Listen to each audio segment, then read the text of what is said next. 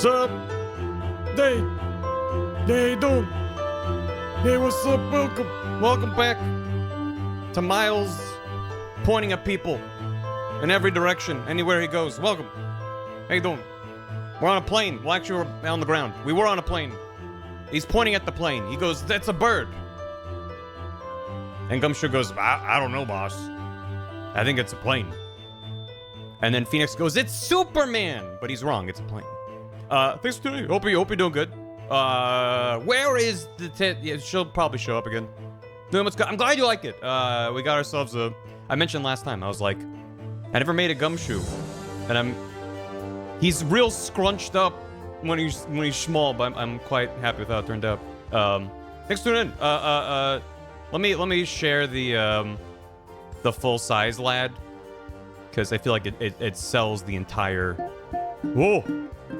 More people can bar pal. Doig! Doig! Doig, me when you gift subs, Doig. Me when you gift subs. Me when you've done this to me. Welcome. Hey, how you doing? Look at these so saddest man alive. This is how I feel. Yeah, get gift sub. How dare you, Doig? Hope you're doing good, my dude. Appreciate it. Yeah, it's eternal. He's saddest man alive. Anyway, thanks for tuning in. We're gonna pick back up where we left off. I'm an artist. I made this. I made that. No, I'm quite happy with how it turned out. It's fun. Anyway, it's got good. Yeah, no, it's I've definitely gotten better at art. It's fun. Obviously, it helps when I don't know. I was working off of reference of Gumshoe, and I'm like, he already looks pathetic. It just had to capture the vibe. It wasn't that hard. Well, I mean, it wasn't that hard. I've gotten back. Thank you for the compliment. It's fun. Anyway, appreciate it. This is very good. Thank you. Well, you can bar pal. Salary cutting noises. Some weird prosecutor cut into my salary.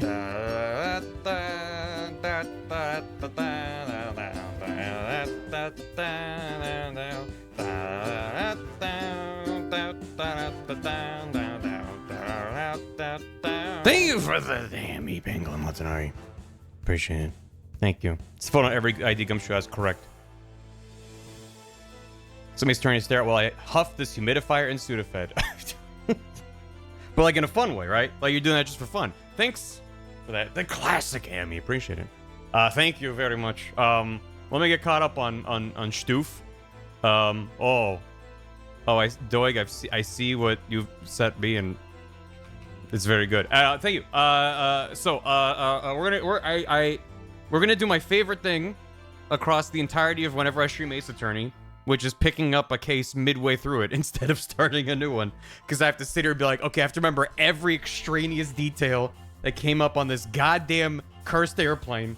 I'm sure it's gonna go fine, considering how the first stream went, where I didn't pick up on things that they were staring at me at, and they're like, there's 3 pieces of data. Put it together. It's gonna be fun.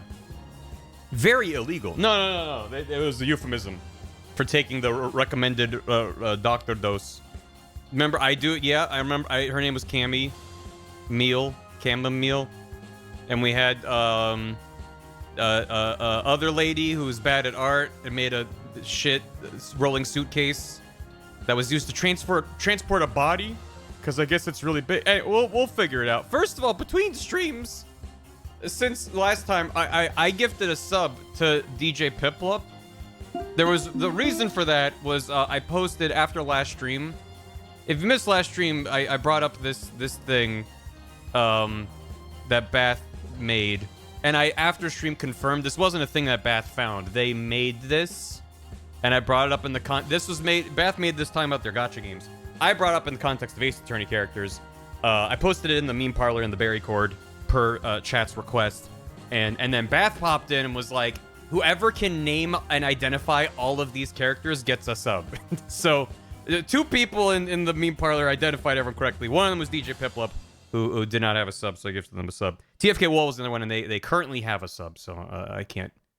You should be able to like gift a sub to like add a month on, but I guess if it's auto, I don't know. Anyway, yeah. So Bath made this, which I Listen, if you're like, hold on, I have thought, give them the Bath. Go to twitch.tv/BathandJin. Yes, I'm shouting out my wife's channel. Go follow. But yell at them about it, and you'll get into capital D discourse about it, I'm sure. So, yeah. Are some of these Star Rail? I think they're all from Star Rail, or some. I don't know. Again, Bath's got the gotcha game brain rot, so you have to ask them about it. Has perhaps. So anyway, get rid of that. That was just to provide context for why I gifted a sub. Anyway, also between the stream, GGO7, the Little Star Warrior Master Boxes, Gamer DLM with 86 months. Thank you all for subbing, Akko 620 with 6.5 years. Said the stream schedule still has Monday stream scheduled. Maybe we'll get Ape Escape Draw Stream Lore tomorrow. No, I forgot to update it. I fixed it. Those left over from this Monday. And Killy also resub. Thank you. Hope you all doing good. Thank you. Smashman, thanks for 62 months. Bar Pal. Yeah, I named the Gumshoe Pal. That seems like. But Pal. So sad. New emote's good. Makes me proud to be subbed to you. Thank you. Wiremouse 6 for 5 years. Kiwi. Wiki. I should make a Zack and Wiki key. Wiki key. Be good. Pal? You don't mean it, do you, pal? What do you mean I can't give a child my gun? Buddy. What? You gotta go to this for 6 years. Here's my prime flavored birthday rent. 36 years having a spine and knees. Congrats! Happy birthday, Yetagodi. Hope it's a wonderful birthday for you. And hope you find something fun to do. Like, if you want to watch some lawyers spin in place, we could do that. Dave K's with this for 5.5 years. This was Prime. Appreciate it. Do you know if you have Prime? You? That's the end of the sentence. Rainy Mountains, thanks for 58. Caught up with the last VOD in the nick of time. Very good. It's funny how I've been like 5 minutes without Phoenix. I'm like, where is he? And I know Chad was talking about it a bit. Where in the timeline does this fall? Meaning, what is Phoenix up to right now as Miles is getting up to peak shenanigans? Is he just in his office being like, well, there's no work. Is that it? A Waikiki. After the original, is it between 3 and 4? His tax. Oh god, he's sitting there like, wait, I have to pay taxes, and Pearl is helping him do them because Maya's too busy spinning in a chair, and maybe Apollo's. ETA 1 month-ish from losing his badge. Oh god. Okay. All right. Okay. So it's after trials, before the time skip, and okay. All right. Fun. Great. He's me and Kristoff or something. Great. Excellent. That's really funny. Tracker with 100 bits. What? Chat, we've been over this. When you gift subs, this is what I look like. Is this what you want me to look like? Is this what you fucking want? I'm quite happy with the demeanor. Anyway, I made this. Anyway, the tracker, thanks for 100 bits. Miles, you don't have enough badges to train me. Badges? We don't need no stinking badges. Doig! 5 gifted subs from Doig. The Doig of Doig and Swift. Thank you. Those subs went to Colin Durr, Robin Flight Zero, Leo Ishii, Too Much Gamma, and Nykill EXE. Thank you very much, Doig. Hope you've been good, dude. I haven't been able to catch as many of your streams since moving slightly further eastward. It's only a 2-hour time difference, but that really is the difference between like, oh, I can catch a little bit of Doig and Swift before I go to bed, and like, oh god, oh, it's so very, very late. But Doig and Swift streams are the best on Twitch.com. So if you're not already following, I'm not just shouting out because Doig gifted subs. Just genuinely, you should go follow them if you're not. You will take 2 seconds and be like, this is the best thing I've ever seen. Smash Mix for 69 bits. You've improved so much as an artist since the days of Pokemon Art Academy. Thank you. I agree, but also, anyone that's drawn on a DS can attest to that's not a very good experience. I've talked about this before, that the fact that Ross was able to make anything that looked decent using, like, the software for Pokemon Art Academy is decent. Like, they give you some tools, but it's just like, that stylus on that touchscreen is not very precise. It's good for, like, tapping shapes. It's not good for, like, a fine brushstroke. So, yeah, it's good. Moved like 2 hours later, I'm sorry. And you moved later. I don't know if they moved, maybe they just started stream later, but yeah. Did they ever try it? I don't know. Depends not to be favorite. No, just tiny little thing. I try to move every day. Yeah, exactly. It was all Susie. Bangalore Monterey, thanks for the classic Hammy. Some Ace Attorney to stare at while I off this. Bit of fire. I hope you feel better. Zero Test, thanks for 21 months. That's nearly 20 months. Sarsum, thanks for 33. That's a lot of threes. This seems like an important number. Thanks for all the entertainment over all this time. Thank you for calling it entertainment. Dilithium Dragon, thanks for 20 months. Ace Attorney Investigations 2, let's go. Yeah. Chat, we finished Investigations 1. It's time for the sequel now. We're gonna skip ahead. Javier gifted 1 sub and then 5 subs.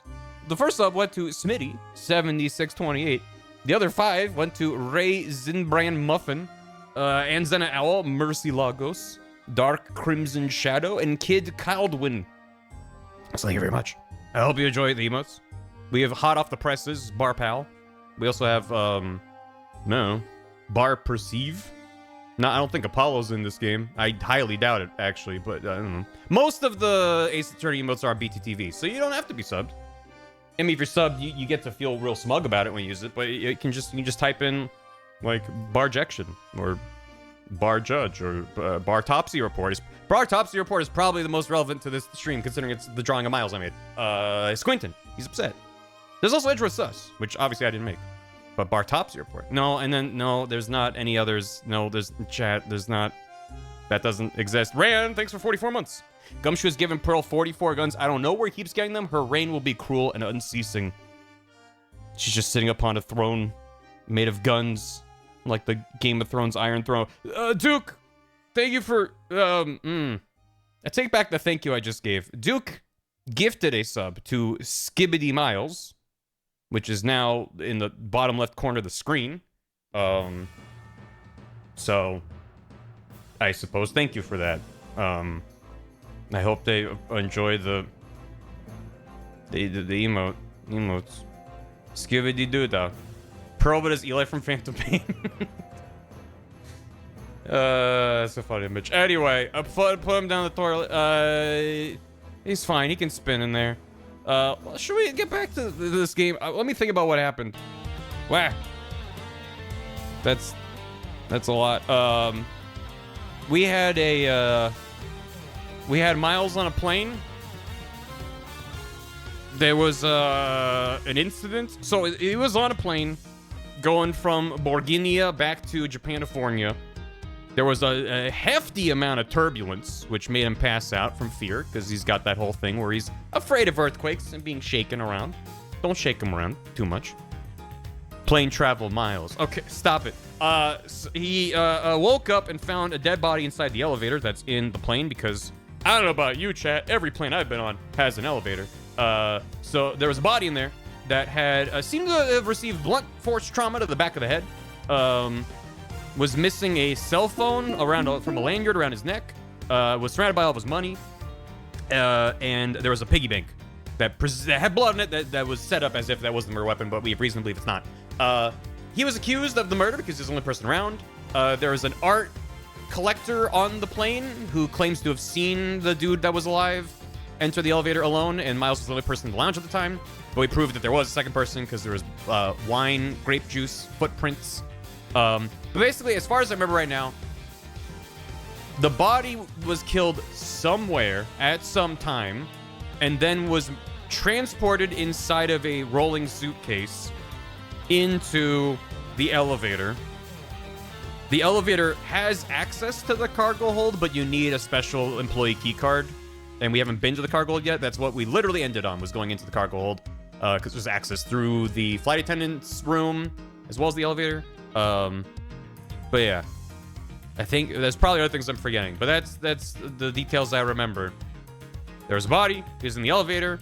It was set up to seem as if it was killed in the elevator, but it wasn't.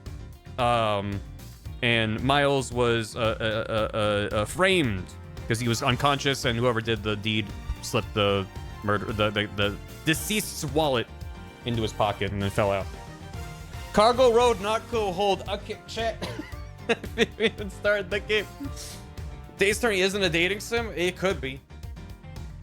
What if it was a dating sim, but you went on trial? Like the date was like, do you want to go to the aquarium tea? And you go to the aquarium, and then it's like, all right, earlier you said this, but now you're saying this, and you have to present evidence and testimony.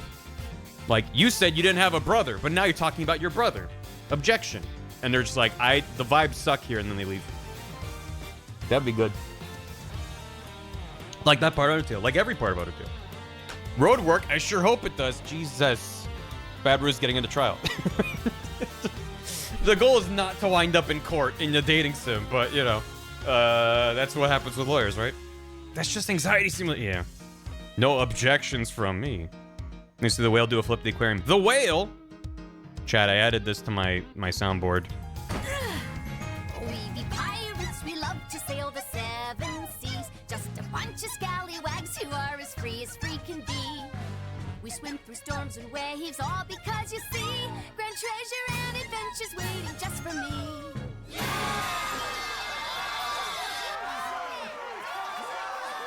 Threw a little lead pipe in there. Is Toaddale still in there? We be pirates, we love to sail the seven seas. Just a bunch of scallywags who are as free can be. We swim through storms and waves, all because you see grand treasure and adventures waiting just for me. Anyway, let's play a video game. We're gonna get back to... Is it a case? I guess it's a case. It's just not a trial. Case 2? Go back in? Go you airplane? I hope it does. Chat, I hope it does. This means that Duke won. I don't need the... Oh, everyone's front facing. What are they look... all three of them going, I know what you are. We're still in case 1. No, we finished case 1. That was in Miles's office, even though clearly it's connected to other stuff in the game. This is second. No. Roadwork ahead, I'm sure it does as an 8-year-old video. Don't talk to me ever again. It's 2:52 p.m. Wow, so this is the cargo hold, huh? Oh, there he goes. How big is this plane? It's so big! No, but how big is this plane? Oh, there's the... Oh, yeah. This plane is a special model. It has both a super large cargo hold and an ultra large... Okay. This plane is very special in the 2 places that we've showed you. Everything else is extremely bog standard. So is this the real scene of the murder? There's certainly a high probability of that, which is why we are here, correct? Okay, let's get investigating, sir. Be an investigation. Oh boy, there's the elevator. Ooh, I just love pushing the button on elevators and crosswalk signals. Here, you should give it a try, sir. Go on, push it. He's even holding out his pushing finger. The elevator is currently stopped on the 1st floor, Detective. It can't move. Oh yeah, I guess nothing would happen if you pushed it now. Oh no, Gumshoe is sad. We don't have any way to describe that emotion through a PNG on Twitch.com. No, chat, I said we don't. Chat, I said we don't. We don't have that. Oh, he put sunglasses on. Just don't look at economy class. I know, to accommodate all of this being so huge and extravagant, economy class is like low ceiling, no seats, just like everyone's curled up on the floor. I guess nothing would happen. Well, nothing would happen normally anyway without the special key card. Both the door to the attendance room and the elevator's control panels require a key card, which makes it impossible for a passenger to come down here. Unless... flammable. Highly flammable. Tasty winery. Wait, the word wine is in the game? All sorts of boxes are piled up here. This one says flammable, and this one it says pharmaceuticals. This one says for exorcism use only. What kind of operation is this airline running? But I didn't think wine... Wait, does wine exist and that actually just was grape juice? Maya's in there. What do we got? What's with the suitcase, pal? It's what the victim checked in, sir. So the suitcase belonged to Mr. Hicks. I don't think he'd mind if we took a closer look. Well, he might mind, but he's dead. Oh, there's nothing out of the ordinary in there, sir. Wait, a file? And there's a photo of Miss Von Karma in it, sir.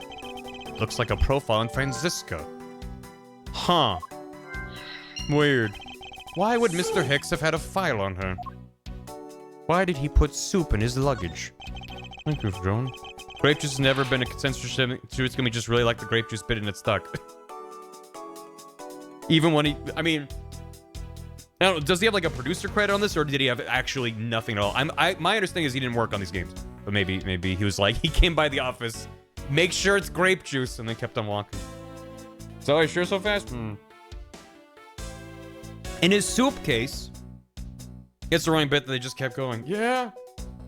I guess I've just forgotten every time chat's been like, it's just a bit. Bored USA, keep trying. Bed sheets. He was working on the latent crossover Ghost Trick while this game was being made. Right. Yeah, no, he wasn't like part of the main development. I'm just like wondering if he had any kind of credit at all. Where are you supposed to keep your soup? But in the suitcase. Holy suitcases, Mr. Edgeworth. It's like an all-you-can-use suitcase fair. These must be all the leftover ones they couldn't sell. The ones the company's planning to dispose of after this flight is over. This paint job's really cool, don't you think? It practically screams artsy. No, why not purchase one then? I'm sure it will bring you much happiness. You think so? Maybe I will. Let's see here. $1,200? I think I'll pass. And Miss Tenero wonders why they don't sell. You need 2 jobs just to buy one. Although it definitely looks like one is missing. What is this brittle substance I'm stepping on? It's a bunch of glass fragments. Seems to be in the shape of a glass, like the glasses, like the body had broken glasses, and he might be missing a lens. They mentioned that they were broken. It's a little hard to tell, but that would point to the sign of the struggle being down here, if nothing else. Have you noticed anything strange happening around here? No, sir, I haven't noticed a thing. I'm not sure that he meant to sound so oblivious. You arrived at the scene of the crime before Detective Gumshoe, correct? And you then immediately began to direct the investigation. It seems to me that you were already here at this airport for something besides this murder. Yes, I was. Why? Who? The dead guy looks like a character from There's Danganronpa and that's messing with me. Oh, no. There's no pink blood though, right? I've been following a very large and involved governmental level international crime. Yeah-huh? But it's much too large for only one person to take on alone. So it was decided that I should form a joint investigation with Interpol. Isn't she like 15 years old? What do you mean she's working with Interpol? Interpol is involved. It's a top secret operation, so I really can't tell you any more than I already have. Okay. She's 19, 18. She's still a child. But what do you think about... What do you think about, what do you... I'll check the core record. Don't waste my time. She is 19. What the hell? Zinc LeBlanc. I know what you're zinking. Yeah. Bed sheets.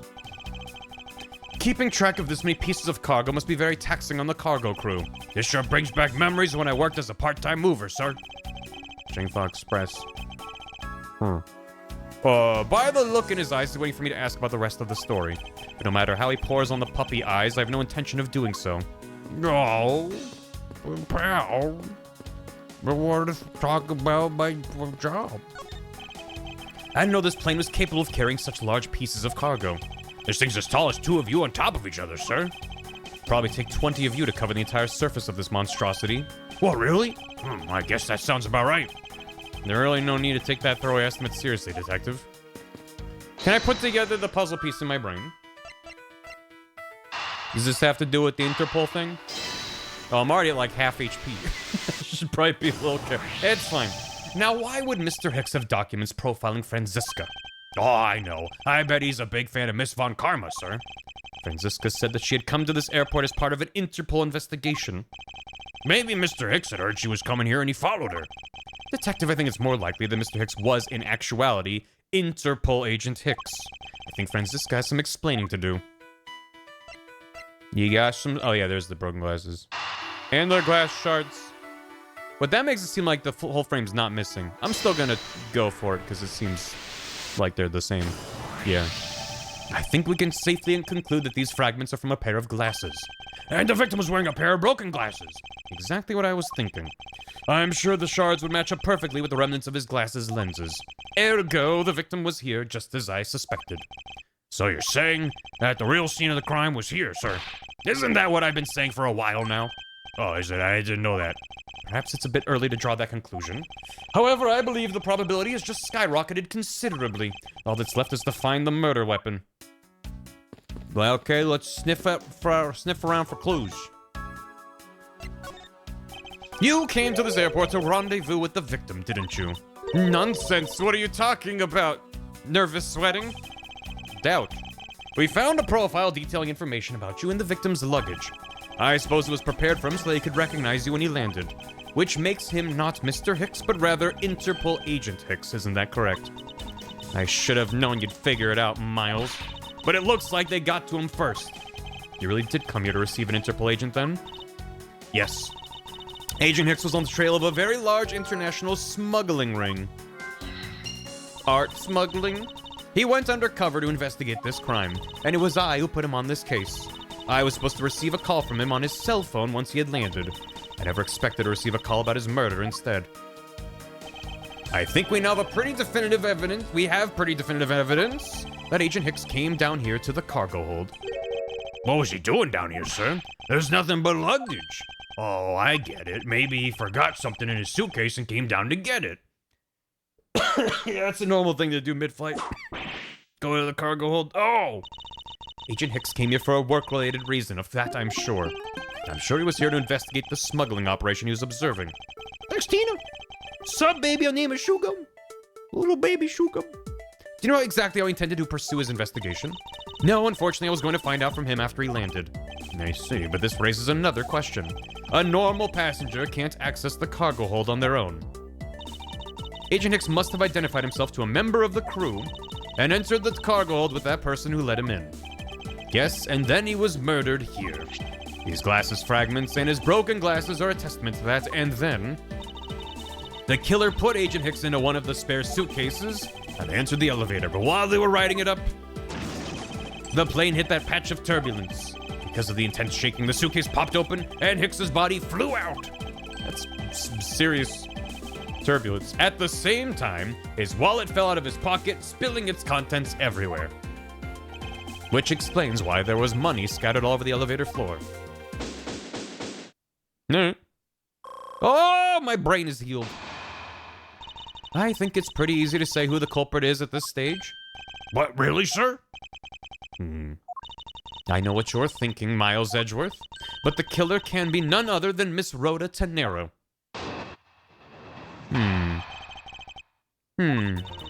If it was a crew member, any one of them could have shown Agent Hicks to the cargo hold. But the point to keep in mind is the key card that allows the elevator to come down here. The only person with such high-level access is Miss Rhoda Tenero. I'd say that's a pretty decisive piece of information, wouldn't you?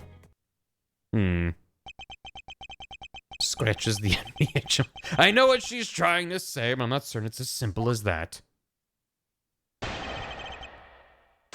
Get rebutted! If it was a crew member, any one of them could have shown Agent Hicks to the cargo hold. Hold it! So then why are you saying it has to be Rhoda? Then it could be anyone, including Miss Meal or even the captain. Don't be a fool. A plane without a pilot in the cockpit is like a horse without a rider, crop in hand, much like Scruffy over there. Yeah, hey. Hey? Is he saying hey, but like neigh like a horse? Is that... Okay. I can't disagree with her on that. Detective Gumshoe does always need a guiding hand. Very well then. What about the other flight attendant, Miss Meal? I thought you might ask about her. But the point to keep in mind is the key card that allows the elevator to come down here. Hold it! A different phrase. But it's highly likely the key card was stolen from Miss Tenero. Why you gotta abuse me, pal? The co-pilots and autopilots have specific redundancy. You can't fly a plane without the pilot, except for autopilot. But then if the autopilot... Wasn't there a co-pilot? I don't know. It's highly likely. Is that possibility the best you can come up with? And you call yourself a disciple of my father? Yes, well, while I don't have any evidence, Be quiet, you're a disgrace. There's more evidence pointing to Miss Rhoda Tenero, you know. It's not just the key card that gives her away. Talking about the murder weapon, the Captain Ugo piggy bank. Yes, she's also the only person with a key to open that display case. Further, there is the matter of the key to the display case that held the murderous bank. Hold it! But that is a fake. Stop right there, Miles Edgeworth. You don't have any proof that this is just a red herring. If you must keep on insisting it's a fake, then what is the real murder weapon and where did it go? Out the window. Speechless, I see. That's not a surprise. After all, you know that we've searched the entire cargo hold and came up empty-handed. There must be a way. There must be something that can help me rule out the piggy bank as the murder weapon. What should be examined further to help us ascertain the authenticity of the weapon? The piggy bank, the crime scene, or the body? Probably the body? Because if we know more about the wound, that would point to more specifically what the type of murder weapon was. I'm gonna go with the body. Franziska, I think you were too quick to jump to your conclusions. Oh, was I? Yes. We don't even have the autopsy results yet. How can I not say that you made a snap judgment when you've yet to even see if the wound on Agent Hicks's head is consistent with the murder weapon? In fact, I might have to update the autopsy report, which currently just has a question mark. Scruffy? Yes, sir. Contact the medical examiner's office at once. I wish to hear the results of Agent Hicks's autopsy. Yes, sir. Oh, there he goes. I like how Miles just stands there pointing at his brain. This is where the logic is. We've got a big problem, Mr. Edgeworth, sir. I'm back. What is it, detective? They're still doing the autopsy, but they said they already know this one thing for sure. Report now. The doc said that it's one giant bruise from a beating from his shoulder down to his mid-back. Huh. From the victim's shoulder to his mid-back, he was beaten over such a wide area. I'd say maybe it's a sign the killer had a grudge against Agent Hicks. It wasn't just his head, the killer went all out. Hit him multiple times, sir. Maybe he fell off of the stairs landing and landed on, like, a suitcase or the ground or something. Instantaneous death resulting from blow to back of head, bruising head to mid-back. With their massive fist. What is had a grudge against Agent Hicks supposed to mean? Well, that's, yeah. Was the wound on the victim's head consistent with the murder weapon, detective? Oh, well, they said they were still looking into that, sir. You're completely useless. Ouch! Sir, I told you already, you can't go down there. You remove yourself from my way. What is all that racket? Oh, yeah, it's... My luggage, my cargo, they're mine, and I demand you return them to me. We're still investigating the cargo hold. Please understand and have a little patience. I suppose there is no choice. Finally, I think he gave... Hey, what are you? You have left me no choice but to use strong force. Arr! You won't get past me. This is... Wait, that's it. So that's what this whole thing is. Why would you freeze me? He's gonna die, but it's like, wait, that might be a clue about what happened. Just upside down. Further, there's the matter of the key to the display case and held the murderous bait. Why are we doing this now? He's midair. What do you mean? Some way to prove this isn't the real murder weapon. What? After all, oh my god, this is so stupid. We've searched the entire cargo hold and came up empty-handed. I consider the real weapon in the hold. As he's falling, bullet. They just needed a really bad crunch noise. It's one giant bruise from a beating from his shoulder down to his mid-back. Yeah. Oh, there's a really weird shape, but I guess bruises be like that. I don't know if that's a clue or if it's just like, yeah, just that whole area got messed up. And is he? Oh, he's fine.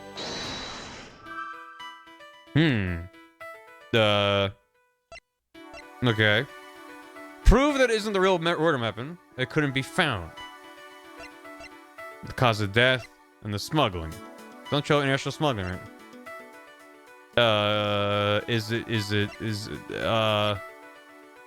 Huh. This is kind of neat. I gotta think about which two of these to put together. Somebody need to prove this isn't the real murder weapon. That's probably the most important thing to prove right now. In the background, bang, Eureka! Eureka! Seeing LeBlanc fall over the railing, that's rad. Wait, that gives me an idea. Prove it's not a real murder weapon. Nothing can be considered a weapon in the hold. Meaning the hold itself was the weapon. And the bruising. I mean, I'm operating off the assumption that he fell and hit himself, and maybe that fall is what killed him. But then the question is, what two things need to be connected? Is it the piggy bank and that the weapon couldn't be found? Is it the piggy bank and the cause of death? I don't know if I'm tying it to the smuggling yet. I think the smuggling is later, because I think that will come into play. But I think it's of these three. Which two? Match 3 Velociraptor game. Oh, yeah. Creepy redneck dinosaur mansion 3. It's a good game. Nobody could find anything that we can consider the real weapon in the hold. The cause of death. It's like all three of these are connected. So what does the game want? I guess I can just try two. The piggy bank and the fact that the weapon couldn't be found. Well, that seems kind of... Maybe cause of death and the fact that the weapon couldn't be found. Try that. Nope. God, he's dead. And no one cares. Ah! Okay, what about the piggy bank and that the weapon couldn't be found? Cool. Okay. My brain. Okay, the piggy bank and the cause of death being the... Oh, well, okay. Yeah, that's extremely obvious that that's the real one.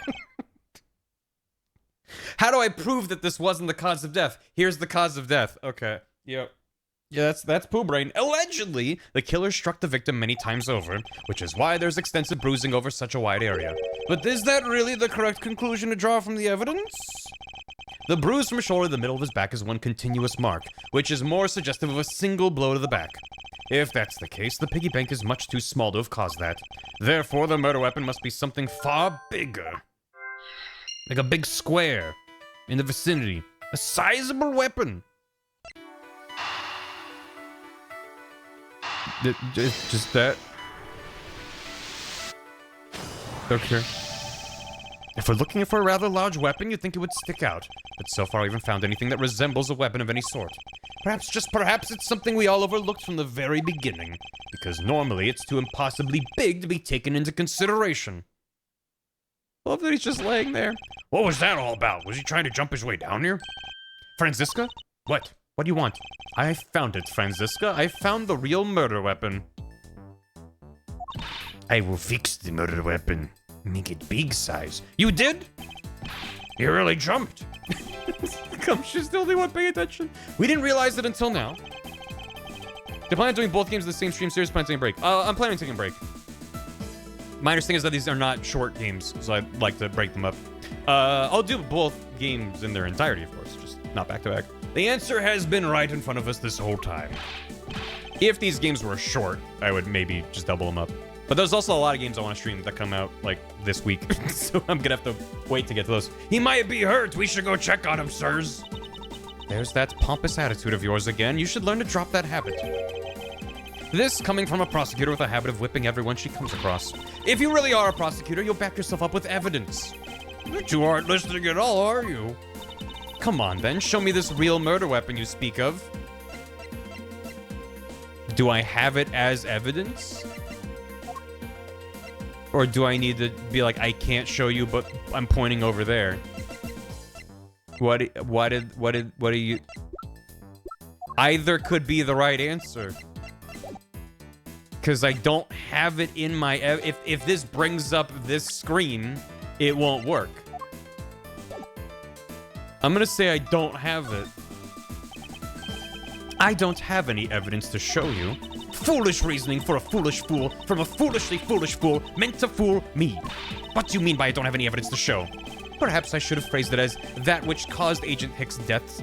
Agent Hick's death is incorporeal.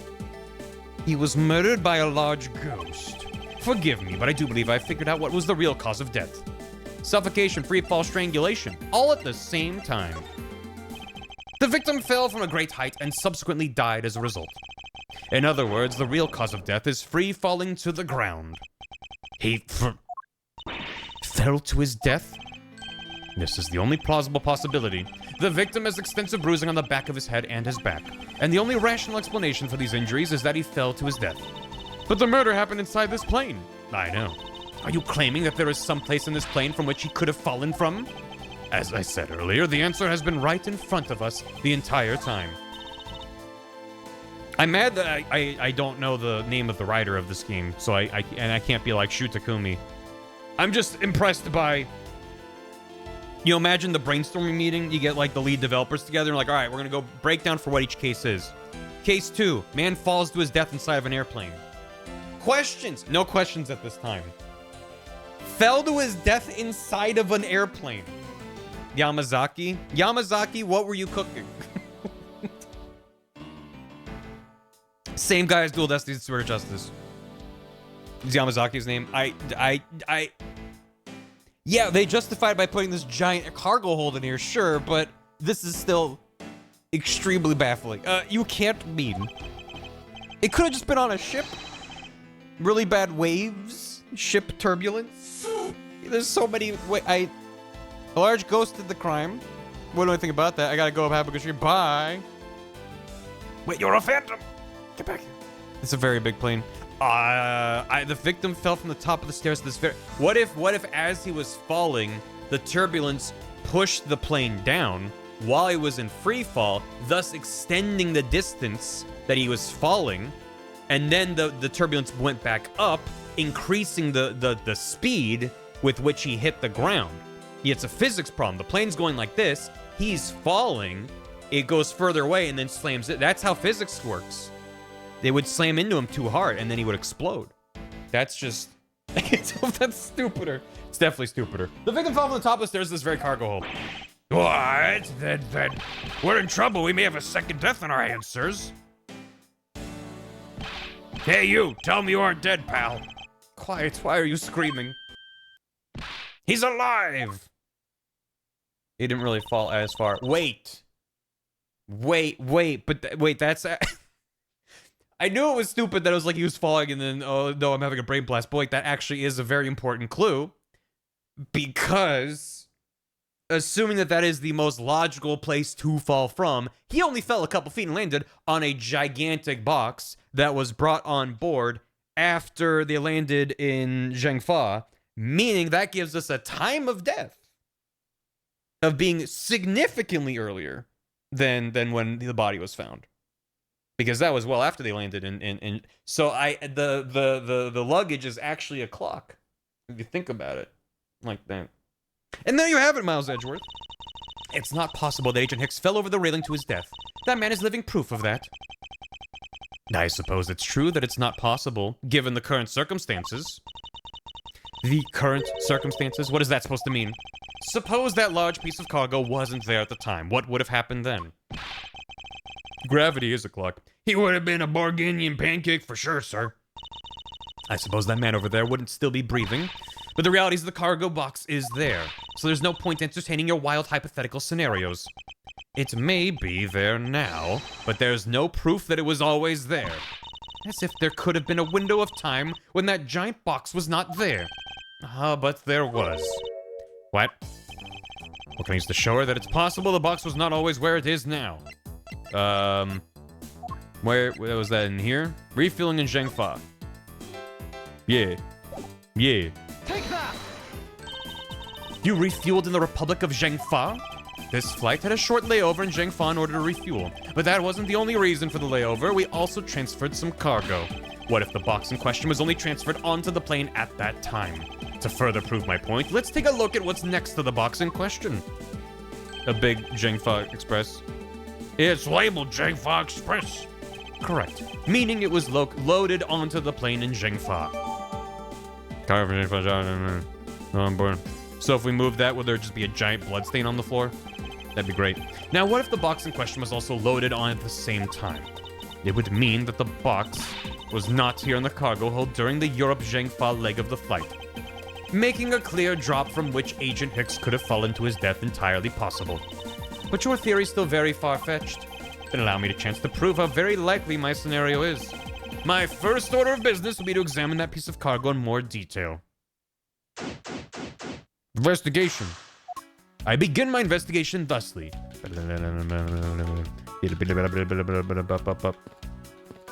Is it just gonna be like boxes piled up here, flammable pharmaceuticals, exorcism? I don't care for this because it makes me feel like what if there's one line of different dialogue somewhere? I suppose it's just intended to make it less obvious what to investigate, but in this case, the game was literally like, let's investigate the thing right there. You explore the whole plane now for flavor text? Oh, shit. This is a rather large piece of cargo. There's a tag on it, sir. Let's see. Olive red statue. Never heard of it. Nor I, but all I care about is if we can prove it wasn't here at the time of the crime. Let's get investigating, sir. Yeah. Oh, he's fast. Yeah. Look here, do not go about touching my possessions without my permission. Don't rush up on me like that, pal. This belongs to Mr. LeBlanc, does it? I should see what else I can find out from him. Okay, bye. Okay, but bye. Okay, but see ya. Can I leave? Good job, officer. Mr. LeBlanc is certainly not an easy person to hold back. No thanks necessary, sir. It's all part of the job, even if he did eventually get by. I have a few things to ask him anyway, so it worked out in your favor this time. Thank you very much, sir. Next time, I'll be sure not to let anyone through. Even if it takes my life in the process, sir. I appreciate the sentiment. However, we can't have people getting hurt on the job. I don't know if I can leave. No one's getting past me, sir. Damn it. Okay, fine. Maybe it's later. Alright. You there. You. Yeah. Why is he doing that with his hands all the time? I take it that this large piece of cargo belongs to you, Mr. LeBlanc? Of course it is mine. I shipped this fine piece of art from Europe. This olive red statue's worth 10 million cents. No, maybe much, much more. Mr. LeBlanc's reason for choosing this plane must have been the large cargo hold. 10 million cents? I suggest you stop trying to calculate how many packets of noodles that makes, detective. How did you do that? I feel like you keep getting better and better at seeing right through me every year. Though I grow with each revolution of the planet around the sun, I have the distinct impression he continues to madly spin in place. Hey, Mr. Edgeworth, that 10 million cents, is that in euros or in dollars? Does it really make a difference to our case? Mr. LeBlanc, there is a chance your cargo is related to a murder case. Spinning gum spin? I was wondering if you would allow us to examine it a bit closer. It is a very valuable piece of art, so no, there will be no touching. Did that say it claims it's from Europe, but? I think I went into my brain thought part.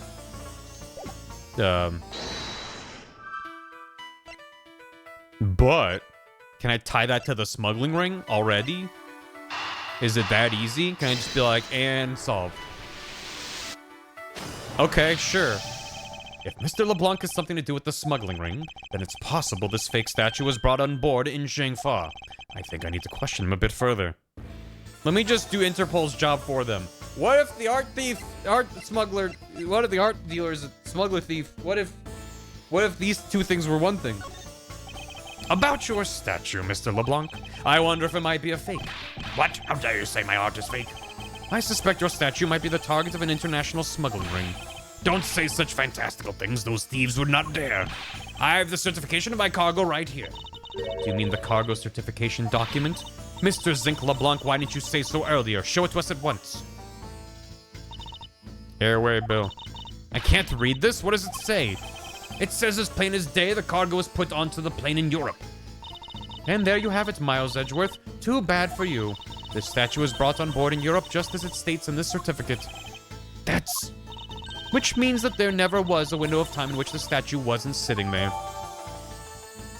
What if it was off to the side and then they moved it to make room for the cargo in Zhangfa? I respectfully disagree. We can't discount the theory until I see the statue for myself. Then you can have your wish. Look at it yourself and see I am right. Oh. I know I've seen this somewhere before. This is the olive red. It gives us such a feeling of art. I can practically smell it. This statue has a high amount of historic value. After it was unveiled at a museum in Europe, I brought it to this country to exhibit it. It's worth 10 million cents. I believe a closer look is warranted here. This is the infamous olive red statue. Where is it, Mr. Edgeworth? You find something? There's something wrong with this picture. We should examine it in more detail. This is the olive red statue. I swear I've seen this somewhere before. No wonder it's worth 10 million cents. Look at how it sparkles, sir. One called sparkling, maybe more along the lines of dully shining. Is it the eyeballs? The eyeballs were red. Also, the teeth are different. It's got like these like double things going up and down. Whereas here it's... Oh, it does have double things. They just seem more different. The eyeballs? Are these eyes made of some sort of gem? That's a real nice shade of orange. For a sec, I couldn't even tell they were jewels. But they kind of remind me of the eyes of this stray cat that lives near my house. Are the eyes supposed to be this color? Is it possible the statue is a fake? It's a pretty obvious listen, the fox in Animal Crossing makes better forgeries than this. What's this? Statue looks like it's stepping all over its neighbor's cloth cover. Kind of resembles its owner's attitude in a sense. Ho ho. Dude, what did you say now? Further, my clothing's hem is not to be stepped on by anyone. It's too expensive for me to allow that to happen. Forgive the trespasses of my subordinate. Why should I forgive it if the dress passes? Unless it's an expensive dress, you keep it. Yeah, the fact that it's on top of that is pretty significant. What have we here? It says Zhengfa Express on the cloth, sir. I'm gonna take a guess and say that this delivery company is based in Zhengfa. Something's tugging on the corner of my mind as though something's out of place. Do I deduce with this or with the eyeballs? Is it connected to any of the evidence? About the time of the longboard. Eureka! What are you going on about? It's just a simple case of a cargo cover getting stuck on another piece of cargo. Ah, that's not possible. But it is. It shouldn't be this way, but the statue is on top of the cloth. Supposing that the neighboring piece of cargo was brought on board in Zhengfa, there is no way that any part of it should wind up under something from Europe, which means that this fake statue was smuggled on board in Zhengfa. Then what about the cargo certificate? Let me ask in return, what about Agent Hicks? Why did he come down here in the middle of the flight? There is only one reason why, to secure proof of smuggling activity aboard this flight. So you say, but I don't believe he had to do that mid-flight. We could have just as easily inspected all of the cargo after the plane landed. That may be true, however, you have it backwards, Franziska. Sure, Agent Hicks could have waited until after the plane had landed, but he had a reason for coming down to the cargo hold. Suppose he had found the fake at the airport, it would have been after the swap had occurred. At that time, the suspicion would naturally fall into the statue's owner, who would have no way to prove the statue was switched without his knowledge, which means there is someone involved who is forging or modifying cargo certificates. Updated certificate. I believe that even further examination will be required now that we have confirmed that this was brought on board in Zhengfa. There must be some sort of proof that the statue is indeed a fake, and I'll present you evidence that will resolve the remaining contradiction. Good thing we have a photo of it from before. Yeah. Zoom in on the eyeball. Yeah. Urethra! I've got it, Francisco. These eyes are awfully orange, don't you think? Yeah, and pretty. They remind me of sunsets when I was in grade school, sir. I don't think you see what I'm talking about. No, I do, but it's really like the color of the sun when it's setting, sir. Ah, the memories. I remember standing out in that field, spinning with my arms out until I felt ill. I don't care about sunsets. Focus, detective. What color are the eyes in this photo? Huh? Oh, sir, they're red. As I thought, this statue is a fake. Mr. LeBlanc, what do you want? do you not know I'm a busy man? I allow you 2 seconds for your answer. The Alfred, I suppose this is your pride and joy, is it not? It is the biggest trophy on this European trip. Do you know why I wanted to possess this statue? The trigger started 17 years ago. Better grab a chair, sir. Sounds like this is gonna be a long story. Mr. LeBlanc, I regret to inform you, and you have my heartfelt sympathy, but... What is that? Sympathy? For what? You'll see. I'd like you to compare the eyes. That large fellow there has very bright and pretty eyes compared to you. I wasn't talking about the two of us. I meant the eyes of the statue in front of us and the one in this photo. Why the sudden yelling now then? Oh! It is a photo of the statue on display at the museum in Europe. Noir! Thank you, pal. It was nice of him to say. Now do you see, Mr. LeBlanc? The statue before us is a fake. A fake! My brain is back to 100% power. I guess the victim knew the real version of this was gonna get nabbed, huh? Yes, while this photo could be seen as nothing more than a simple souvenir, it was in fact taken to be used as a reference document later on. Next, Agent Hicks had to secure proof that the smuggling had taken place. He came down here to take a picture of the cargo hold, a rather empty one at that, right before the fake statue could be loaded on board. A photo of the hold missing a valuable piece of cargo would have been proof enough. After that, all he had to do was hold the Zhengfa cargo crew and arrest the smuggler. Exactly. This only goes to prove my theory.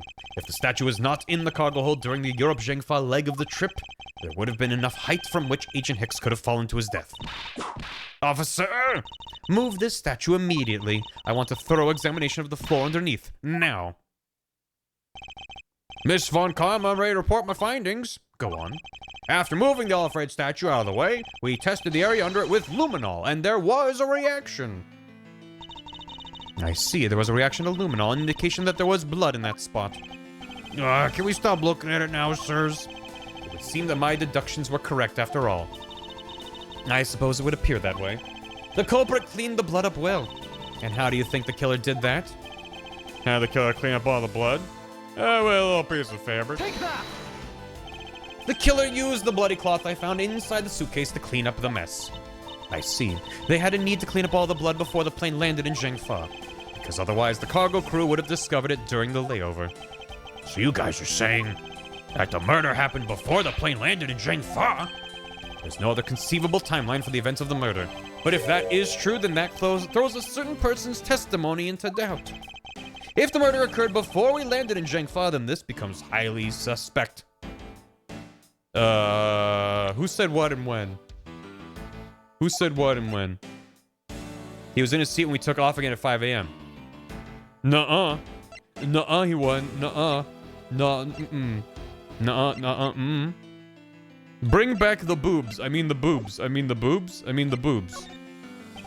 Recall Miss Meal's testimony about Agent Hicks in regard to when we departed Zhengfa. I saw Mr. Hicks sitting in his seat at 5 a.m., you know. She claims Agent Hicks was alive at the time of the service calls, but that totally contradicts the facts, sir. Why would she lie about something like that? I think the only person who can answer that is Miss Meal herself. To be continued. I'm good with Gumshoe's boobs. He's a boob. That's different than having the boob. Hello, she's asleep. Miss Meal. Miss Meal. Yes, he's dick. Miss Meal. Huh? Do you recall what you said earlier about when you answered some service calls as we were departing from Zhengfa? Huh? You said that Mr. Hicks was sitting in his seat at that time. However, that is simply not possible. Because Mr. Hicks was dead long before we ever touched down in Zhengfa. Also, do you want a jacket or something? You seem chilly, perhaps. Oh? Miss Cammy Meal? Maybe I didn't see what I thought I did. No one can make a mistake so large, Miss Meal. Or too large. But I make that kind of boo-boo all the time. I am both a boob and have boob, but that is simply a lie. This is going nowhere. There must be a better way of resolving this contradiction.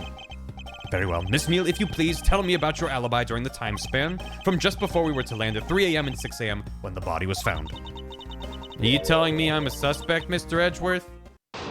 Maybe, yeah. And she's out. It gets me every time.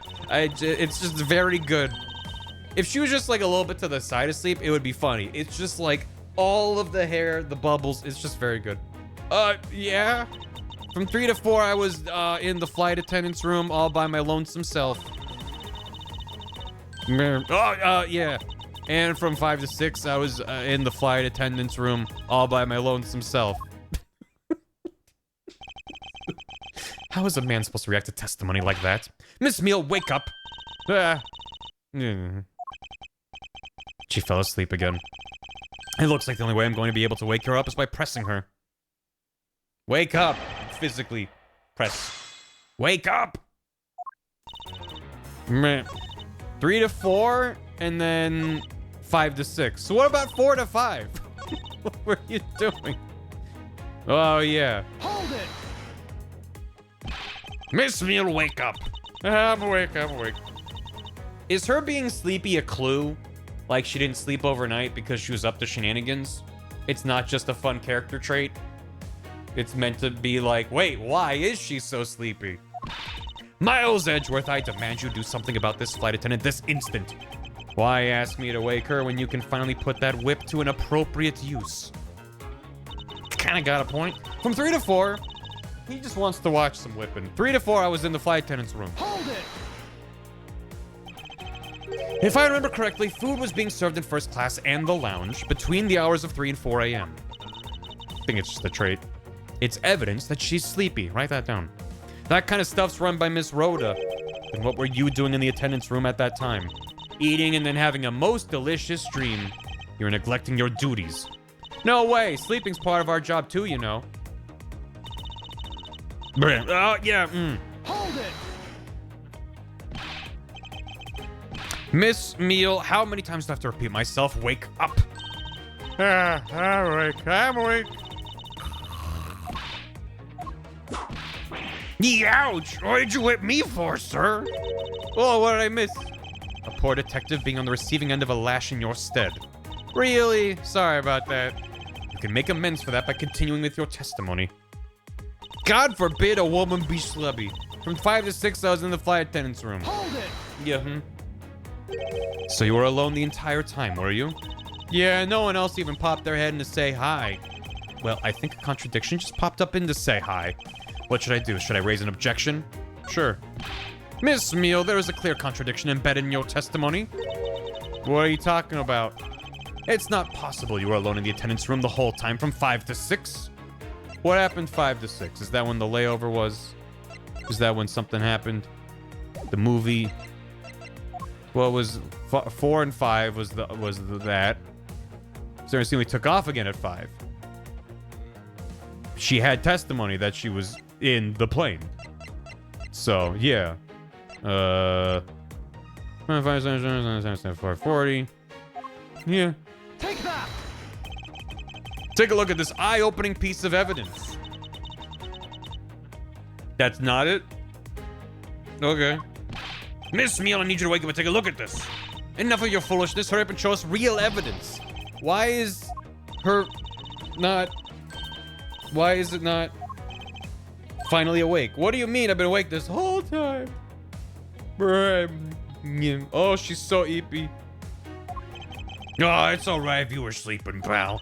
Pay no mind to the scruffy detective beside you and wake up. Yow! Hurry up and wake up, Miss Meal. Enough with the clowning around. Don't say... Did somebody say... This is my show, and I will resolve the contradictions as I see fit. Yeah. Imposing the flight attendant. Well, that's 6 to the flight attendant from all else himself. Hold it! Do I have to go through this again? No one popped in to say hi. Was there someone else that entered at that time? In this game or in the series? In this specific game, I'm gonna say one. There may be one clown. I don't know if have they given. I guess they've given us multiple clowns. You gotta have a little bit of clown. Maybe it's my badge. 15. Phone. He was dragged. 4 to 5. Well, not that one. Borginia.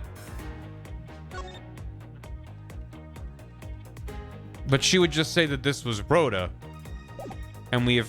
Didn't she say it was herself? I don't remember. Found the head. That was a fake. Phone on board. What could it be? It's either I have proof she wasn't in that room, or it's I have proof someone else went in there. But all I think of is her saying I saw him at 5. There's always at least one clown. Well, assuming there's always me. Hey, Crystal. Thanks for the raid. Hope you had a good stream. That was 6:15. What else has a time on it? Between 4 and 5. That was 5:40. But wasn't that? Take that! What? Didn't we already establish that Rhoda was responsible for the shop? How are we pointing this to Cammy? No, I get that that's within the time frame, but it's just like, how does this connect to Cammy? I guess we'll find out. I wonder if you would be so kind as to take a look at this receipt, Miss Meal. Other than like metagaming it, that clearly she's up to shenanigans. But sometimes the game, I guess, just wants to do that. A receipt for what?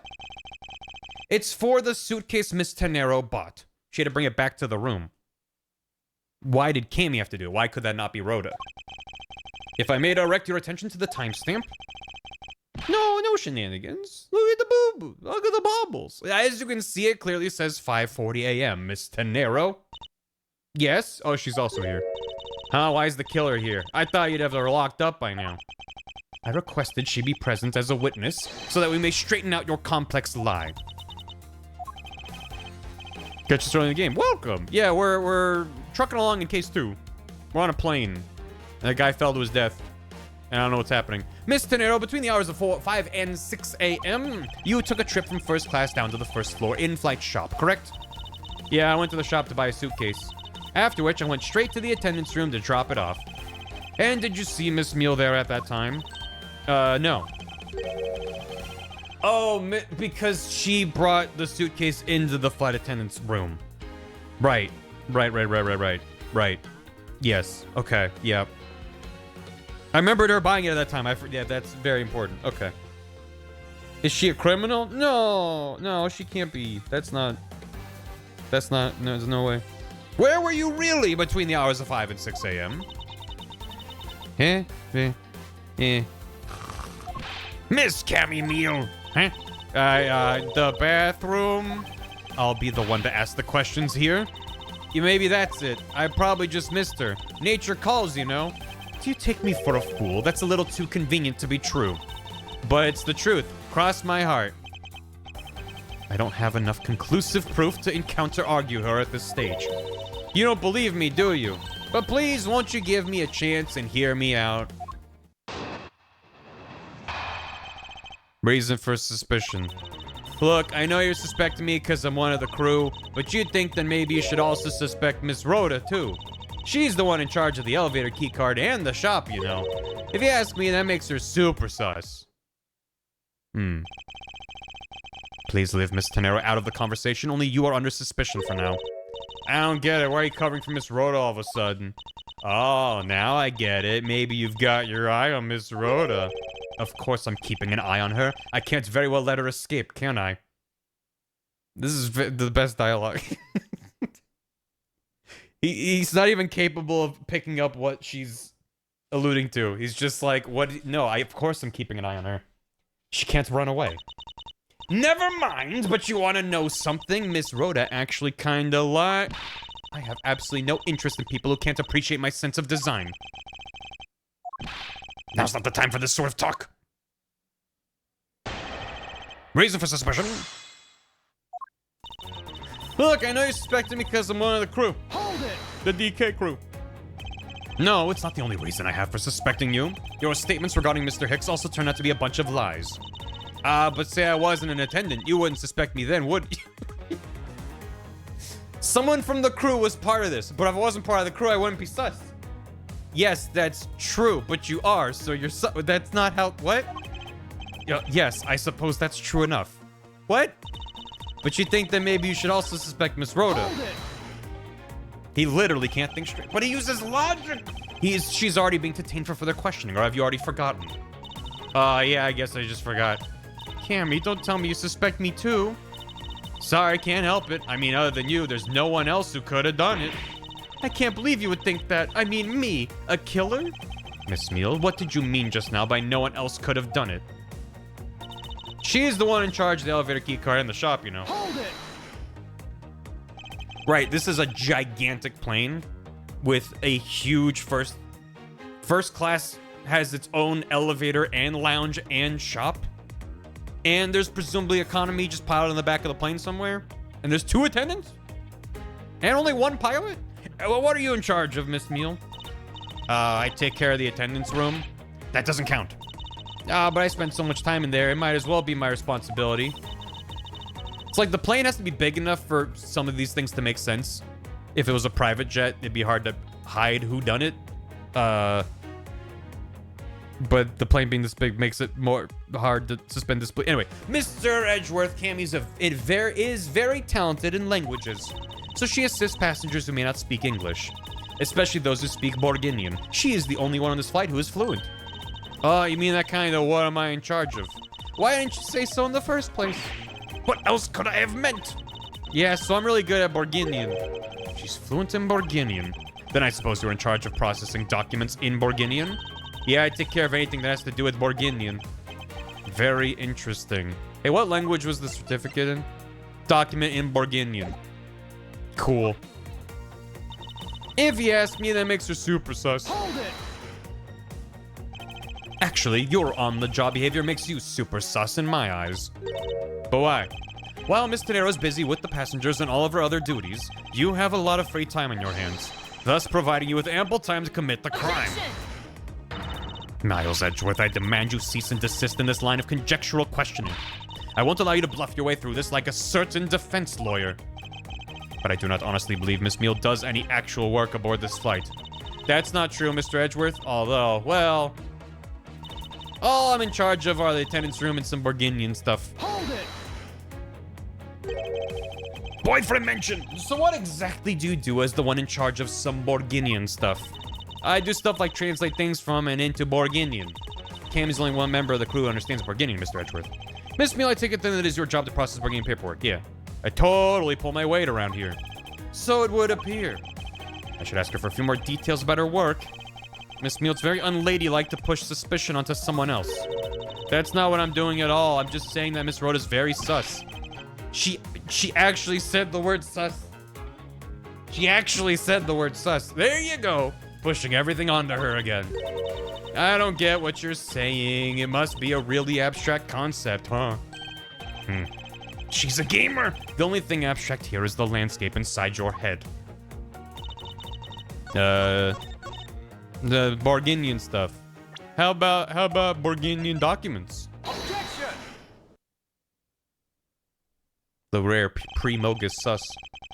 So you are the only one in this flight crew that speaks Borginian. Is that correct? Sus existed before Mogus, for Christ's sake. No, it didn't. Amogus also invented the phrase Among Us. Yeah, I guess so. I studied abroad in Borginia for a while. She's so goddamn eepy. If that is the case, then the signature on this document belongs to you, doesn't it? Which broad did you study? This is a falsified piece of documentation with only one purpose: to lead anyone who read it to believe that Mr. LeBlanc's statue was loaded in Europe. The only person who could have either prepared or processed this document in Borginian is you, Miss Meal. Anyone? Hello? Without your participation, the smuggling of the Olive Red could not have occurred. She's out. Don't sleep while I'm pointing my finger at you. Oh. Is that a bubble blower? What is... Oh. Oh. That's how she's been faking her sleep?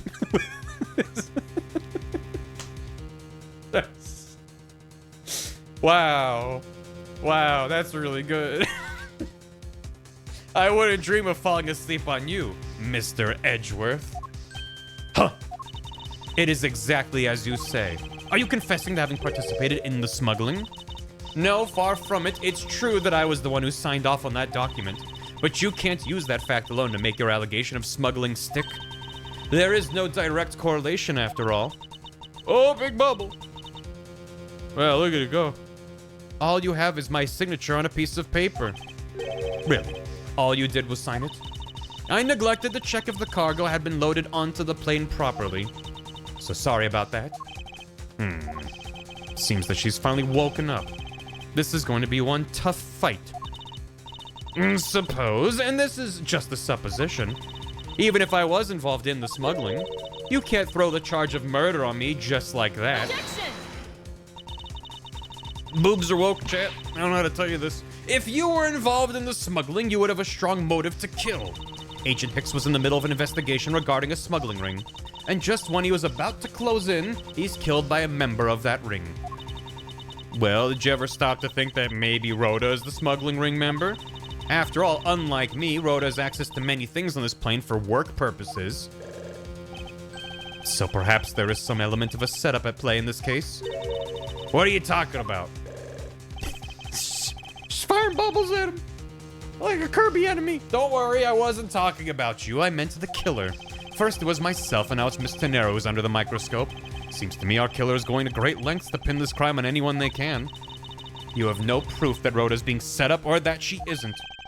Actually, I believe she was indeed the intended target from the very beginning. I believe the plan was to push all of the blame for the crime onto her. And this evidence will prove my suspicions. This proves the killer was out to frame Miss Tenero from the very beginning. But is it the suitcase? I'm gonna say it's the suitcase. Take that! The killer could have hidden the body anywhere. Could they? And yet they chose the suitcase. That's assuming that there was luggage in the cargo hold that wasn't full, which isn't likely because it's on a plane. Dolly didn't have much either. No, but like, where else could the body have been hidden in the cargo hold? She could have thrown off the plane. I think there would be indications if mid-flight they opened up the cargo. I think the captain would know, and unless the captain's in on it, which we have no indication. In the cargo. Maybe you don't bring an empty bag with you. I guess.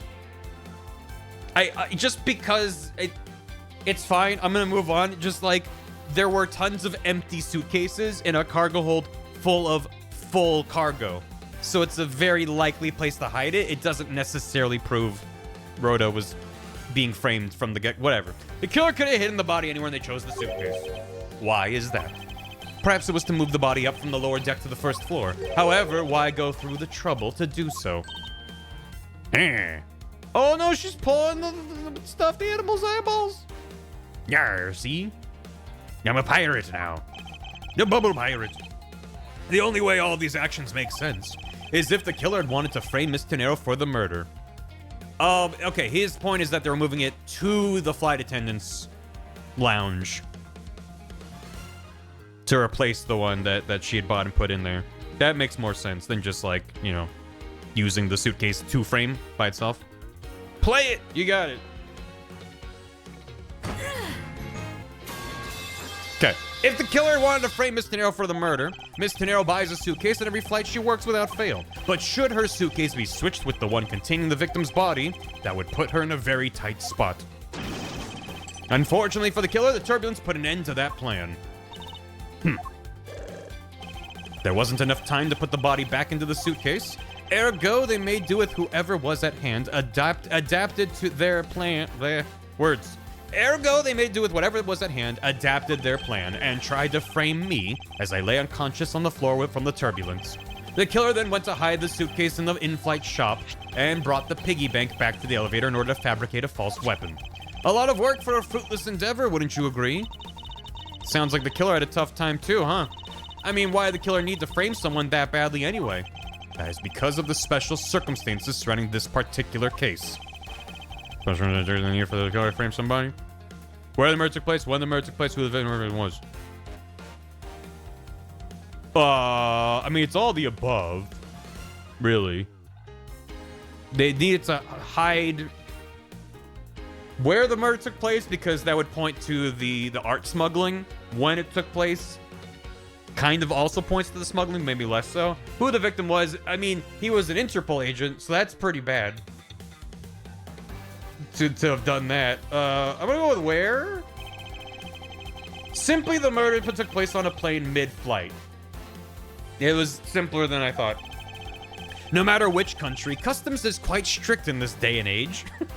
Do you have anything to declare? Yeah, dead body. All right, move along. So no matter what you do, the chances that the body will be found is very high. Therefore, there was no choice but to frame either Miss Tenero or myself. In other words, the only one who fits within the boundaries of the criminal's movements is not Miss Tenero or myself, but you, Miss Camille. Only you and you alone could be the killer. And? Yeah, sleepy. Are you done already? I was about to fall asleep again. Anyway, let's be honest here. You don't have anything on me other than a whole lot of circumstantial evidence. Yeah. I can see the outline of how the murder occurred, but I have no definitive evidence. And isn't there a piece of evidence that's still unaccounted for? Something that I still can't quite fit into the big picture. Is it the missing cell phone? So my first thought is the missing cell phone. I don't know how that connects to anything, but I guess that's what he's asking. Let's go. Take that! I don't have any actual evidence. I thought not. But that's because it went missing and still is. Missing? What do you mean by that? Does Franziska have his cell phone number? She should, right? In the complex puzzle that is this case, there was one piece I kept getting stuck on. One piece! And that is the victim's cell phone. Franziska, you were waiting at the airport for a phone call from Agent Hicks's cell phone. Or at least that's what you told me. That's right. But Agent Hicks's cell phone could not be found at the crime scene. The killer took the phone with them? Precisely. I suspect if we were to find that phone, it would lead us to the killer. Ha, come on, get serious. If the victim fell to his death from that height, wouldn't his phone break as well? We won't know that until we try a little experiment, will we? Franziska, I'd like to ask for your assistance. You know the victim's phone number, do you not? Of course I do. It's 3. She doesn't have a flip phone. Agent Hicks's phone! It's ringing from somewhere, sir. I hear it, detective. Now where is it coming from?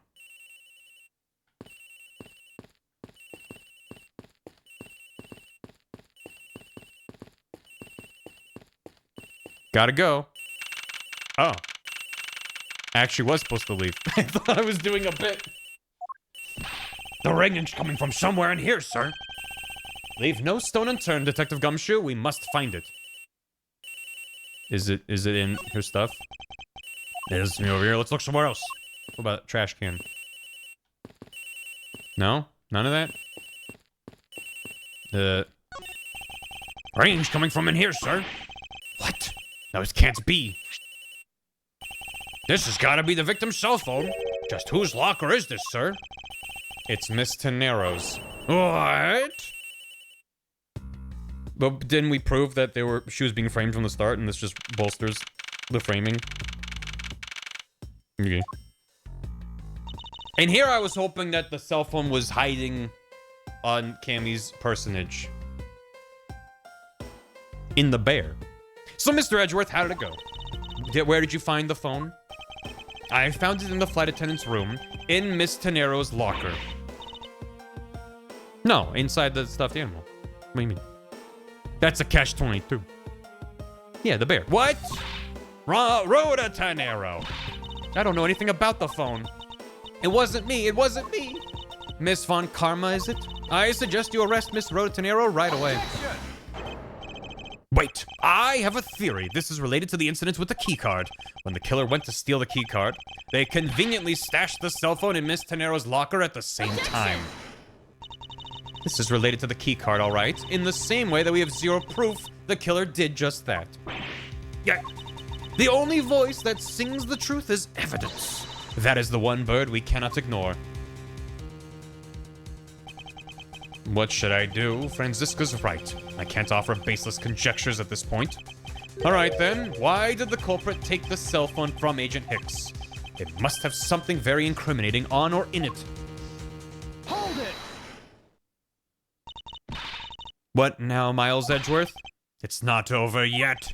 We have yet to figure out why the killer took the phone. What? Inside this phone lies the final piece of incriminating evidence that will point us to our killer. We need to examine this phone in more detail. Does it have a selfie of him with Cammy? It's a camera lens. Come to think of it, I wonder, how exactly was Hicks planning to preserve the crime scene of a smuggling? Franziska, I need you to confirm something. This cell phone, can it take pictures? Mr. Edgeworth, I can't believe you don't know about this kind of basic stuff, sir. I thought Gumshoe was gonna be like, a phone taking pictures? Okay, enough with the sci-fi, Mr. Edgeworth, sir. This looks like a very similar model to my own, and mine can take photos just fine. Do you think Agent Hicks could have taken some pictures with this?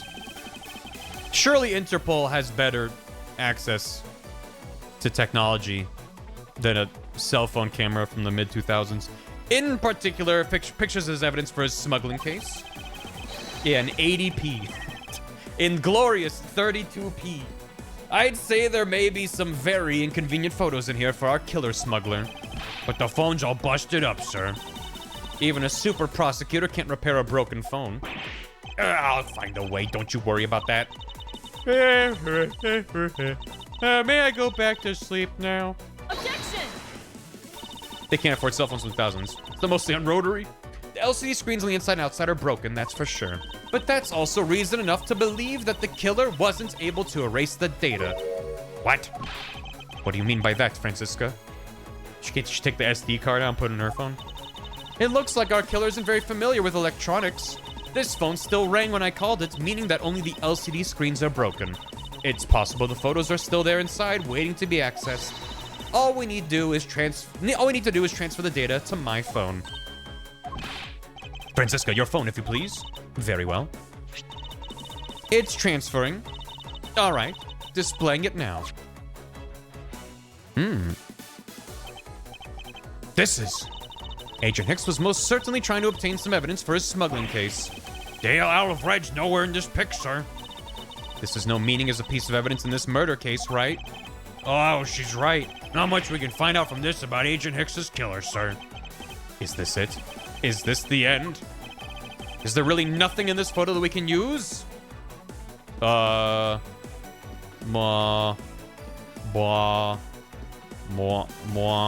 Borginian. 50 sheets? Keep dry.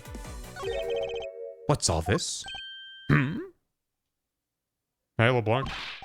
Oh, they are cargo shipped from Borgini to Zhengfa. And those are boxes that aren't currently on the plane.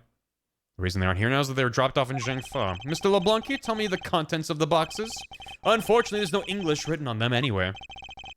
One cluster of boxes is written in Borginian. It says... It's cloth in English. Cloth? Could it be? Is this where the killer... What is that? What is for that scary face? Miss Meal. Yeah. It appears that Agent Hicks was no ordinary investigator. He left us with a piece of evidence after all. A striking piece that will point out who his killer is. Ha! Maybe you shouldn't force your mistaken reading of a simple picture, Mr. Edgeworth. The Borginian cargo in this piece of evidence will point us straight to the killer. Where? The cloth? This cloth? How would that do? How would that? But how would that? Document Borginian? Cedric's fake points us to the killer? The OG version. I haven't listened much to the original soundtrack. Most of them listening to the remaster. It's not stupid. The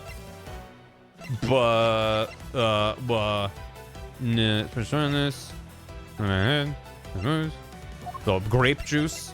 Don't overthink it. Yeah, but that's my thing. I love to overthink it.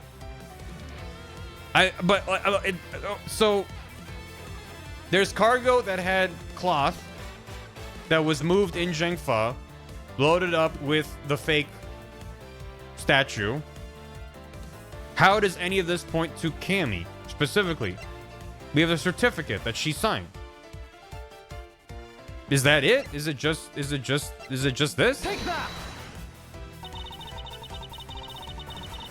No, I'm like, it's quite simple. I'm not laughing. It wasn't meant to be laughing matter. The key is the language, so it's not the document. The Borginian fabric. Don't overthink everything. The thing is, I'm always overthinking because sometimes it pays off to be thinking about it as like, wait, but then if that was there at this time, then it comes together. It's like, oh my god, it's sometimes the game's like, what's 1 + 1? I'm like, hold on. What else could it be? Simply do not think. All right, let's stop thinking. The Borginian cargo that had cloth, then Borginian cloth. What's that supposed to prove? The killer used this piece of cloth to wipe up the blood they had spilt. Okay, but there was one thing that had bothered me this whole time. Where did it come from? And where did it go? Where did he come from? Borginian Cloth Joe. And I finally found my answer in this very photo. The cargo that was unloaded in Zhengfa had cloth written on it. In Borginian, that is. Oh. Damn. Okay, now I get it. I wasn't overthinking it. I wasn't on that track of logic. I wasn't in lockstep with Edgeworth's massive brain and logic. Whoever wiped up the blood knew that there was cloth in there, meaning they had to have known Borginian. Yeah. In Borginian. For once, I'm often underthinking, which leads me to overthink when it's not necessary. Then this is where the killer grabbed a piece from to clean up the blood with. That's right. The killer was someone who could read and understand Borger. And the only crew member that fits that description is you, Miss Camille. Ha! That's pretty flimsy. The killer probably searched through all the boxes looking for something to use. When you're frantic, you don't care if the box is in English or Borginian. Sorry, but I cannot agree with your assessment of the killer's indiscriminate nature. What? There was no need for the killer to tear through boxes at random at all. And if the killer supposedly could not comprehend Borginian, well then. Logically, the killer would have opened this box first. The one labeled bed sheets right there. That wasn't open?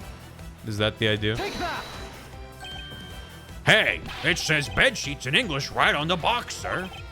Precisely. And bed sheets would be perfect for cleaning up blood, wouldn't you say? Bordsheetsian. And what are you trying to say? That if I were the criminal, this box of bed sheets would have been what I would have spotted first. However, the killer chose to use some Borginian cloth. Do you have an explanation for that? The killer didn't want anyone to know that the real scene of the crime was this cargo hold, so they were afraid to leave signs the box for sheets had been opened. However, the Borginian cloth, well, that's a horse of a different color. Because the killer knew that it was going to be unloaded in the Republic of Zhengfa? That's right. That is why the Borginian cloth was used.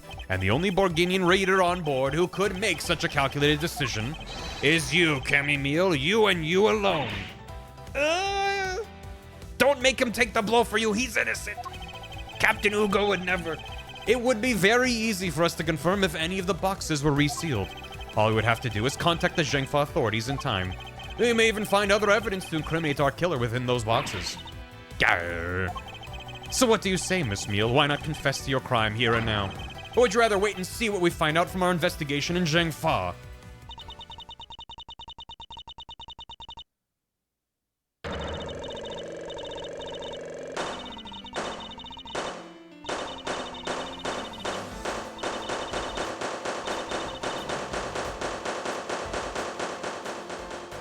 Pop, pop, pop, pop, pop, pop. He was Interpol. I couldn't stop it. I brought him here. He started taking pictures. I couldn't be found out. I was scared. I was in trouble. Poosh. Wah. Ay, ay, ay, ay, ay, ay, ay, ay, ay. Thud.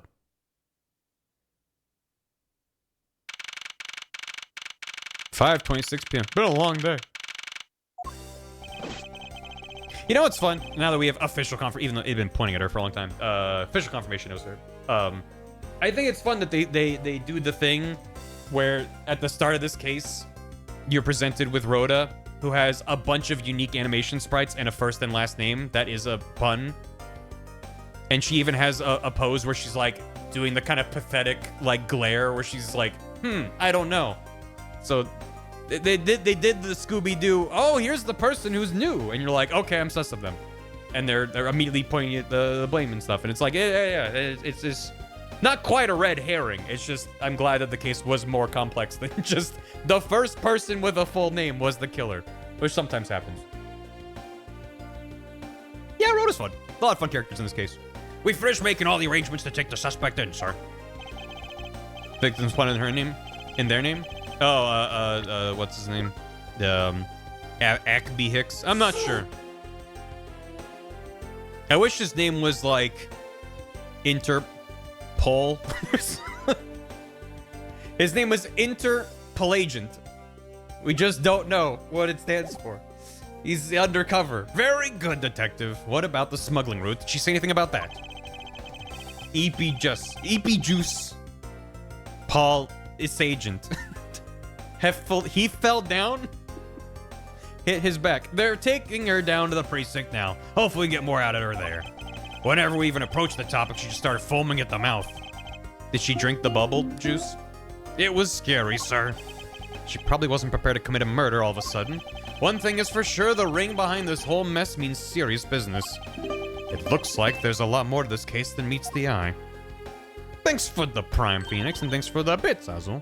Her name means yawning. That's cute. Mr. Edgeworth! I just want to say how much I appreciate everything you did. Thank you very much. It was nothing. In fact, I should be the one thanking you for your cooperation. But truly, if it wasn't for you, I might not be here right now. Instead, I can continue to serve our passengers as a flight attendant. I hope that... Please accept this as a token of my appreciation. That's... I see. You don't have to take it if you don't want it. No, I mean, I would never turn down a lady's generous offer. Oh, thank you. Just give it to Gumshoe. I'm sure it will serve you well. And remember, we here at YOUUUU Airlines are always ready to serve, Mr. Edgeworth. Thank you. I'll keep that in mind. Now I must bid you farewell. May all your skies be blue no matter where you go. Goodbye. That is a lot. Although I don't know, maybe it was 1,200. He did say dollars, and there was a dollar sign. I was like, maybe it was 1,200 yen or 1,200 Borginian burger bucks. I can't believe we wound up investigating the whole day, sir, but boy, was it fun. Speak for yourself. My day was filled with earthquakes, elevators, and false charges. By the way, where's Franziska? Oh, she's filling out some customs paperwork for her departure. Departure? Yeah, Miss Von Karmer's always really busy, sir. She's been flying from country to country to chase down some leads regarding her case. Detective? Can you cancel the car I had you reserve earlier? You got it, sir. We're going with? Franziska? I thought I told you when you first landed. I have no time for idle chatter. I have no intention of wasting your time. However, it has been a while since we last met. I also have no time for such familiar reminiscences. Just who do you think I am? You are Franziska von Karma, a very proud prosecutor deserving of much respect. It's only a little while ago I was but a wretched mutt who was always losing to you. A dancing Pierrot? Pierrot. Living her life on the name and fame of her invincible father built. Not very invincible father. She knows what happened to Manfred. Piero. Piero. Like a clown. A friend. Oh. Piero. Oh. She found a thesaurus. True, your father, Manfred von Karma, didn't lose a single case for 40 years as a prosecutor. However, I wouldn't say he was invincible. What are you talking about? Does she not know? Oh, God. Oh, does she not know? Oh, God. How does she not know? How would she be the first person to find out? How does she not know? The group I'm on the trail of is a little more troublesome than most. The smuggling routes we found this time is only one sliver of the big picture. Sounds like a dangerous assignment. You really don't have to worry. I can take care of myself. She just keeps referring to his career that way. But it was very much not invincible and built on a throne of lies. I suppose you can. I think Manfred's arm grab reveal is probably top 5 Ace Attorney moments. It's that entire sequence is like peak peak stupidity and oh my god, brain blast. It's real good. There's another agent on this case with me. Oh, another agent? He's a star among Interpol agents and has the highest successful arrest rate. Who knows, you may even run into him one day. I was simply caught up in this one case. I hardly see why we would cross paths. I suppose. But I doubt he would say the same. I'm not following you. You'll understand soon enough. The flight has only just begun. Sorry, the fight. Not the flight. The fight has only just begun, Miles Edgeworth. Piero is Pedrolino, not Arlecchino. I don't know those words. I'll be back in this country soon enough. And when I am, you can be sure I'll pay you back in full. Goodbye. Everyone's the greatest in their field. And a young prodigy. And just like that, she's gone, huh, sir? Thank goodness, I can finally rest easy knowing I won't have to watch out for her whip. Detective Gumshoe, I want to thank you for all your help and cooperation. Oh, it was nothing, sir. I was just happy to be able to work with you again. Ho ho. I think I'm gonna celebrate by adding a little extra salt to my instant noodles tonight. Just how much did you cut his salary by, Franziska? Her? Cut this. My man's got no self-awareness. Detective, I was wondering if you might give me a ride down to the prosecutor's office. Sure thing, sir. I'll even fly down the road in the patrol car if you want. Don't make me remind you, Detective. Safety first. Thus, I solved the first case upon my arrival home. Franziska von Karma, the smuggling route she was after. The leaders of that ring had already put their trump card into play. And the players on the other side of this war, they would begin to make themselves known through the next incident.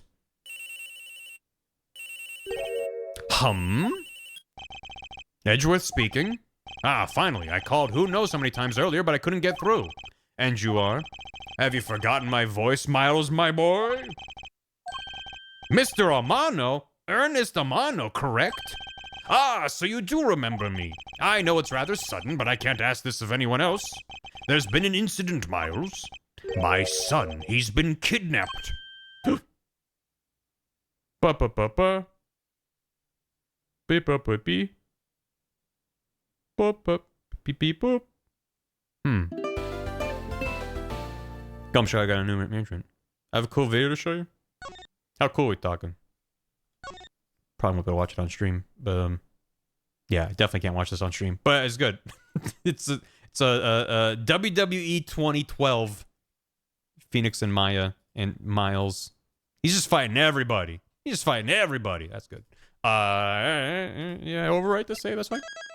Turnabout Airlines. The kidnapped turnabout. Oh, there she is. Let's go. Beautiful 480p. I'm gonna watch it after stream. The kidnapped turnabout. Let him nap. Probably tired. March 13th, 10, 11 a.m. Huh? It's time. Don't worry, Mr. Edgeworth. I'll be following your every movement with my binoculars. Good to hear. Now make sure you don't lose sight of me. I'm counting on you for backup. You can count on me, sir. I have to go. The kidnapper is supposed to contact me soon. Who would have thought that upon my return, I'd be thrust into a kidnapping case? And that I would be the one who would have to make the ransom drop-off. Guess where we're going? Space? Let's see. I checked that the money is all there. He's using the suitcase. Using that suitcase for the ransom drop is really good. Alright. Now all I have to do is await further instructions from my kidnapper. From the kidnapper. Do you like the bridge? Oh. Why is it a blue badger bridge? Huh? Which I'm expecting to be transferred to my shell phone. I wonder who else is around. This is the meeting place after all. No, no, no, no, no, no, no, no, no, no, no, no, no, no, no, no, no, no, no. No, no, no, no, no, no. No, no, no, no, no. No, no, no. No? No. Buckle up. I'm unbuckled. I'm leaving the vehicle. Goodbye. It's the, let me see. Hold on. GIF.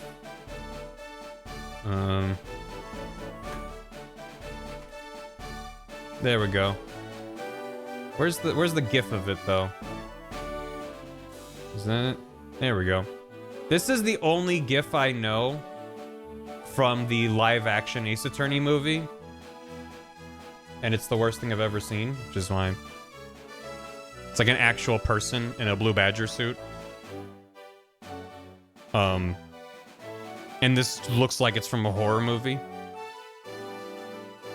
So, having the blue badger is in the mascot outfit in the game just reminds me of that.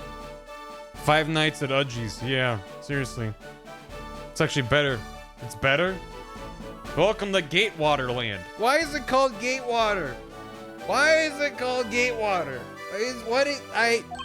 Oh, thank you. And a big hello to you. I'm the Proto Badger. Nice to meet you. Karina Sunny. Have you seen that? I might need to be reminded. I don't know if I've seen that. Sweets. Gatewater. Roller coasters, thrills, and chills. Oh, it's photo op. The Gatewater Hotel. No, I do. No, I do remember the Gatewater Hotel. Did they turn that incident into a theme park? That doesn't make any sense. Did the police make a theme park? Excuse me, were you perhaps thinking of taking a picture of me? A picture of you. Sorry, but I'm not interested. Oh, that's too bad. Well, have a good day.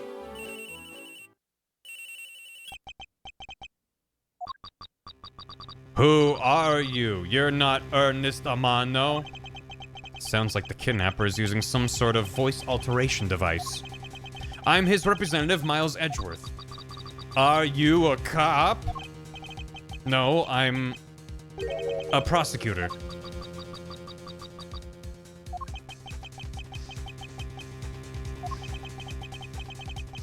The whole Badger clip? I can't show it on stream, but appreciate it. I know what you're wondering, and yes, I have brought the ransom money with me. I see. The Fairtex was looking out from his window about Gatewater making its own theme park. I remember them turning into a tourist attraction where they were like showing tours and stuff. I seem to recall them being like, "Oh, look, we can see out there the Gatewater. There's like a bunch of people hanging out and looking around." I remember there being something like that, vaguely. In that case, bring the money with you to the stadium. When this just feels like it's sarcasm. It's just, anyway, good. Ain't nobody on. By law, you have to tell him. Are you sure? I mean, he's not a cop, he's a prosecutor. So this person intends to see if I'm being followed, huh? Please, Detective Gumshoe, I really need you to come through for me this one time. Oh my god, the little girl had Blue Badger merch. Oh my, yeah. Battle of the Magicians, Max Galactica versus Troop Grammary? What is happening? Gaviner's special concert? Clavier is here? Edgeworth speaking. Next, come to the haunted house. Just how long do you intend to have me wander around for? That's for me to decide. You don't have much of a choice here, my friend. I suppose not. What? What gum should be in the suitcase? He said he was watching with binoculars. From inside, just cramped up. I've arrived. Go inside. Oh, it's spooky.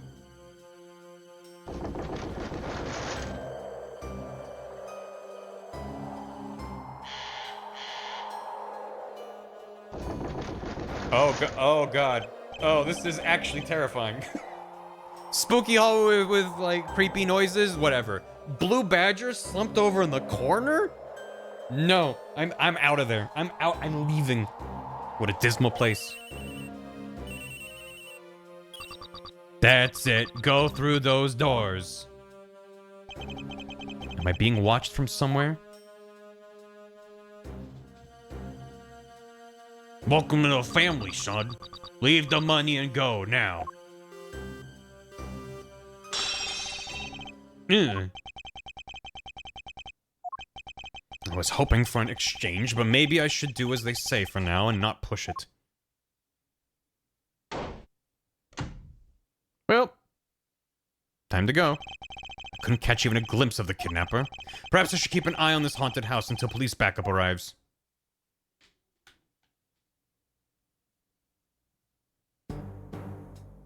Please don't stand up. Please don't stand up. Please don't stay. Oh my god. Oh, behind you, nice. Oh god, it was a trap. Oh god. 11:23. Huh? That guy betrayed. No, can't be. Then the deal. Who is that and what are they talking about? Split police. Alright. What the fuck is happening in front of meetup? I can't move my body. I fear I may faint again. When Barbatar finally rebels. Jesus Christ, you had this ready to go. Where am I? Killy was just ready on the trigger. This is real good over here. This I don't. This is the worst I've ever. Wow. Fear. Actual fear. Actual fear. In that. In this. Thank you, Killy. I think Killy made this like a year ago. It was just waiting for me to get to investigations. Holy shit. Okay, thank you. Where am I? Oh. Like, from left to right of those boxes. Far left, mild fear. Not a big fan. Second one, I would trust this man with my children. He seems like a cool uncle. Third one, throw it into the pit of fire from where it can never escape again. And the fourth one is girl, because pink and bow. Where am I? How long was I out? It wasn't raining like this now. It wasn't raining like it is now when I made the drop off. This was supposed to be a simple affair. So why have I been taken hostage as well? I can only assume Detective Gumshoe lost sight of me at some point. He was inside when it happened. The only reason I agreed to the drop-off man was because of that... To be the drop-off man was because of that phone call. Whoa!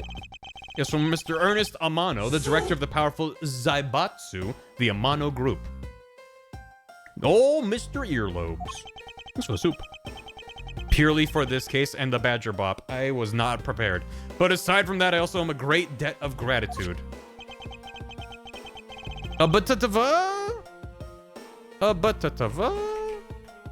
BTTV? I can't type the word permit, apparently.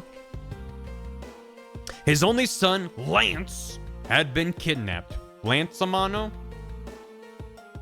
What's the pun there? Oh, you just want the blue... Ugh. Ugh. Yeah, alright.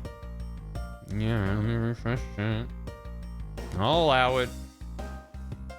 I'll allow it. There you go. Ugh.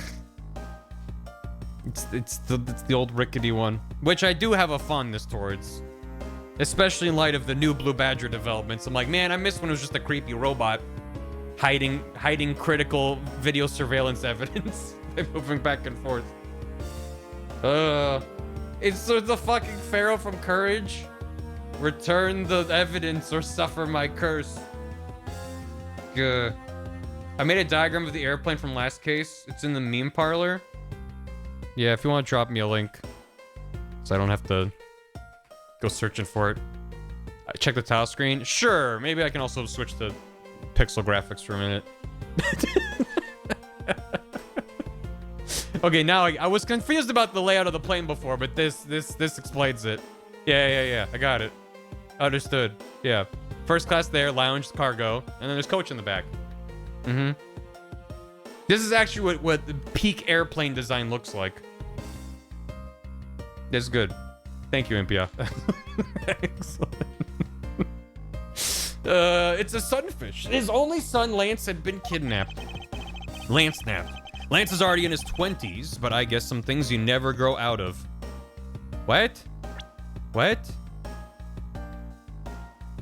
What? Because he's been kidnapped, but he's in his 20s? Is that what he's... What? Grow out of kidnapping? What do you mean? Maybe that just didn't translate well. I can't sit around waiting for someone to come help me. I must escape somehow. No! No! Ha ha ha! Was that you making that funny sound?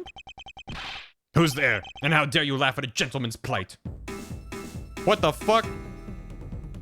A ninja? Who are you? Are you one of the kidnappers?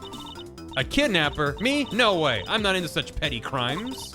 No, she's got the sigil from the group that I forgot the name of from case 1. I'm after something much, much bigger. Naruto!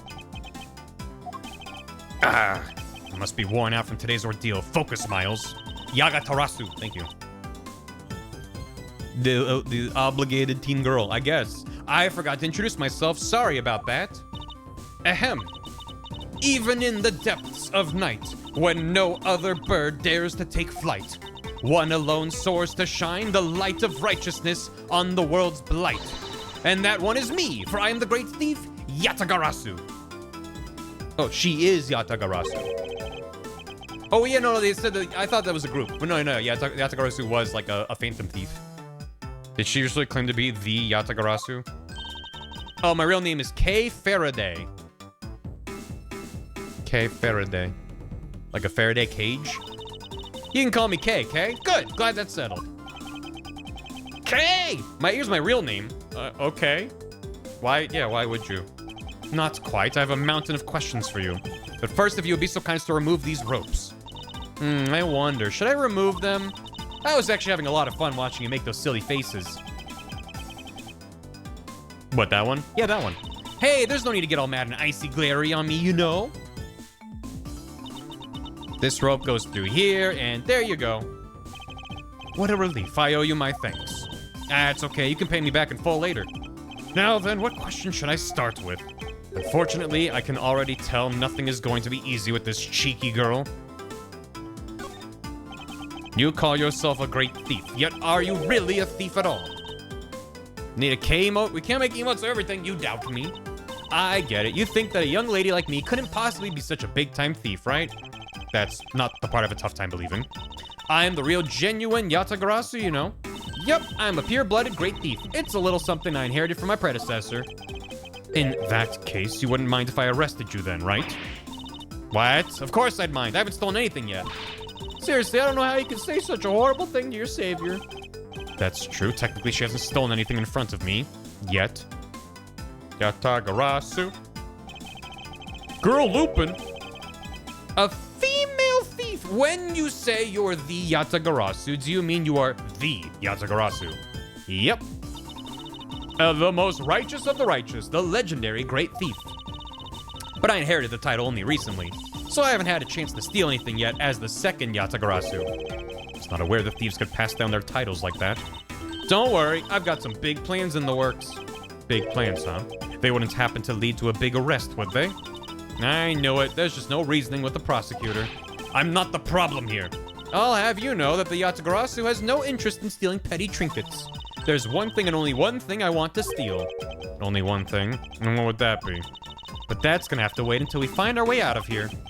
At least there is one thing we agree on. I'm sure I'll have plenty of time later to learn more about you. Remember when we did Maya and you asked if it would have relevance long term? Assume the answer to this is also yes. Okay. That's prosecutists. What does Bath Scale say about Kay's gloves? I don't want to think about it. You never told me what your name is, Mr. Prosecutor. I guess not. I'm Miles Edgeworth. He doesn't shake hands, he points. Now I remember. How can you remember something I just told you? But she sure is cheery. All right then, Mr. Edgeworth, let's get out of here.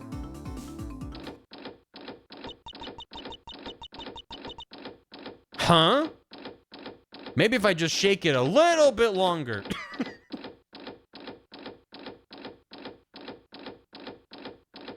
You know, just... It's gonna open. You just gotta... Yep.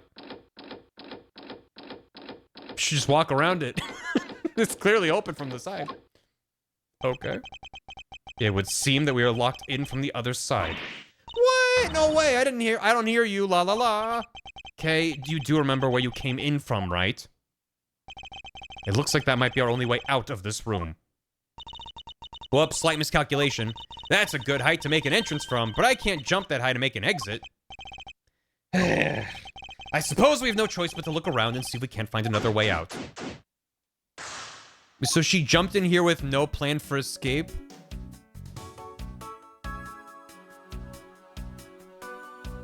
Good. Wait, Mango needs a permit, or you need a permit? Who needs a permit? Alan Brass said Mint Mango art, silly art. I'm confused. Mint Mango needs one. Okay. Thank you. Everyone needs... Yeah, I'll just slash permit everybody. Everybody!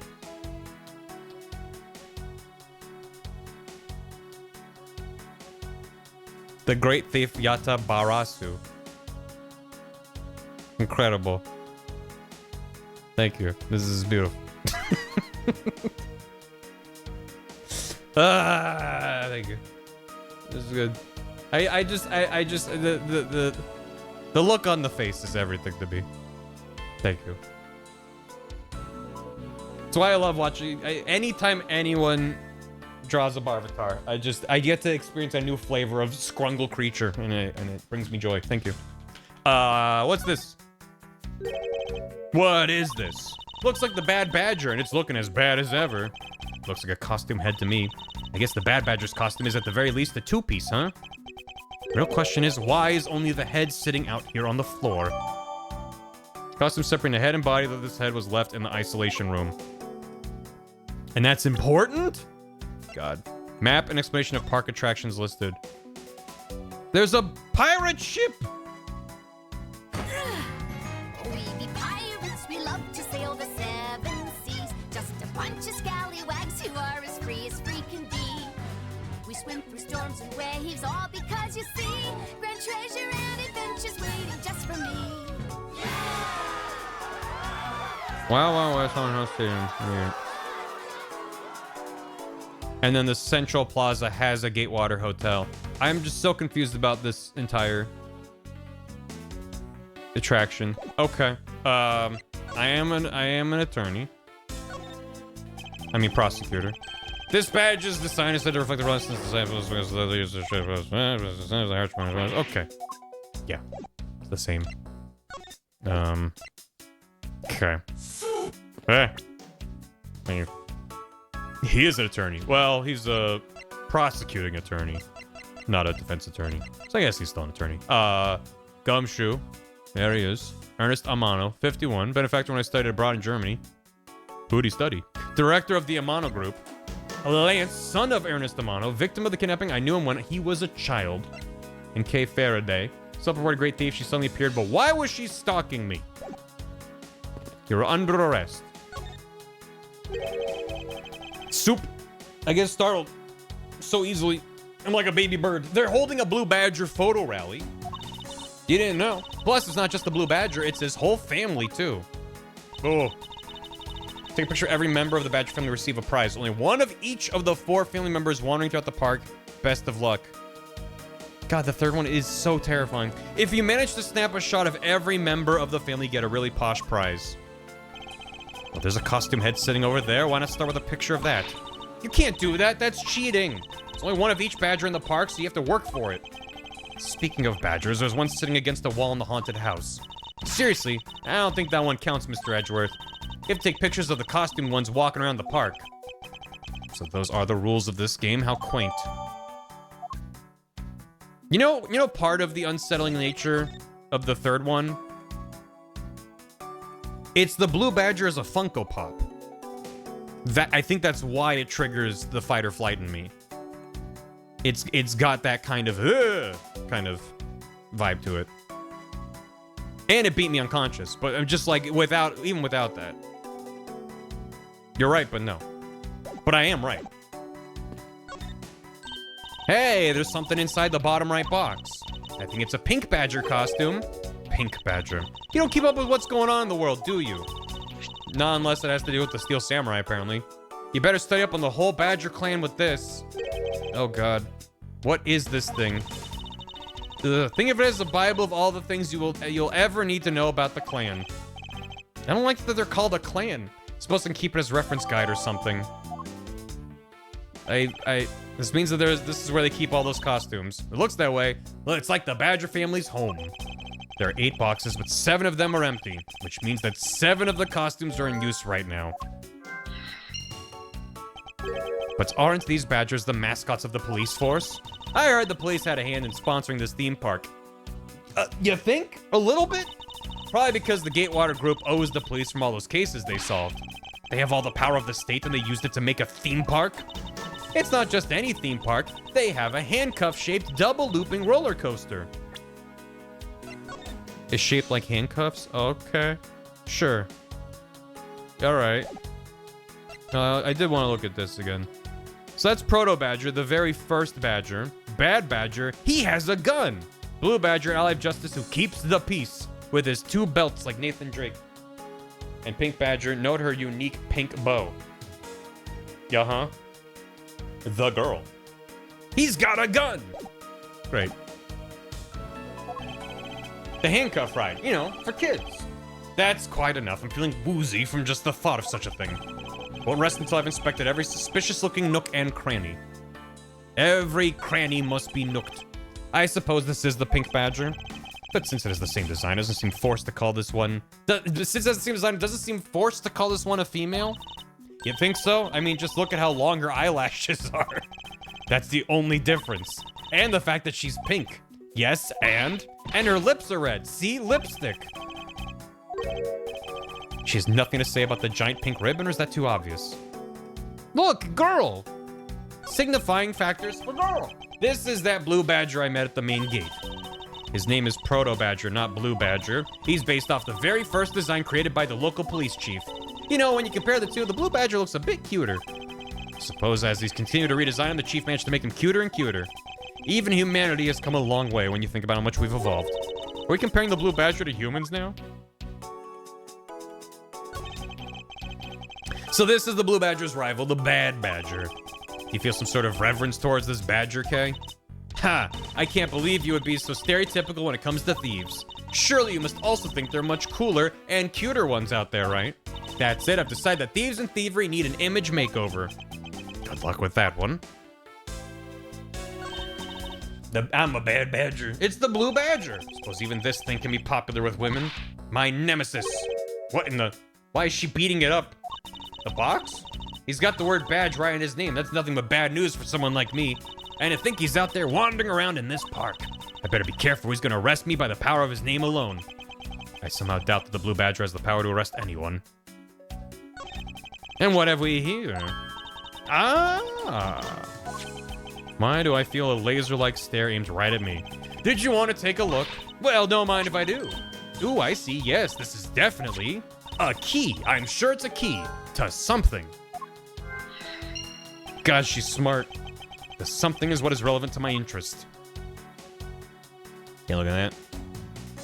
Anything else? She's so smart. Can I? Yep. Not this. Man, why'd they have to put the window so high up anyway? How's the thief supposed to make her daring escape? I suppose we could make our way out if we were able to climb on top of these lockers. That's pretty clever. You'd make a good thief yet, Mr. Edgeworth. Please don't ever place my name and the word thief in the same sentence again. Let's see, I wonder if I can jump and grab the top of the locker here. Oh, look at her jump. Why did they have to make such ginormous lockers anyway? If we wanted to use these lockers, we need some sort of foothold. If only there were footholds. Yeah. Can I look at that? Right. Paint, huh? Maybe we can use this paint to help us escape. If we paint yellow lines onto the lockers, those will indicate where there's handholds for climbing. Because it's a video game. That would let us get out. And what exactly do you have in mind? Well, we could paint help in really giant letters. And who, pray tell, would see those giant letters? We're inside a building. How about we light the paint on fire and send out colored smoke signals? Anyone who saw it would think some crazy arsonist was about and call the cops. Actually, that may not be great for me, seeing as I'm a thief and all. Let's try to find something other than this paint to use, shall we? Oh, we drink the paint. Yeah. Any luck with the door? Okay. The door? Yeah, it seems that we won't be able to open this by ourselves. It all seems quite thick, so we can't just break it down. Must be another way out of here. I know, I'll use my brain. Hiya!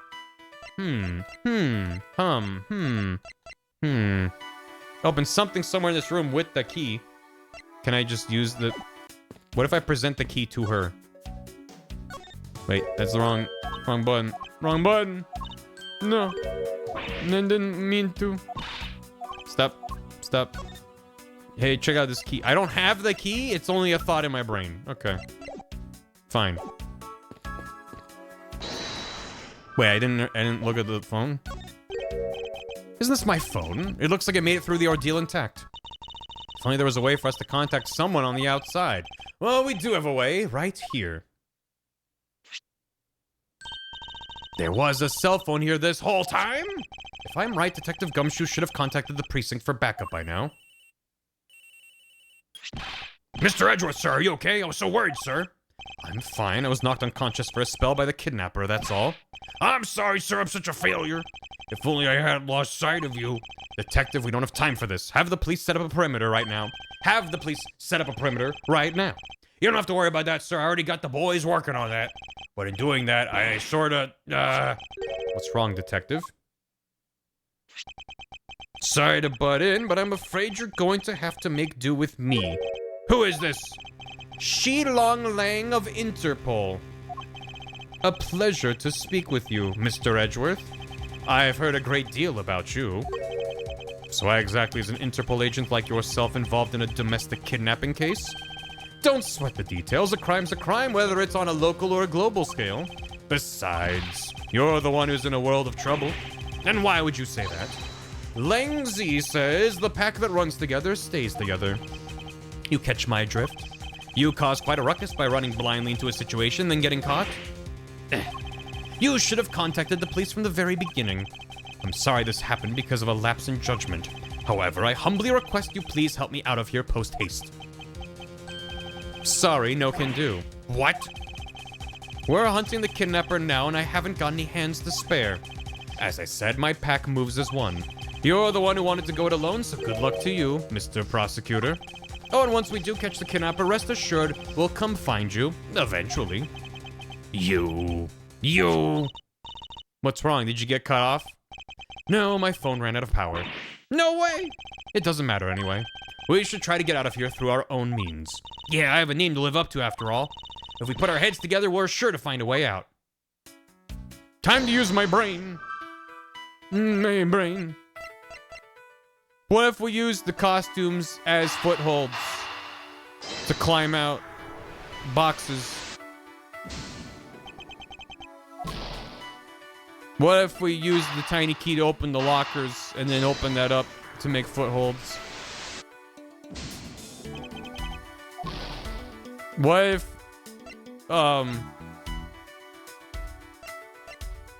the tiny key opened the costumes?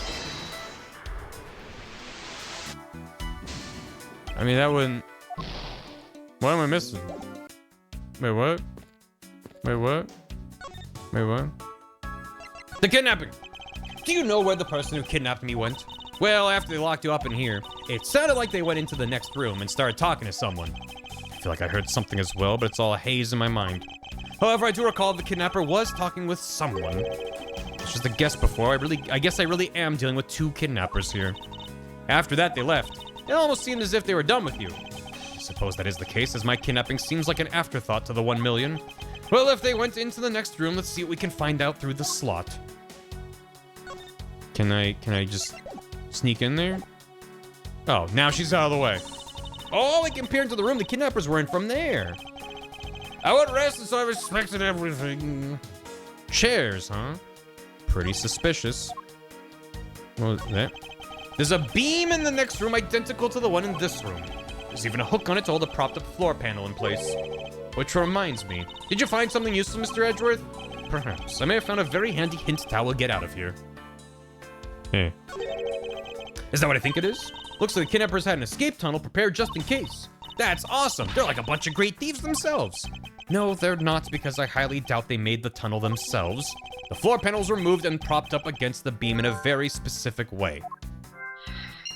Is that like a stepladder? I think this building was originally built with a basement or underground area. There's a door on the opposite side that appears to be the same as this one, which would mean that I can probably assume that these two rooms are very similar in structure. I may have just found our ticket out. Nothing unusual about a big old box. Can we lift up the floor? Can I use my brain to lift up the tarp? The open floor panel opens with the tiny key.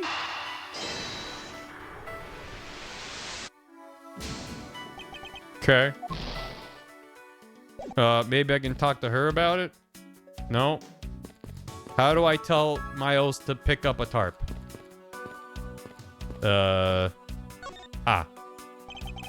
This is the beam I was tied to. What's up? I was pondering if we could beam this beam. Perhaps if we made it over to and out the window if we climbed this. Good thinking, and if it's climbing action you need, just leave it to me. This little hook looks like it might make for a good foothold. Up you go, Kay. Good luck. Count on it. The great thief Yatagarasu spreads her mighty wings and takes to the skies. Here I go. So it went really well. Where's all that wind coming from? She does seem like the kind of person who have put a large fan down next to her wherever she goes to look cooler. It's not enough of a foothold to climb out with. What do you mean, as I thought? I'm not your guinea pig, you know? Uh-huh. What about the beam is connected to the floor panel? I'm gonna run out of brain cells at this rate because I keep finding things that don't go together. This hook on this beam. You know, I already tried and there's no way I can jump from this hook to the window. Come on, even you have to admit when something's just not possible. I wasn't about to suggest that again, rather that it's here for a different purpose. Really? Like what? As you saw in the adjacent room, it's clearly for keeping a floor panel propped up. Which means there should be a panel in this room that we can open as well. I get it. We didn't notice its existence all this time because it was being hidden by this tarp. Alright then, let's fold this thing up and see what's underneath. Now this is what I call a treasure. No, he's gonna drink all that paint.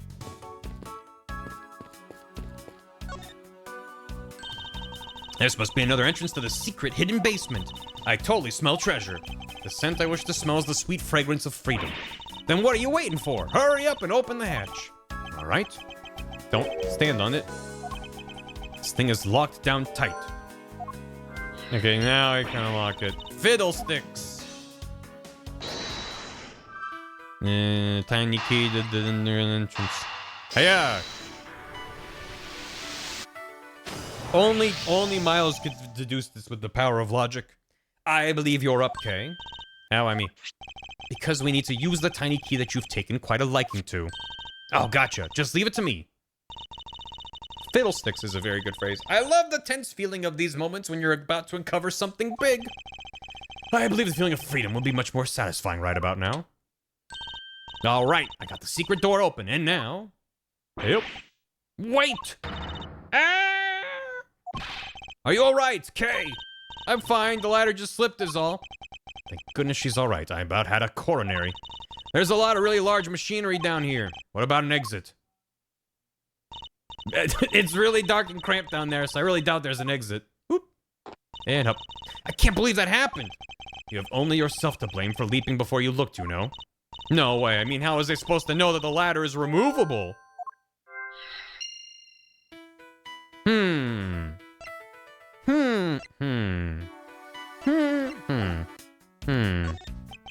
I finally got the door to the underground area open.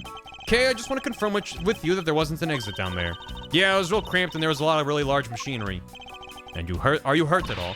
I'm perfectly fine. I was just a little surprised when the ladder suddenly slipped out from under me. What if this ladder can be put to some use? Only a genius inside of my mind's palace can put ladder together with area I want to get up top of. I've figured it out. Urethra. Oh, so how are we gonna bust out? It seems that your reckless actions were of use after all. Are you actually praising me? More of a thank you for giving me an idea regarding this ladder. The underground ladder, what about it? This ladder isn't just for those who wish to go down. I see if we use this, I believe it's long enough to reach the top of those lockers. Well, what are we waiting for?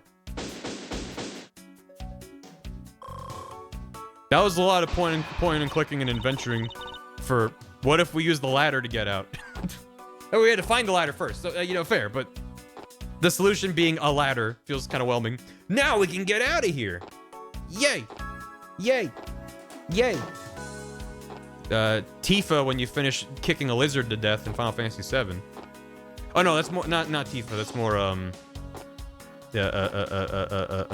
Ninja Girl. I'm blanking on her name hard right now. Yuffie! Thank you.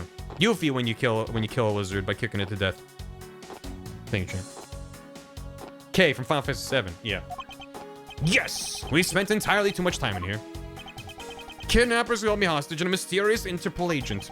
This case is only getting started and I'll be the one to bring it to a resounding end. We're in the Wild West area for some reason. The 10-gallon hat saloon. Oh, cat. Okay, bye. See ya. A lot of footprints. Very suspicious. Whoa! The animation is quite well done. Like, obviously, it's very sparsely done, but when there's more frames of animation, it's really well done. Like, I imagine the pixels are good. I'm enjoying this. It's good. It looks like it stopped raining for now. And thank goodness, you have no idea how hard it was raining earlier. Mr. Edgeworth? Mr. Edgeworth, I'm so glad to see you managed to escape, sir. I was so stressed that I thought my heart was gonna give out. Detective Gumshoe, may I ask what in the world that is? Well, that's, count off. 1, 2, 3, 4, 5, 6, 7, 8. 98, 99. 99. Shifu, all 99 members are here and accounted for, sir.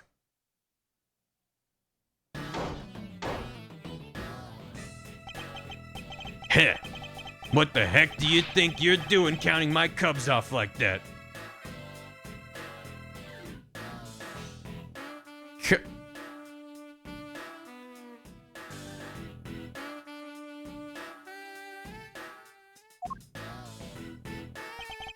Every person is a valuable human being, you get me? Uh-huh. And everyone has a name that their parents gave to them. This is our introduction to this man? People aren't just numbers, you know? Does he have double eye patches? He does, doesn't he? Huh. Are they eye patches or is these double eye patch sunglasses? Huh. That's a choice. Okay. Cyclopsary. Oh. No one's a 2 or a 3. Everyone, regardless of age or rank, is number 1. Got it? Who in the hell? Shifu. Shifu. You're Agent Lang, I take it? You infidel? Infidel? How dare you address our Shifu so rudely? Gah.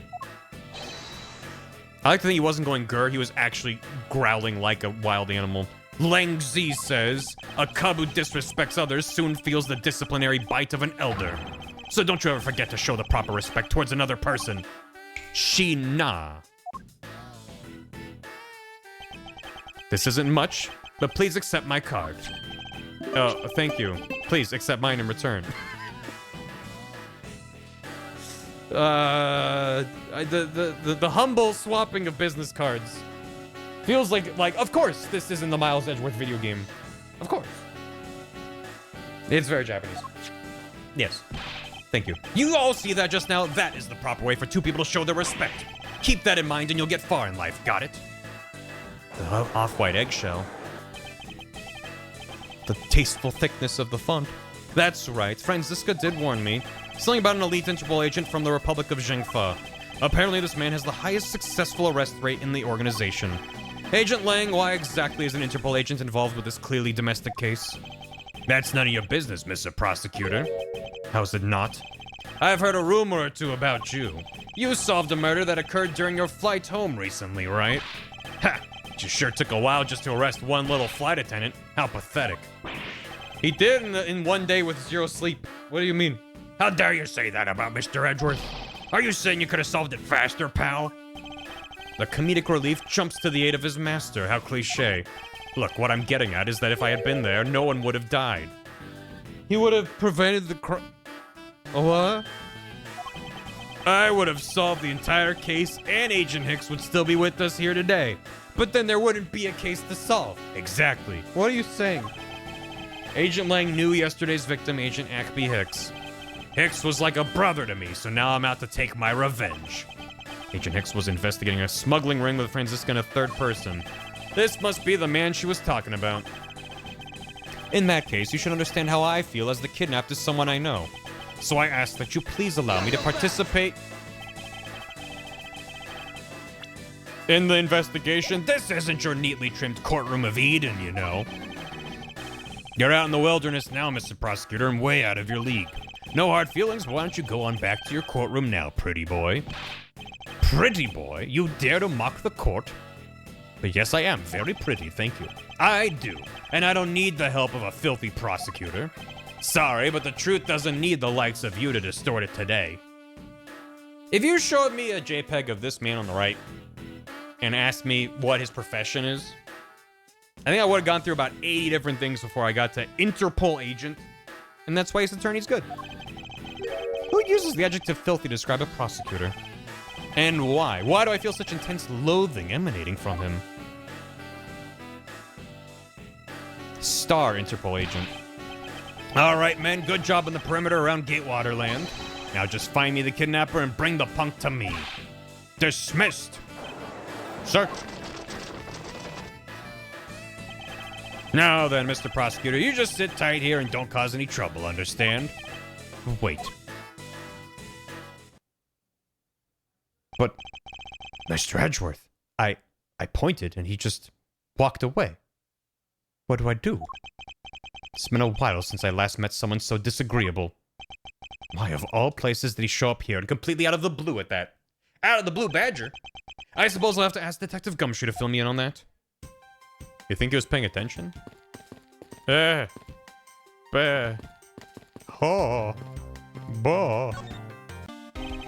Great job, Detective. Sir. For losing sight of me and the kidnapper and allowing my investigation to be hijacked. Sir. I look forward to your next month's salary assessment. But the case isn't lost yet, sir. I'm gonna show you just how much of a man Dick Gumshoe can be. Man Dick? Shall I prepare the 21-gun salute now or later?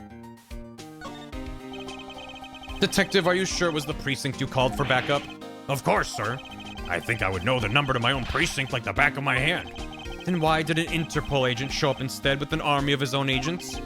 That I have no idea. About 5 minutes after I made the call, that wolf man showed up out of nowhere, sir.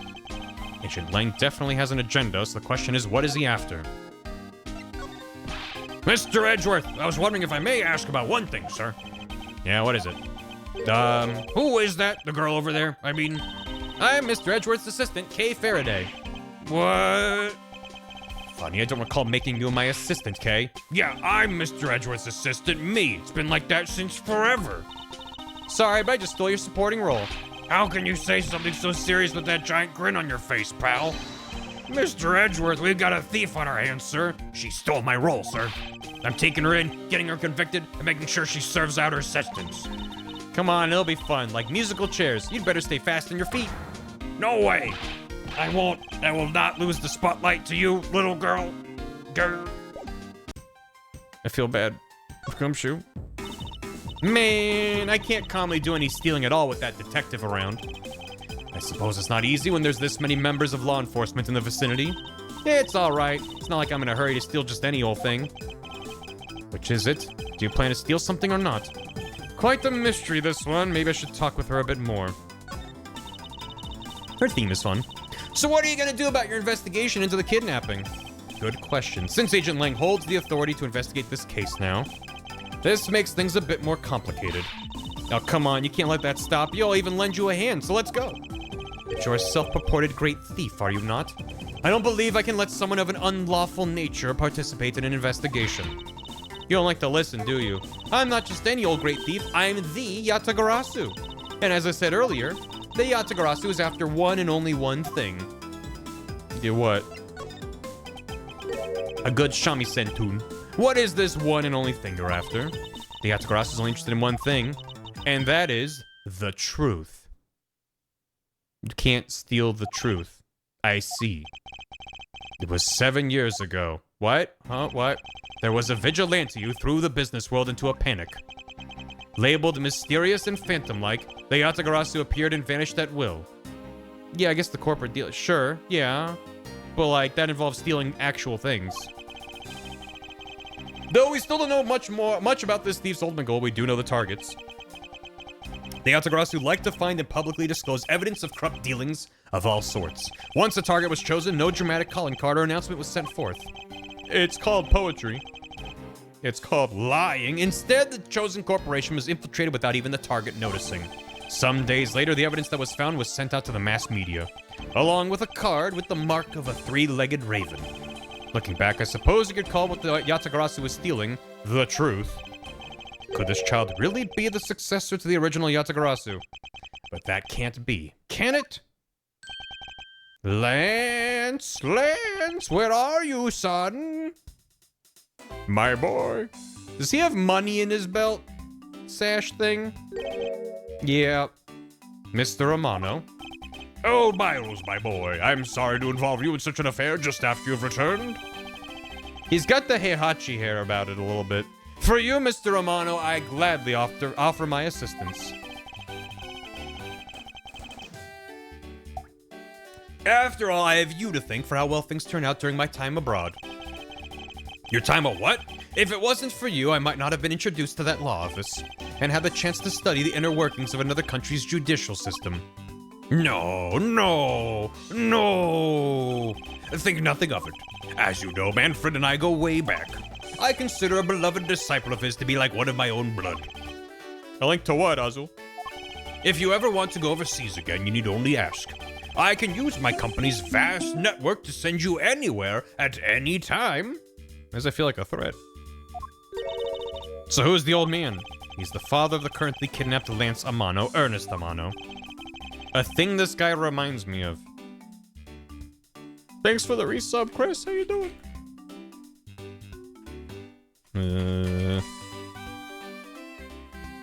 From a Final Fantasy game, looks like him. Koja. From 14.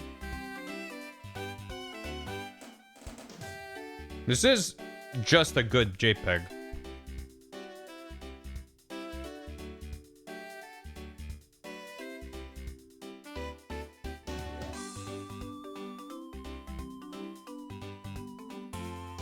Good, thank you. Have you found Lance yet? Please, I miss my poor boy dearly. I'm terribly sorry, but your son's whereabouts remain unknown, Mr. Amano. Hold on there. The way some of those sweat beads make like a right angle turn and then fall down is very... And his hands are sweaty. He's the sweatiest man. New sweatiest man just dropped. What happened to all that money? I believe the 1 million has been stolen and that the culprits are now on the run. What? Poor old man. Don't you have anything you could give him to cheer him up, Mr. Edgeworth? Forgive me, Mr. Amano. Sadly counts money. I was wondering if you could tell me the details of the kidnapping one more time. Oh, it was yesterday. A call came to the house. From the receiver came the sound of my son. Help me, Daddy. Sniff. He's in his 20s. I know this is tough, but please stay with me here, Mr. Amano. You don't understand. He hasn't called me Daddy in ages. Yeah, no, yeah. It was incredibly moving. I wish I recorded him saying that. Definitely should have recorded that conversation, but not for the foolish sentimentalities of an old man. Lance sadly counts air. I feel like Gumshoe's the kind of guy who would open his wallet and a moth flies out and he's like, whoa, a moth! I'm rich! Refresh my memory. What kind of person is Lance again? How would telling you about Lance help you get him back? Surprisingly, a lot can be deduced from a person's relationships and behavior. Oh, a seasoning for my cup noodle. A moth. Very well then, Lance is my one and only son and he turned 21 this year. He's very much like me when I was his age, kind and very attractive. I'm sure women simply can't keep their hands off of him. Is there anything else about him you noticed of late? Now that you mention it, I haven't been able to get in contact with our butler, Oliver. Okay, so the butler did it. Your butler? His name is Oliver Deacon. Oliver Deacon. Oliver? Deacon. Butler. Hamsler. He's been with our family for years now. No, cool. Oliver D's nuts. He gets along so well with Lance, I thought maybe he would know where my son is. It's like March or April. Yeah, you know. Mr. Amano, could you please tell me a little more about your butler, Mr. Deacon? As a butler, he's outstanding. He even serves as Lance's personal private tutor. He took a brief leave recently, but even after it was over, I haven't been able to reach him. Oops. So you still haven't spoken with him since his leave. What about his family and friends? They said they haven't seen him. I've tried everything I could think of, Miles. Do you think this could have something to do with Lance's kidnapping? It's possible. I can't say anything for sure quite yet. Even the person closest to the victim has gone missing. Oliver Deacon sounds like one name I'd better keep in mind. Detective Gumshoe? Yes, sir? Let's begin our investigation. Even if that Interpol agent holds the authority to head this investigation, we can't allow ourselves to stand idly by, twiddling our thumbs. I'm with you 100%, Mr. Edgeworth, sir. I, Dick Gumshoe, pledge to stick by your side through thick and thin. Mr. Romano, it was my fault the culprits escaped, which is why, with your blessing, I vow to return Lance to you myself. I've never seen you so passionate before, Miles. Good luck to you, my boy. All right, well, what are you waiting for? Let's do some investigating. If you think I'm losing to you, pal, forget it. Miles's children are fighting. What should we examine first? Thanks to Agent Lang, we can't leave this area, but the culprits were here until only very recently, which means we may be able to find some clues that will tell us how they escaped. Okay, let's get looking. Hey, you there. Who, me? What are you doing goofing off in a place like this? I wasn't goofing off. I'm about to help Mr. Edgeworth kick off his investigation. You imbecile. All precinct detectives are now under Agent Lang's direct command. No way! I am not working for Wolf Boy. Mr. Edgeworth, can't you do something? I'm not exactly in a position to argue, seeing as how you are a member of the police. Good, now let's go. No! Tracker. Boy, have I got just the job for someone of your talents. Well, that was exciting. I miss Gumshoe. Can't believe they brought Gumshoe back after so many games of absence, only to just drag him away and replace him with K. What? Can't you tell him already to get down to some detective work? You should go home. Your parents must be worried about you. Ah, come on. I finally get to be your assistant and you try to ditch me? I don't recall offering you the position. Why do you have to be so difficult? Besides, it's already too late, you know. I've already stolen the position of assistant a while back. You're the only one asserting that. Well, by the time anyone notices, it's already gone. That's the Yatagarasu way. You shouldn't speak so lightly of things you know nothing about. Whatever, you win. Go ahead and do your little investigation. But the talented assistant K is going to tag along no matter what you say. Even if she turns out to be useless, she's not going to listen to me. Might as well surrender and let her come along for the ride. Yay. Deet deet, beep beep. Doo-doo-doo-doo-doo. Can't go in there. Can't go in there. Hey, there's a bunch of footprints in the mud over here. I remember hearing rainfall out here while I was being held in here. It was just a passing rain, that's why the ground is already pretty much dried up. I should be thankful. It left us with some nice footprint samples. Are the big circular ones from the mascot suit? God damn it. You know what? I bet if we followed them, we can find out where the kidnappers went. Plus, we'll be able to spot them because of their muddy shoes. I don't think it'll be that easy. Why not? Look carefully. These are quite a few different sets. There are quite a few different sets here. And we don't know which ones belong to the kidnappers. That's true. We don't know what kind of shoes they were wearing. It is nice that the game gave us, reason to fear the Blue Badger. You know, it shows up and he's got these ominous vibes. But in this one, they're like, no. We want you to feel fear when you see a Blue Badger. Straight up. What are those? Well, if you could just let me through here. Sorry, I can't let anyone through. Agent Lang's orders. I suppose I'll have to deal with this impasse for now.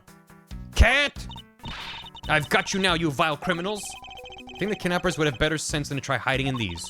Come on, lighten up, will ya? I was only joking. I don't really think the criminals will be hiding here right in front of two officers. I hope not. I want to look at the cat. Show me the cat. Seasons don't fear the reaper, nor do the wind, nor the sun or the rain. Cat, I think the cat's in on it. Isn't this one of those things you tie horses to?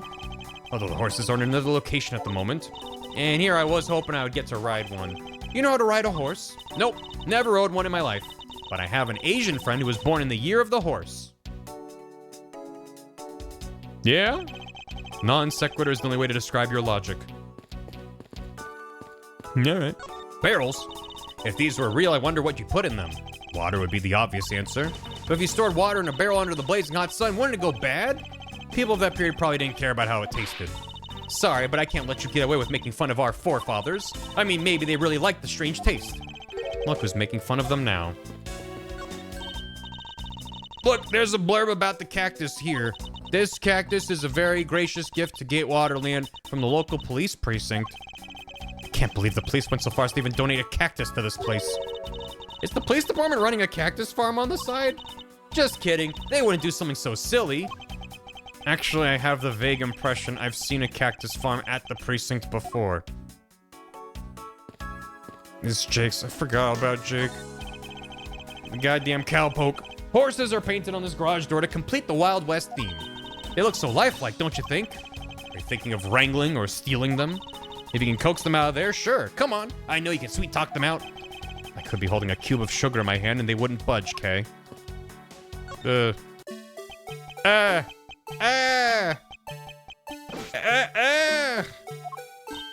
it's the Blue Badger. Badger, get! I really don't understand why she's so excited for this badger hunt. Speaking of badgers, there's a person inside of there. Mr. Badger, I wonder if you might share with me what you saw.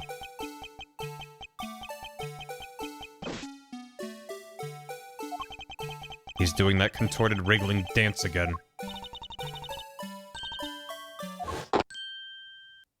Oh my god, why?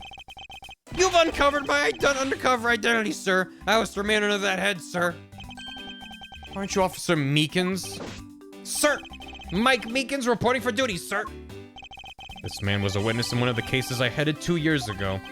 About the only thing I remember about this officer is that he often spoke and acted before he thought, which gave me a great deal of headaches. Shoot him! Is he a friend of yours, Mr. Edgeworth? I've met him in the courtroom once before. Why was he so upset when we unmasked him? Does he have something to hide? He's Mike Meekins, probably. I mean, better him than Old Bag, but damn. Officer Meekins, why are you standing here wasting time? Sir, because I'm not a police officer right now, sir. I'm the Blue Badger. And I'm creating memories and dreams for the kids. They still play the gavel sound when he does this thing. I'm creating memories and dreams for the kids. That's never a waste of time, sir. I have a dream to become as big as Detective Gumshoe, sir. I was patrolling the scorchingly boring beats until a little while ago, when the dispatch radio on my shoulder crackled. I just can't read today. That the kidnappers had escaped, sir. I thought maybe this was my shot at making detectives, sir. I rushed on over to join in, but when I got here, there was a sea of people already. And I couldn't spread my trademark friendliness and joy on anyone. It would seem that some people never change. I mean, they already referenced the Old Bag in the first case with the flowers, so the game already got it out of the way. We're safe. They wouldn't do that and then bring her back for, you know. Means it's a Kazuya Nori design. I'll draw and bite you a moto for this game. So why exactly are you in that ridiculous outfit? Sir, that's because, sir, I'm here to keep the visitors in good spirits, sir. But it's also to hide the fact that I'm an officer on the trail of a kidnapper, sir. Agent Lang is very wise to employ this sort of diversionary tactics. To be handed the role of the Blue Badger out of all the different disguises, sir. It's such an honor. Any clues? Blue Badger. If you say it 3 times in a row from here, she shows up. Oh, how long have you been standing here, officer? Sir, for about 1 little hour, sir. That's around the time I woke up from being knocked unconscious. And I've been here ever since, sir. If that's true, then it's possible Officer Meekins saw the kidnappers escaping. However, sir, I must tell you I didn't see a thing, sir. I haven't asked you anything yet, officer. No, but I know you will, sir. He's hiding something from me. Officer Meekins, I insist you tell me more about your recent movements. Sir, I've been playing the Blue Badger the whole time, sir, and getting into it, too. I patrolled the park all while wearing this costume. And about 1 hour ago, I came over here, sir. I haven't seen any suspicious-looking people this whole time, sir. But I did see a badger, a lone Blue Badger. What you said just now is contradictory to the facts. How so, Mr. Edgeworth? This is what Officer Meekins' testimony contradicts. There's only one in the park of each of them. Take that! And he's the Blue Badger. Officer Meekins, let's back things up. I'd like to ask you about your last statement. Of course, sir. If that's your wish, Mr. Prosecutor. This little patrolman will wait as long as I'm commanded to wait. You said you saw a Blue Badger, correct? And yet, if you take a look at this, what you saw was not supposed to happen. Yeah, Gumshoe technically created the Blue Badger.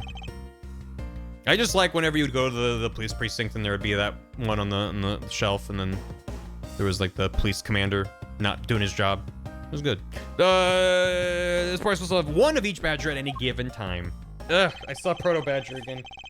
Which means as long as you are the Blue Badger, Officer Meekins, you should not have seen another Blue Badger on the premises. Police Chief made the Blue Badger. Did he make it? I remember Gumshoe being involved, or was he just a big fan of it, like helping set it up, move it around and stuff? Chief did the prototype, Gumshoe updated it. He made it cuter. He made it marketable. And then they made it a marketable plushie. What, sir? He painted the mascot cutout thing, right? Okay. He made the thing. But she like Gant? No, it wasn't Gant. It was like some unnamed dude. There's only supposed to be one Blue Badger in the park, but a second was spotted. Emma inspired it? Right. Right, which was the shadow from the thing. Wasn't that in Gant's office? God, it's been a minute. The vase. The vase shadow. God, look at him. I like this track when there's like the dude hitting the triangle off to the side. Just jamming out on it. Am I supposed to have a thought now? Do I have enough thoughts to have a complete thought? The shoes! Pull them together. What? Why not? But that's definitely a lead. The costumes are kept, but then there was a second one.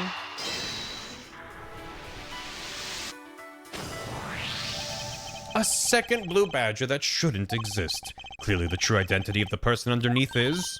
I know, it's one of the kidnappers, right? The person wore a costume to get away. That was too early with the footprints. After all, the costumes that went missing from the storage area are a Blue Badger, a Proto Badger, and a Bad Badger. Those three. So there are 3 phony badgers running around in the park somewhere, huh? Mm-hmm. Pull them together! Now that we know the kidnappers were wearing badger costumes, those footprints from earlier take on a new and very significant meaning. You mean now we know which tracks belong to the kidnappers, right? More than shoe prints, we need to follow the paw prints of badgers. Okay, Mr. Edgeworth, time to use those footprints and go badger hunting. Do-do-do-do-do-do. Proto. So we're looking for footprints made by a costume. I think I found them. There are 2 sets here. They both do look like possible candidates. This set's walking off to the west. Ah, it just stops. I can't make heads or tails of where it's headed from here. I think we can assume it's headed towards the stadium. I wonder where the other set leads. This one seems to be headed east. It's Meekins, isn't it? Huh? Quick, Mr. Edgeworth, I've got him! I got one of the culprits! Punch him, beat him up! Suplex him, Kay! No, I'm not a kidnapper, sir! Do we know that definitively? Down, Kay. Clearly those footprints belong to Officer Meekins. But our criminals were each wearing a costume. Maybe they came over to this garage for something. That's what I would suppose. Officer Meekins, if you could step aside for a moment. We need to examine the garage. Sir! Roger Wilco, sir! That's not my name. Let's open this shutter and see what we find. Maybe we'll find the kidnappers hiding inside. Take him away. Bake him away, toys. Ah! What in the... We seem to have stumbled across a dead body and a Blue Badger mobile.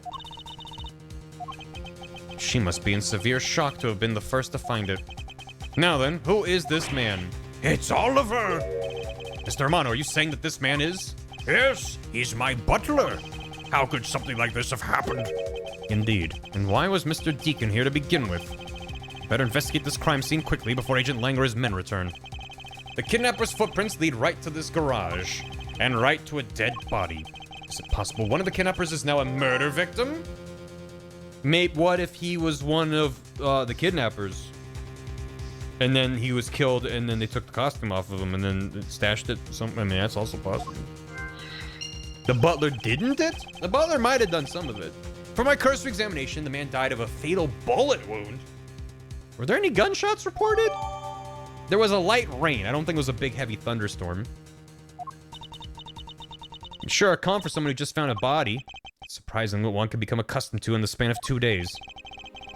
Well, in like a full career of whatever he's been up to. I won't rest until I've inspected every suspicious nook and cranny. As long as that agent has control of this case, I'm not going to be able to have a real autopsy done on the victim. I'm no doctor, but let's see what I can piece together myself. There's 2 gunshot wounds, one in his abdomen, one in his shoulder. That means he was shot twice? No, I don't think so. I think the abdominal one is an entry wound, and the one near his shoulder is the exit wound. Maybe he dropped his gun and it went off. Nice, I knew you could figure it out. It comes with experience, and I've seen my share of crime scenes. Speaking of experience, this crime scene seems a bit too clean for a murder where the bullet went clean through. Should make a note of this oddity. Yeah, he's not sitting on a pool of blood or anything. This is an unusually shaped pendant. What is it? Is something valuable? She seems to have regained some of her composure. Looks like a horse pendant. It's got an antique feel about it, and it's real pretty. Hold on, this is made of platinum silver. Nice, it is worth something. And look, there's something written on the back. Colin Devoret. It's a name. Colin Devoret. Colin Devoret. But this man's name is... His name was Oliver Deacon. Is a anagram? Put him around. He was a horse girl. Hey, Katie. It's true. His name who? His name what? But he's 50. That's a pretty rough 50. I mean, he's only 51. Lang's trusty secretary, level-headed, supports him in his investigation's age. Mike Meekins. Doing it as that last stream. Anything in his hands? What are those? What about the Popemobile? No. Can I deduce anything? What would there be to deduce at this point? I don't think I... What a peculiar car. From the look of it, it must be the Blue Badger Mobile. And it has 3 tires. Maybe it left those tire tracks behind. That's simply not possible. Why? Take a look at the tires. There's no mud stuck to them. Therefore, it must have been here since before it started to rain. Logic. Gotcha. Good eye. Good eye. It's a shame I don't see any other clues around. Proto Badger. It's a set of tire tracks originating from the garage. So that means the car left from the garage at some time, right? Correct. Before the car to leave these tracks, it would mean that it left during the passing rain. It's the only explanation as to why these tracks are made of mud. 3 treads, and we can also safely assume it's a special type of car. Can I put together logic in my brain? No. Was the victim in a costume? Is there something that indicates he was in a costume? Is there something else I missed, or is there actually a deduction that I can make? Can I deduce something about his name from that? In case there's any of the evidence. Not really?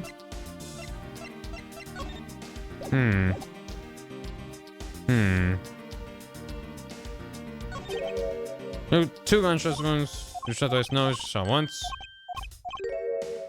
Ever since he's a bit too clean. It is too clean, but then what is that? What would that, how do that? Am I missing something? Or is there an obvious thing I can do? Is he a man of Christ? Is there something I have not investigated? Hello, sir? I know it was moved, but I don't have anything to, like, deduce. This body, that's my butler, Oliver. How could something like this have happened? Indeed, and why was Mr. Deacon here to begin with? That's it? He's got nothing? Can we backseat? Give me a moment. Make sure I didn't miss anything. Did you know? I really love this kind of chair, the way it rocks back and forth.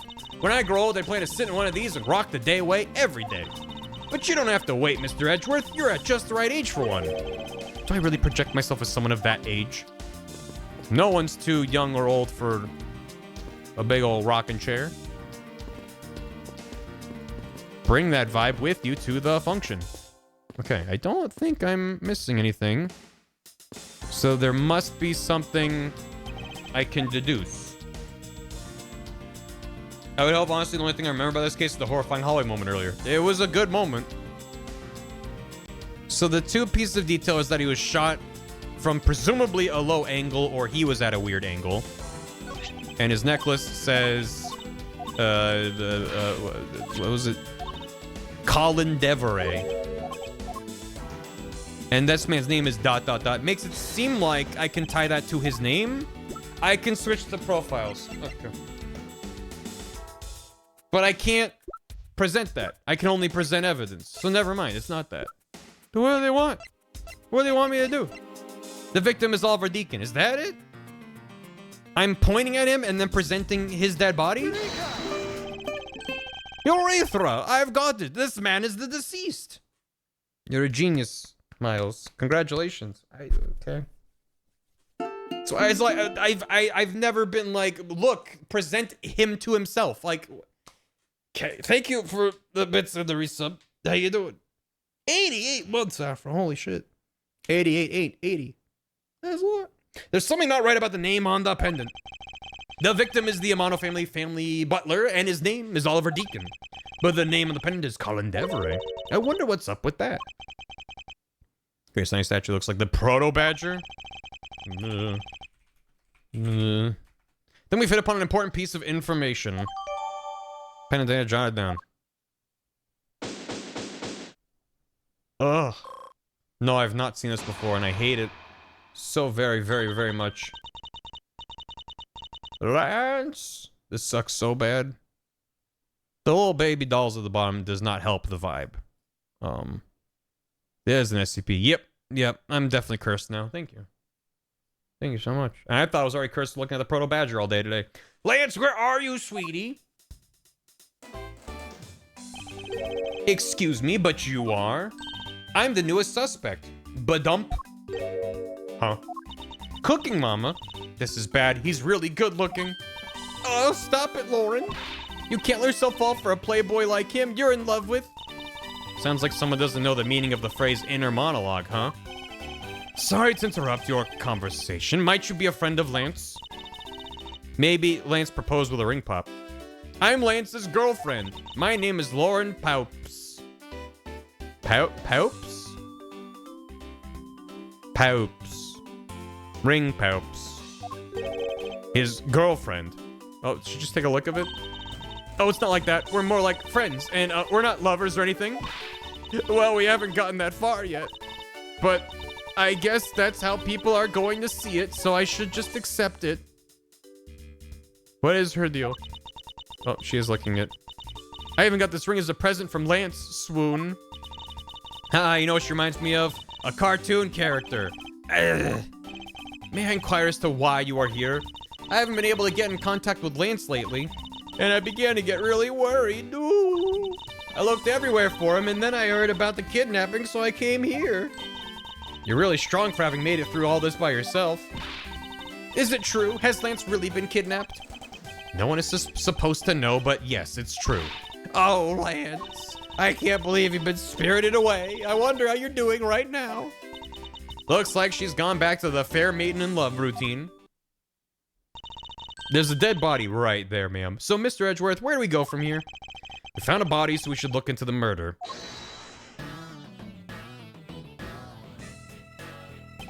My men brought me up to speed over the radio. And I have to say, you really should have called. I heard you found something very intriguing. I have nothing to hide, Agent Lang. It's exactly what you see before you. I'll take it from here. Yeah, that guy's really dead. I'm an ace detective. Hey! You waiting for an invitation? Hurry up and detain the suspect, now. They're gonna drag Meekins away? Suspect who? Yep. Officer Meekins, is it? You're coming with us. What, sir? I had nothing to do with it, sir. Agent Lang, don't you think you're being a bit rash? Do you even have a good reason to suspect Officer Meekins? I leave that kind of stuff to you prosecutors. It's your job, after all. Like I said earlier, the crime scene isn't as forgiving as your precious courtroom. That's your answer? I know you like your logic and reasoning. But that sort of impractical fluff is not needed out here in the field. Yeah, Katie. This man on the right is an Interpol officer. He is a top agent from Interpol. This is Ace Attorney. That sort of practical fluff is not needed. All you have to do is arrest suspicious person after suspicious person. Yeah, it looks like. That's how you eliminate crime from the streets.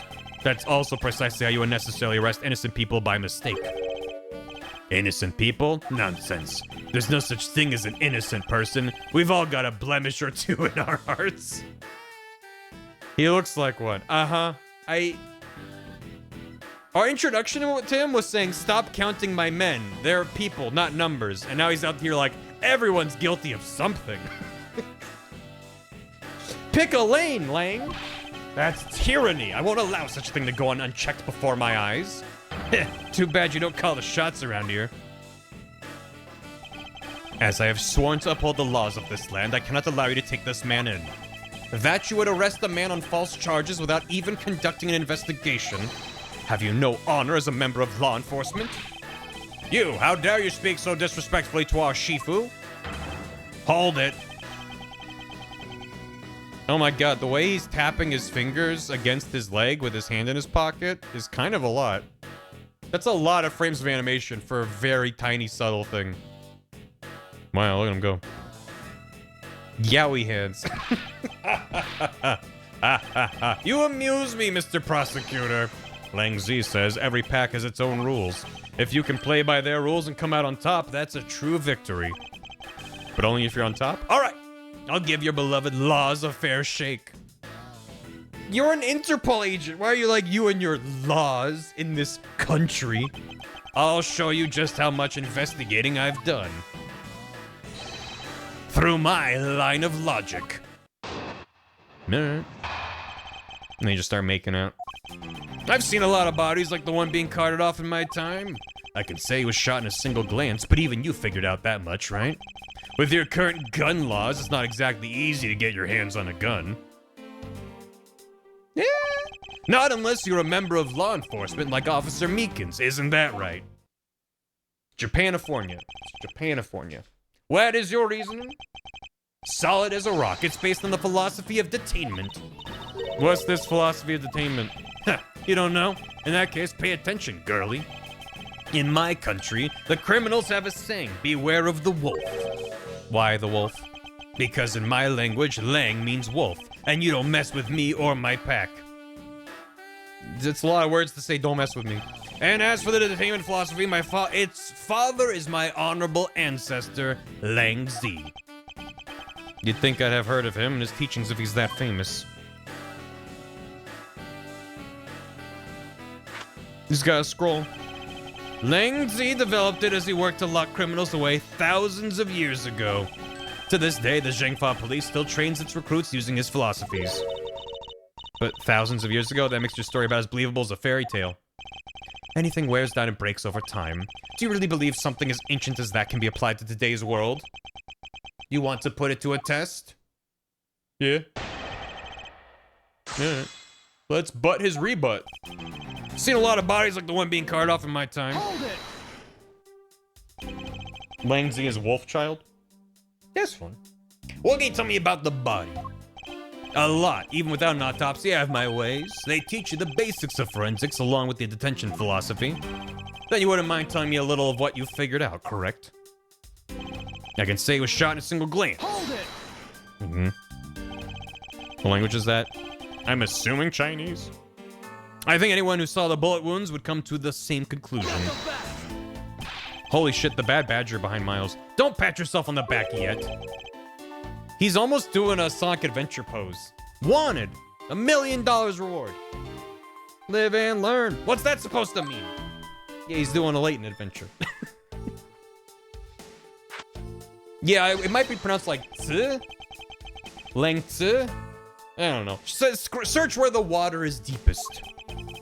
You have to keep your eyes on the big fish that lurks in the depths, which is the killer. Is that right? And what would you know about the killer? With your current gun law, it's not exactly easy to get your hands on a gun. Wanted, a large French fries. Reward, $4.99. It would appear you've studied a little of our laws. Studied? Who needs to study what every child in any street corner already knows? It's that, Sheena. The Federal Firearms Restriction Act. What is her attire? That's it. The Federal Firearms Restriction Act. I hear it's not easy to get a gun these days. Interesting. That woman is the one in charge of keeping track of the information. Not unless you're a member of law enforcement like Officer Meekins. Hold it! Fancy. Life is worth living, Siski. If that's the case, there are plenty of other officers who might be potential suspects. Genshin a go-go. You're not seriously going to arrest each and every one of them, are you? As if I would need to. I've already looked at everyone else here. No. Other than Officer Meekins, I know no one else's weapon has been fired. Meekins fired his weapon? How did you check every single person's weapon in such a short span of time? That's because each and every one of my subordinates is extremely capable. It didn't take more than a few minutes to conduct the entire investigation. The power of sheer numbers. But you've yet to check Officer Meekins' weapons, correct? Thanks for reminding me. Hey you, show me your gun. No. Oh! What's wrong? Why does he look so sickly pale all of a sudden? He saw a spooky bug. Gun. What did you say? I can't hear you. Stop mumbling and spit it out already. Sir? I lost my gun, sir. How could you be so irresponsible? In the end, it looks like you're still the only suspect we've got. You're the one who waited here outside this garage to ambush and kill the victim. So you think that Officer Meekins waited here to kill the victim, do you, Lang? I think this little accusation deserves a lot more scrutiny.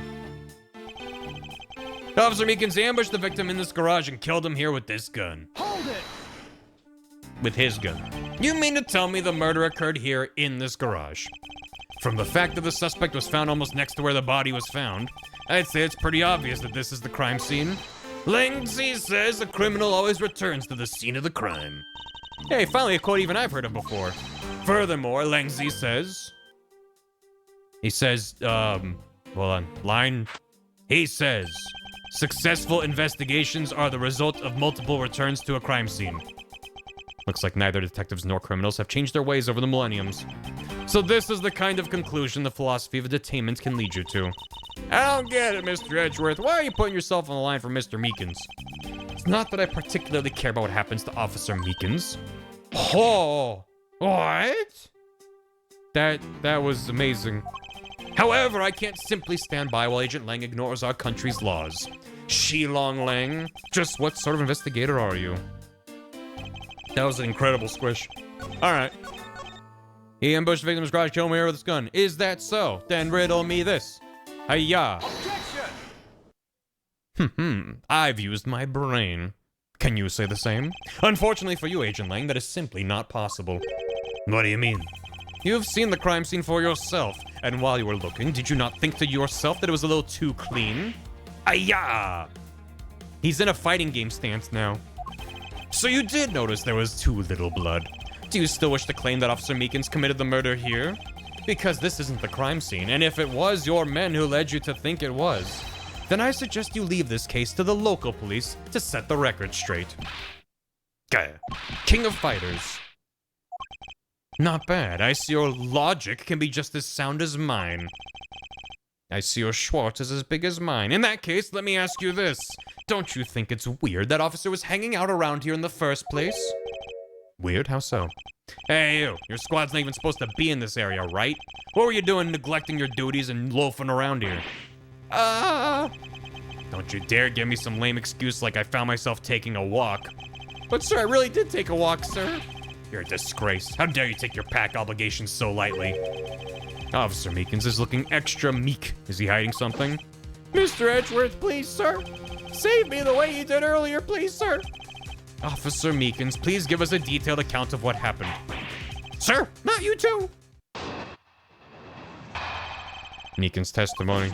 It's true, sir. I wasn't assigned to this area, sir. I was told to check every square inch of the main gate area, sir.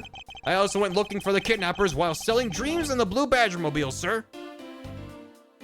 But I got completely caught up in my role selling dreams to the children, sir. Before I knew it, I found myself here in this area, sir. He was driving around. What is this Blue Badger Mobile? It's a moving store on wheels that sells sweet dreams and merchandise, sir. So the Blue Badger Mobile is just a roaming souvenir shop? Sir, I swear I was chasing the kidnappers down while I was being a good dream merchant. He seems rather worked up, even more than his usual hyperactive self. He sure seems sure of what he's saying. Can you try to calm down and lower your voice to a more reasonable level, officer? Sir! Roger, sir.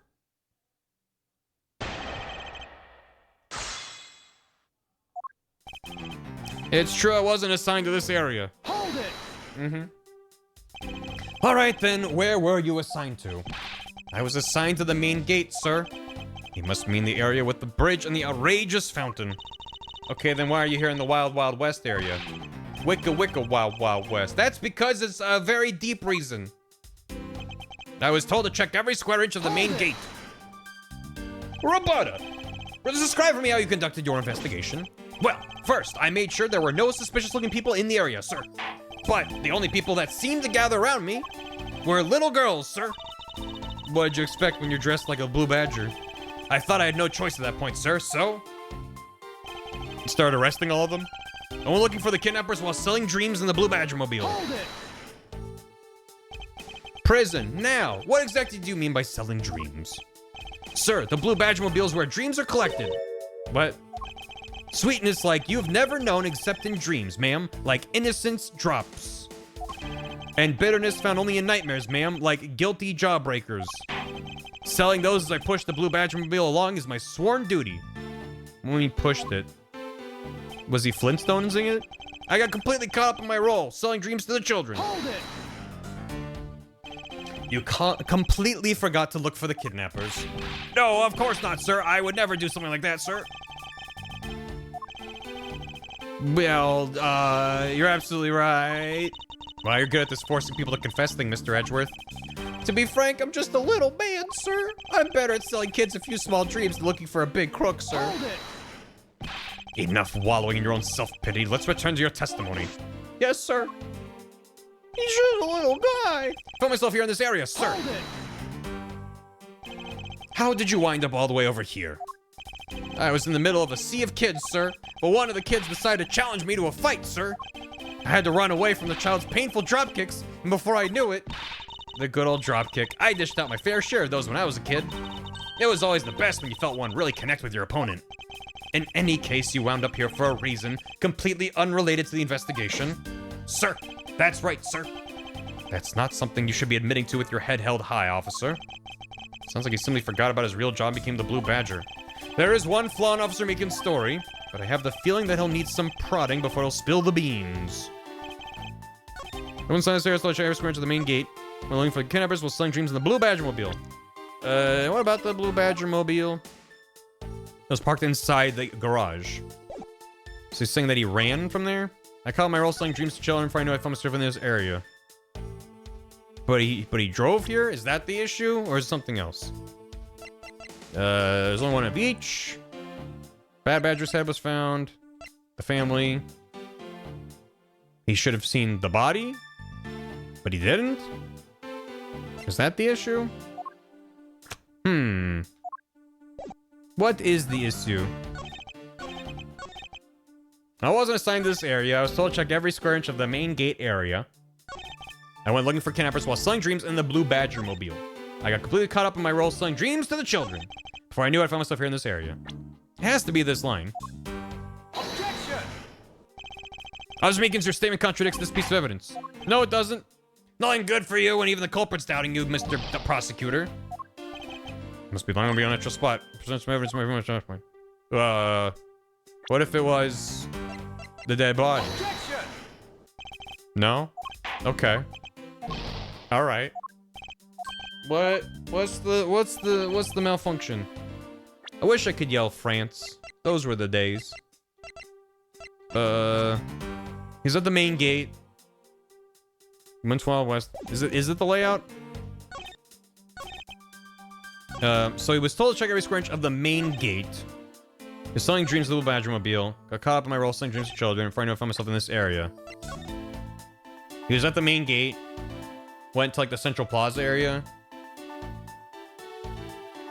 Can I get a permit? What for? You have to tell me what you want a permit for. Don't let the man stop you. France! I mean, there's not like a designated road that goes there, but that's probably fine. Stream related. That's vague. Well, permit me to have a permit. I would like a permit. Wanted.png.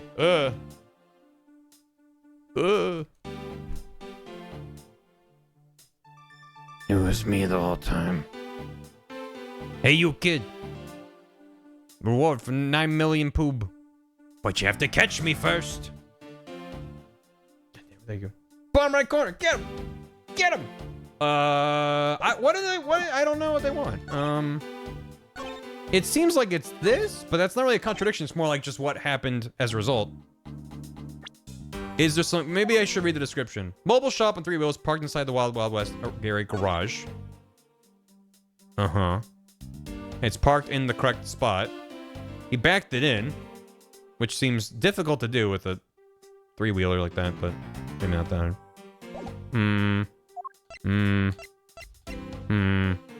Well, shave and a haircut. To a poop. I wasn't assigned this area. I was told to check every screen in the main gate area.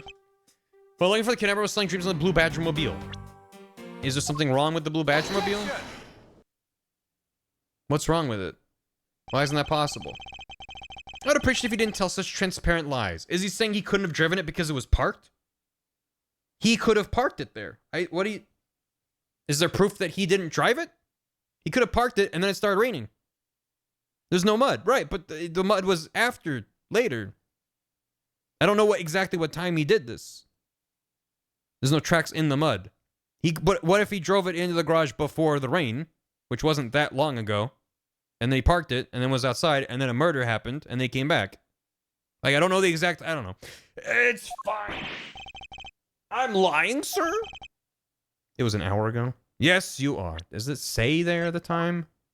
It doesn't say. We don't know when it was parked there. We just whatever. You are. If you were really out there selling dreams with the Blue Badgermobile until recently, what is it doing here inside the garage? Actually, I just lost track, sir. Lost track of what?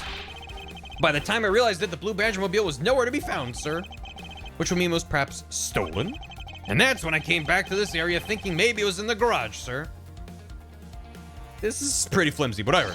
And that's when you found me, Mr. Edgeworth, sir. Not so fast. A likely story. Who do you think is going to buy such a convenient tale as that? And what exactly is so convenient about his story? The car getting stolen. It's completely unbelievable, even for a cover story. But I think we can assume the car was used all right to move the dead body. What? You killed the victim at some distant location, Officer Meekins, and then you used the Blue Badgermobile to transport it all the way here. Now then, you're coming with me. But it wasn't me, sir. The killer, sir, wasn't me, sir. Agent Lang, wait.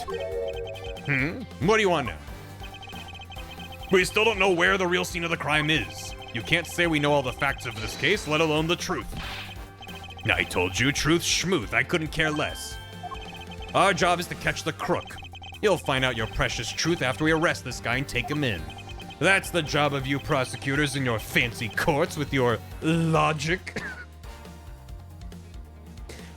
AceAttorneyInvestigations.jpg. You and your logic and laws. I care not for these things. As for us, we don't have that kind of time to waste. You boorish buffoon. That's hard coming from Edgeworth. I think you need to leave. What? We need to get the body to autopsy and you guys are getting in the way. You would interfere with another one of my investigations? TM? Hey now, let's not forget who holds the actual authority to conduct investigations here. I'm afraid the one doing the interrupting is you, my ignorant little pretty boy. It's called him pretty twice now. Woo! Now be a good fancy boy and get out of my sight. If you don't, I'll arrest you for obstruction of justice. Yeah, but you're not doing justice. You just to make it. Okay. Google's Langworth. Thank you. Dang it. I went in slot 2. Well, it's fine. Just gonna have a second slot now.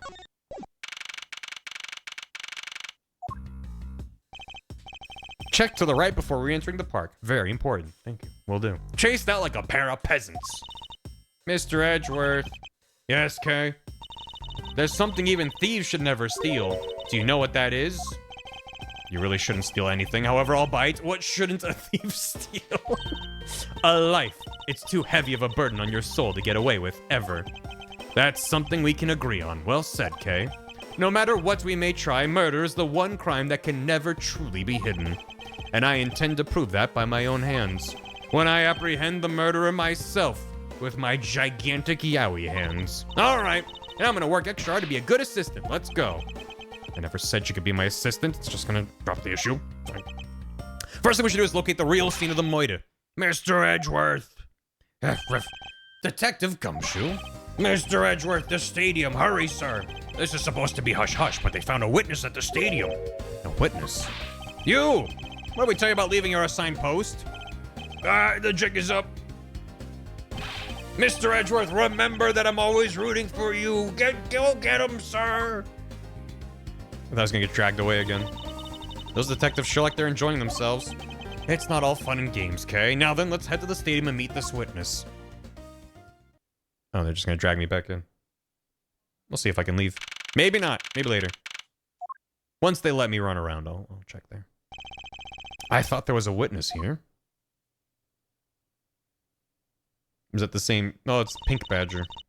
I was like, is that the Meals on Wheels? I don't see anyone. Mr. Edgeworth. Oh my god. It's Emma. What's she doing in this video game? Long time no see. You are Miss Emma Sky, correct? This girl's the younger sister of my former superior, Lana Sky. 2 years ago, we stood in the same courtroom together as witness and prosecutor. But I thought she'd gone to Europe to study forensics. I can't believe you remember me, Mr. Edgeworth. Of course I do. How have you been? You look to be in good spirits. Are you still studying abroad? I'm studying all kinds of broads. More than anything, I want to investigate crime scenes scientifically. I've been studying nonstop every day to become a top-notch forensic scientist. But it's spring break, so I thought I'd come back for a bit. I see. Bye. Where are you going, Mr. Edgeworth? We have to find the witness. Okay. The witness is supposed to be in the stadium, but where? But where could they be? Thank you, Oswald. It's supposed to be an Emma Sky game originally. I mean, it makes sense for her to be the one investigating and not going to court. I like that it's the Miles video game, because you get to do this. And this is fun.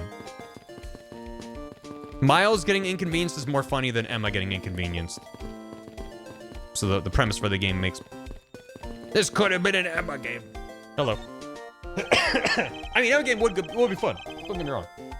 I almost didn't recognize you. You've really grown in these past few years. Please don't tease me, Mr. Edgeworth. I know I still have a long way to go. But I'm gonna be a super forensic scientist someday. You'll see. You seem to know Mr. Edgeworth really well. You two acquaintances?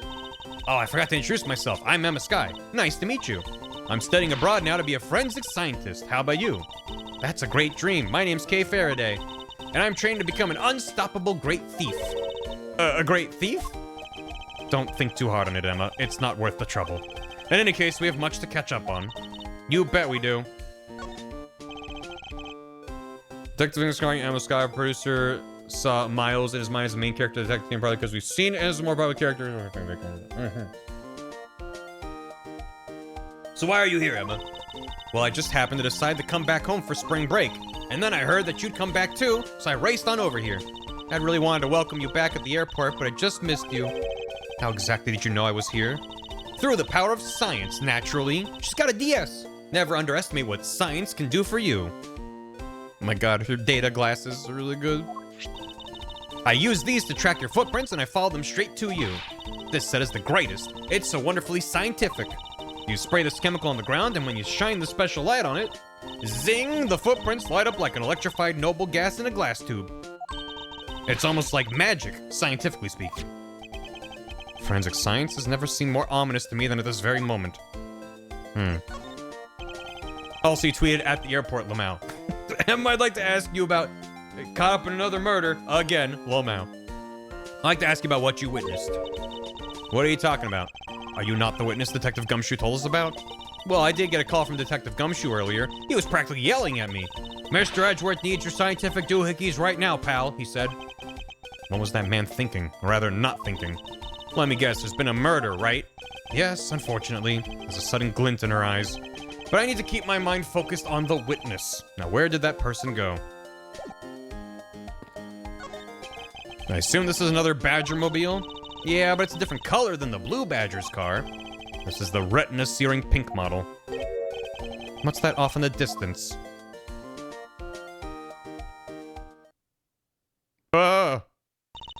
Oh, hey, it's the pink Badger. Badger, get! Tough love. Badger, Badger, Badger, Badger. Mushroom, mushroom. What does she see in these silly things? I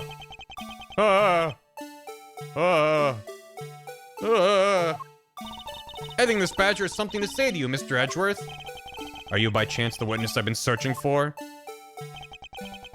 Please don't be Wendy. Please don't be Wendy. I don't speak Badger dance.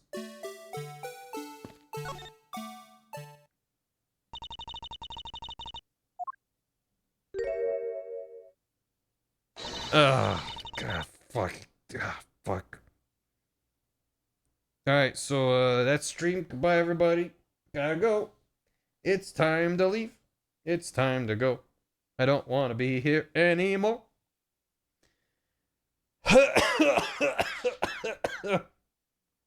I can't take being inside that stuffy head anymore. Yar.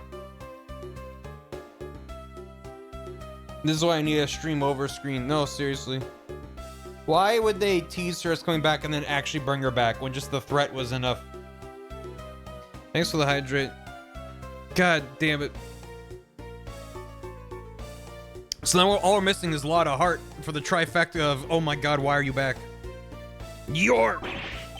Why her? Why here? Why now? I first met this woman 3 years ago. She was a witness in one of my cases. She has since gone out of her way to pop up unexpectedly and cause me great grief. Edgy poo. Why couldn't you understand what I was trying to tell you? I mean, really. I was trying so hard to keep the kids' dreams alive by staying in character, but you couldn't pick up on what I was trying to convey to you. I'm sick and tired of that roundabout way of talking, so I'm just gonna be direct. I had a bad feeling before, but this just made it official. Today has gone beyond the typical not my day into the realm of waking nightmare. So you're a friend of Mr. Edgeworth too, Miss Pink Badger? You could say that. Right now, I'm just the Pink Badger, dearie. She may look the part, but I know better than to trust my eyes around this woman. My name is Wendy Oldbag, but you can call me Wendy, or Granny, or whatever suits your fancy. Nice to meet you, Miss Oldbag. I'm Kay Faraday. What do I care about a young whippersnapper like you?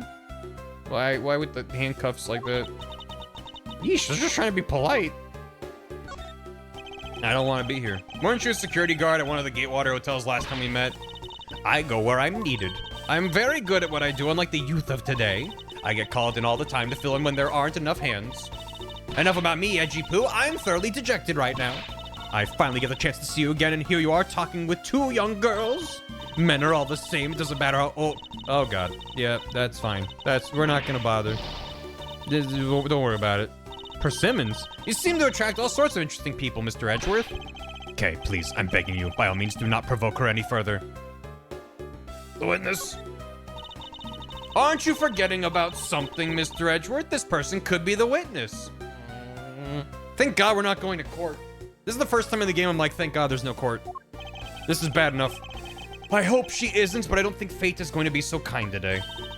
I saw what happened. I even saw the exact moment it happened. How is that? It's true. She is the witness. I don't suppose I can afford to ignore the old bag. It was just a little while ago. I saw it happen right in front of me. The moment of the murder. You mean to say you witnessed someone being killed right before your eyes? Sounds like a pretty important piece of testimony to me. Why is she looking like that? Over to the side. I came to the stadium to take a short break. As I was resting, I happened to glance over and saw two men facing each other in that area. Suddenly, there was a loud gunshot and the person who was shot fell to the ground. It was a very terrifying experience, let me tell you. What does it say for that? Age is question mark. Her real name is Wendy. Emma's 18. Lauren is 19? How old is Lance? 21. Alright, whatever. Looks like we hit the jackpot, huh, Mr. Edgeworth? Yes, I can't afford to ignore what she has to say. Unfortunately. What's that unfortunately tacked on the end supposed to mean, Edgy Poo? Anyway, let's see what we can find out from this little old lady. A sussy baka. The baka is sussy to ever sus. I came to the stadium to take a short break. Hold it. She keeps herself alive. You mean you took a break from being the pink badger? You may not think it, but it's hard work keeping kids' dreams alive. You smell of sweat, your hip creaks with pain, you even begin to dream about work. That's the kind of story that would scar a child for life, you know. That's why I chose to come take my break here, whippersnapper. I don't plan on playing the part of the dead badger in front of a bunch of kids. What did you see while you, the pink badger, were resting? Yes, that, well. As I was resting, I happened to glance over and I saw two men facing each other in that area. Hold it. You saw two men. Can you describe them for me? They looked like your average Joes, completely uninteresting and not worth fawning over. I'm telling you, they were so boring, I don't even remember much beyond that. Did they have any special features? Anything you can recall would be very helpful. Oh my, don't tell me you're jealous of those two men. Hey, she's right. You do seem pretty worked up over them, Mr. Edgeworth. I'm not worked up over everyone and anyone, and I'm not jealous. It's all right, Edgy Poo. Those two are just foals compared to a stallion like you. I thought so little of them that I lost interest in the instant I laid eyes on them. To the place with the toad. Spin. Toad, Virginia. Mountain Frogger. Take me home. Country toad. For a brief moment, I forgot about Wendy, and I was just thinking about a toad spinning in place. And I was at peace. And then I read your message. Old bag in a fursuit's really doing it for someone. Thank you for that. Thanks for the spin. We can't spin our way out of this. Keep spinning, chat. Just keep spinning. We'll get out of here somehow. Straight to jail. Straight to jail. I thought so little of them, I lost interest the instant I laid eyes on them. It's super over now. Suddenly there was a loud gunshot and the person who was shot fell to the ground. Hold it. You're claiming to have seen the exact moment in which the murder took place. Absolutely, that gun made a terrible racket when it was fired. You didn't try to go help the person that got shot? I'm only one person, you smart alecky brat. What could I have done? But I took off as soon as I could to find someone who could help. Two men, one bullet. It's all consistent with what we found out from the body. Sadly, there wasn't exactly a lot of new information to go on in your testimony. Well, if I saw the guy again, I'm sure I could identify him for you. How do you expect me to remember anything without something to jog my memory? Self-centered, aren't we? While it was somewhat useful, our testimony also presents us with a new problem. Mr. Edgeworth. Yes? So about this new problem, what is that giant grin on your face for? Do you want me to show you something really nice? No, thank you. Don't be so mean. I swear it's something you're gonna like. What is that gadget you're holding? What you see before you is the secret weapon of a great thief. I should have known it would be worthless. Don't be like that, tee-hee, ahem. What the fuck? What do you think now? What is it doing? It's projecting something into the air. I'm gonna input the necessary information to run the simulation now. Once I'm done, I'll increase the size of the projection to its maximum size. Dark skies of evening, when no other bird dares take wing, one alone remains all-seeing. Now witness the true power of a real modern-day Robin Hood. What the hell? What is this? This is a recreation of the murder based on the info I inputted into Little Thief. Little thief. Little Thief. I dare say I think you're taking the Robin Hood thing a bit too far. Little Thief is actually meant to be a simulator for me to plant my thefts. But I suppose if I used it like this... Let's see. Miss Oldbag said the two men were facing each other. And then a gunshot rang out and the victim fell to the ground. So with this, we can inspect the crime scene as it was in the past. Based off of fallible witness testimony. See, what do you think? I have to say I'm impressed by the technology thieves have access to these days. It is the super secret weapon of the mighty Yatagarasu. Indeed. Not so secret. But if there isn't enough information or if something's out of place, the recreation could come out a little strange. I could use this to authenticate the validity of a witness's testimony. You got it. You really catch on quick, Mr. Edgeworth. Right now, the simulation is a recreation of that witness's testimony. Hey, Sonny. Thanks for the raid. Welcome. Welcome to hell. Hope you had a good stream. We're having an extremely normal one right now. So for now, I should re-examine everything, and if I find anything illogical or strange, I can ask for clarification. Feel free to examine anything in the simulation in the way you always do. You can even present evidence when you find a contradiction. If you find something, I've got Little Thief with me, so you can just let me know. Oh, God. Can I leave? Let me out of the simulation. I want out of the simulation. Let me out. I gotta go. Looks like they broke the stage down. The stage I saw this morning, the center of the stage has been packed away. That's important? This means they're done for the day. Or maybe it's because a different show is scheduled to start its run tomorrow. I like Kay's hair. It's a lot, but it's good. It's the silhouette of the killer with his gun at the ready. Okay, isn't it possible to recreate the face of the killer? I can't exactly input what we don't know into Little Thief. She has a point. According to the testimony, the victim fell to the ground here. That's right, but if that's the case, then we've already found our first contradiction. How, where? If this is the real scene of the crime, there's something missing that should be here. Which piece of evidence shows the missing item? What was missing that should be here? I mean, my first thought was the angle of the bullet, but maybe we're not to that yet. Is it that the car is missing? Because that should have been around here. But why would that be on the person who got shot? Oh, plenty findings are great. Lots of blood, resulting from gunshot wound, entry point, lower right abdomen, shoulder. I guess there should be blood. Lack of blood around the body says the victim was killed elsewhere and moved, which implies there would be evidence of blood at the real murder site. There. Take that! This is the contradiction. Is something wrong with my recreation? If this is the real scene of the crime, something specific should be here. If you think back, how did we deduce the other crime scene was not the real one? I get what's missing. There's no blood on the ground here either. Right, the fact that there is no blood here casts doubt on the witness's testimony. Hey, G-Poo, how can you doubt me like that? You calling me a liar? Good thing Emma's here. I know what I saw, and I saw the victim get shot down. You know, I don't think she's lying, Mr. Edgeworth. To be honest, I can't think of a reason why she would lie to me. In that case, maybe there is another explanation for the distinct lack of blood. Emma, luminol, Emma. Just feel the power of science. The power of science. Scientifically calculating and thinking critically about this and putting it in a way that transmits the feeling that I understand. Phew, done. Which makes it sound like she knows what she's talking about, but she really has no idea. Admittedly, I am slightly confused by what she just rattled off. Cool. I'm thirsty for luminol. Can I deduce? Following a kidnapper's prints led us to a body. Was the victim in a costume? Why is there no blood? Is the blood in the costume? But then that should be at the scene of the... Sarah saw this morning in the center of the scene eventually. Maybe it's that. Maybe it's that.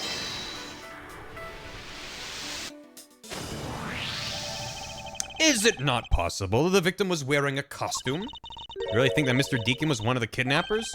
I think we can reasonably assume that there's a very good chance he was. And that if he was shot while he was inside one of those stolen costumes, then Mr. Deacon's blood would be inside the costume instead of on the ground. Precisely. Now, if only we could prove that the victim was wearing a costume. Maybe Oldbag's testimony would have been valuable if it wasn't such dog shit. You'd think it'd be pretty easy if we could find some footprints. But the problem is finding them since there doesn't seem to be any around. Footprints. I wonder how we could go about finding some of those. Emma. The power of science. Emma, about that method you were talking about for finding footprints. Finally, my expert knowledge in forensics is needed. Also, like, luminol test, maybe? Can you detect and trace even partial footprints? Leave it to me. My cutting-edge detection kit can find anything. Very well. If you could please analyze the footprints in this area. Stand back now and witness the power of science at work.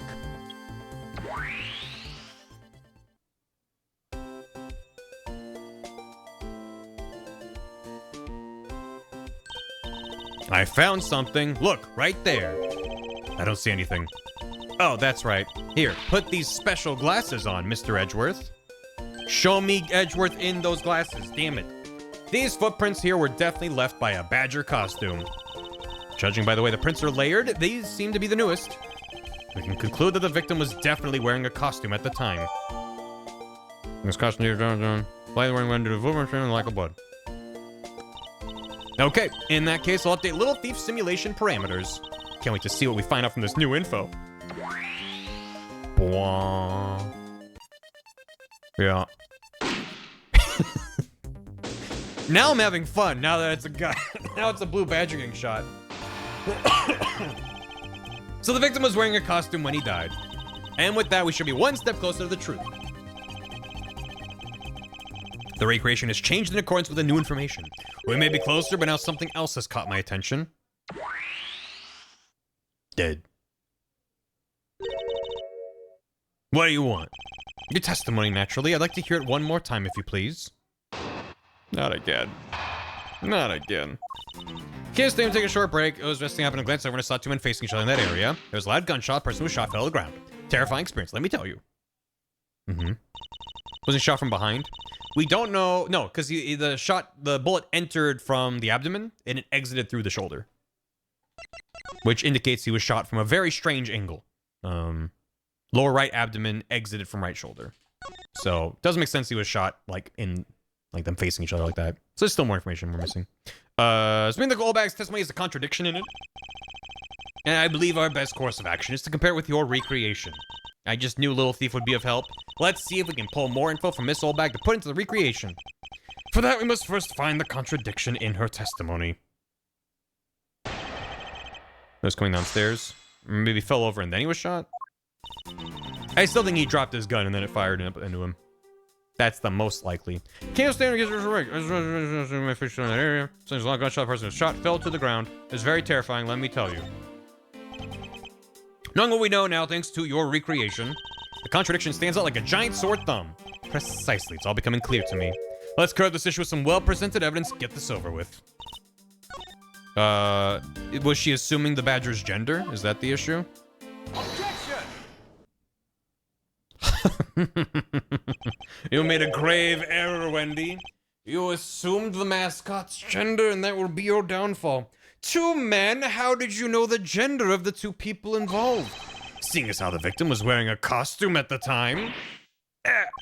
Furthermore, I have another matter I'd like to inquire about. I'd very much like to know why you failed to mention the costume in your testimony. Where? I am beginning to doubt if you really witnessed the murder at all. I'm telling you, I really did see it. I saw it with my very own eyes. From a seat in the second tier. The second tier? Didn't you say you saw it right in front of you earlier? That was, you know, I was using the phrase in the metaphorical sense. I see our witness still has a screw loose in the metaphorical sense. The cushy seats in the second tier are reserved for hotshot VIPs, which is exactly why I go there now and again to take a nap. I can't see how you could have gotten a good look from there, it's so high up. Were you able to see even the victim's costume from way up there? Well, I know I saw two people, but I couldn't really see what they looked like because they were in the stage's shadow. Uh-huh. Yeah. Yeah. Okay. My eyesight isn't what it used to be, you know. Thanks. Not like when I was young. Yeah, okay. Let's return to our investigation, shall we, Kay?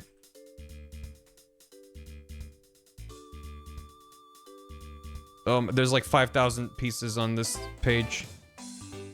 But this one he's got glasses. Do-do-do-do. Doop-a-doop-boop. Doop-a-doop-boop. That's pretty good. He rocks them. He makes it work. Yeah. And she's like, all right, I want them back now. And he just walks away. No, but I need them back to do my test, and he just ignores her. That's good. Do. Mine now. Maybe that's why he then got glasses later on in the timeline. Because of this experience. Let's return to our investigation, shall we, Kay? Full Elton John. You got it! Bwah. Bwah. Tourist protected. Gotcha.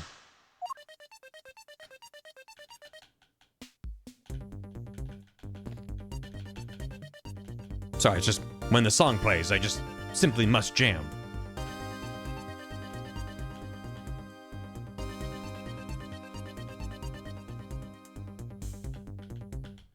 Finally, the Blue Badger's dead. Finally! Some good news. This new silhouette of the victim is in a costume. The silhouettes can change depending on the information I input, but Little Thief can recreate more than just people, so investigate away. We may even find more info with which to make more accurate sim. Sounds like a plan. There's a footprints. Emma! This is amazing. Feel the power of science. Thanks to you, I'm able to proceed with my investigation once again. Thank you. It was nothing. I'm just glad that science and I could be of service. I know Emma's always been like, science is great. I love investigating. It seems like that part of her character has been cranked up to 1,000 in this game. More so than her previous appearances. Granted, the most recent memory I have of her is in the Ace Attorney 6, where she was a little bit, you know, further along in her arc. But she's just like, science is great. I love science. Yeah, the power of science. It's like, even in her first... Yeah, it's kind of like a Flanderization. Feels like even in Ace Attorney 1, she wasn't this much... She was, like, very eager and childlike and excited, but it seems like even more aggressive here. But I'd have to go back and check to see if that's correct. But yeah, she hasn't been crushed by reality yet. So it's like, obviously, she's portrayed differently in 6 than in 6, which is good. But it's the way that she's presented is just, like, very one-dimensional. Science, great. Yay, science. I don't know. Anyway, pretty amazing that we get to see the footprints. What's the secret behind that thing? You want to know? Here, you can read the manual. Very interesting. So if I do this, I can avoid leaving footprints. She can't seriously be trying to use the information to her advantage as a thief. Wait. No. Can I put together logic in my brain? The stage was packed up and it was in the shadow of the stage. So she's lying about that? She's in college. If that woman's testimony is to be believed, the murder occurred before the stage was broken down. She wasn't lying. Do you want me to input that bit of info into Little Thief? Yes, if you please. Okay. Update the simulation. Well, it depends on me thoroughly investigating. Oh. My God. Our thief, our murderer, has no legs. This changes things considerably. Hey, there's a mic up there. What kind of ninja is the Jammin' Ninja? He's no slouch, no way, you betcha. You're the best Jammin' Ninja. Everyone's always trying to thank you. How was that? And then the dramatic wind pose. How was what? You know what would be really awesome? If we put a band together. I can see it now. A great thief and a prosecutor stealing the hearts of millions around the world. The only instruments I can play are the flute and the piano. You can play the flute while playing the piano? That's really fresh. How many hands do you think I have? Besides, I haven't even agreed to anything yet. But he didn't rule it out. There is clearly a contradiction here. Please stop stealing my lines. Oh, come on. It wasn't that hard to see it coming, even for a layman like me. I suppose. In any case, it's not possible for the killer to have stood here in that way. Because there was a very real stage set up in this spot at that time. Yeesh, I told you I got it. You feel the need to explain everything? What if the Blue Badger was on the stage and he shot from down below? That would explain the angle of the bullet. I suppose. Hey, I gotta make that. Do you need to explain everything? Yes, well, in any case, we still need to resolve this unusual situation. They weren't no-clipping. They might have been. Isn't it obvious the killer was on top of the stage, naturally? Right, Miss Oldbag? Yes, I remember now. The killer was standing on top of the stage. See, now let me update the info in the simulation. Maybe the shooter was a toddler, which explains the angle. Very small. I just like watching the Blue Badger get shot over and over. It just brings me a large amount of joy. And the gun was a clock, yes. This gun tracks the time it was last fired. What have we here? A bunch of hooligans running amok, I see. Hello. Agent Lang, how nice of you to join us. Well, I can't have you going around messing up my crime scenes. Agent Lang, we discovered the real scene of the murder is here, the stadium. Yeah, it's old bag. I see, thanks. For what? I'm just trying to show you my appreciation for all the time you saved me. Who knew that such a strange little toy could recreate a crime scene like that? Little Thief is not a toy. You too. Sir. Wow, that was quick. Troop grammar, you that away. And there you have it, you see? Big boys like me don't need silly toys, little girl. Now this is a recreation. Yeah, but wouldn't you be messing with the scene by putting that... Whatever. So what? Do you still intend to assert that Officer Meekins is the killer? Of course. Even knowing that the crime took place here doesn't let him off the hook. This is the real scene of the crime. Officer Meekins lay in wait for the victim on top of the stage. When the victim finally showed, he shot him from on high. That's the truth your little recreation showed? Nuh-uh. How far will you go to accuse Officer Meekins of the crime? He's the most likely suspect we've got, especially given the situation with this gun. Well, even if he is the killer, at least my recreation was on the mark. You see, thank you for understanding, my little crow girl? Crow? I'm not some common crow, I'm the Yatagarasu, the raven of legend. 'Cause she's like a bird creature. Unfortunately, your conclusion is yet to be tested, so let's see how well it holds up. It done from where the bullet went. Leather jacket and feather boa? Yeah. Agent Lang's logic. It's pretty good. Magpie. Yeah. Three-legged crow. Right. So Crow Girl is just... This is the real scene of the crime. Hold it! How do you know? Looks like we found the real crime scene first. Ha! Brag all you want, but we don't have all that free time, unlike the two of you. You know what you remind me of? A dog licking his wounds as he whimpers home. I guess I should be thankful for all the time you saved me. Shit. That's how we say thanks in my country. You're welcome. Hope you realize we didn't do all this for him. But I'm here now, so I'll be taking over. As I was saying, this is where the crime took place. Officer Meekins lay in wait for the victim on top of the stage. Hold it! But what country? Zhengfa, of course. Lying in wait? How did Officer Meekins even know the victim was going to come here? He's from China-fornia. It's simple. He was investigating the kidnappers, and while he was doing so, he came to understand the victim, Mr. Deacon's movements. Objection! And why would the good officer want to ambush and kill a kidnapper? You mean his motive? Who knows, and who cares? You can find that out for yourself when you talk to him in jail. You have no respect for the order of law. Don't get me wrong, but I need more than there's no motive to convince me otherwise. He's right. The lack of motive is a rather weak argument by itself. So the officer lay in wait on top of the stage. And when the victim finally showed, he shot him from on high. Hold it! No, he didn't. So you agree with how our recreation turned out? Like I said, I'm grateful you were able to save me some time. We still don't know why he chose to wait on top of the stage. Who cares? Maybe he wanted to become the Blue Badger. Who's to say he didn't see the stage and decided to put on a Badger stage show of his own? Or maybe there's a completely different reason. What does it matter? It still doesn't change the fact that Officer Meekins stood up on that stage and shot the victim on the ground below. That's the truth your little recreation showed. Hold it! So you honestly believe that what you're saying is what really occurred? Hey, you're the ones who came up with this scenario. Are you saying you doubt yourselves? Touché. Unfortunately, Agent Lang's conclusions do not contradict with our recreation. Then does that mean it all went down just as he says? Not quite. Wonder if what we had recreated earlier was the whole truth. He shot him from on high. Nuh-uh. Objection! Ha ha ha. I was wrong, thereby misleading you intentionally. I'm terribly sorry, Agent Lang. Eh? I should have warned you that our recreation is incomplete. You cut in quite unexpectedly, after all. What's that supposed to mean? You said that the victim was shot by the killer from up above, correct? I hate to break it to you, but that's not possible. Why not? Recall Mr. Deacon's body, specifically where the gunshot wounds were located. Actually, I didn't get that good of a look. Well then, the bullet entered Mr. Deacon in his abdominal region and exited his right shoulder. This is more consistent with an angled shot from beneath the victim. Then, yes, our recreation had the victim being shot at an angle from above. A clear contradiction. You're discounting your own conclusions? No, this one point is the only flaw. This was the mistaken parameter in our recreation. The killer and the victim.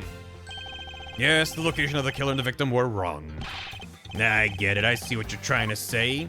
I believe the killer and the victim were standing opposite to what we originally thought.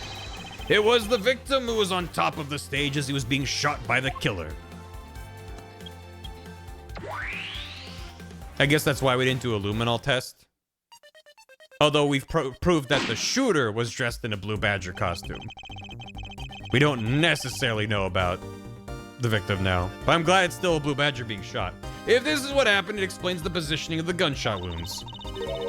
Then what about the footprints? No? Why not? There's Blue Badger footprints that lead up to where now the shooter was standing. So they were in some sort of costume. His costume, that's why no blood.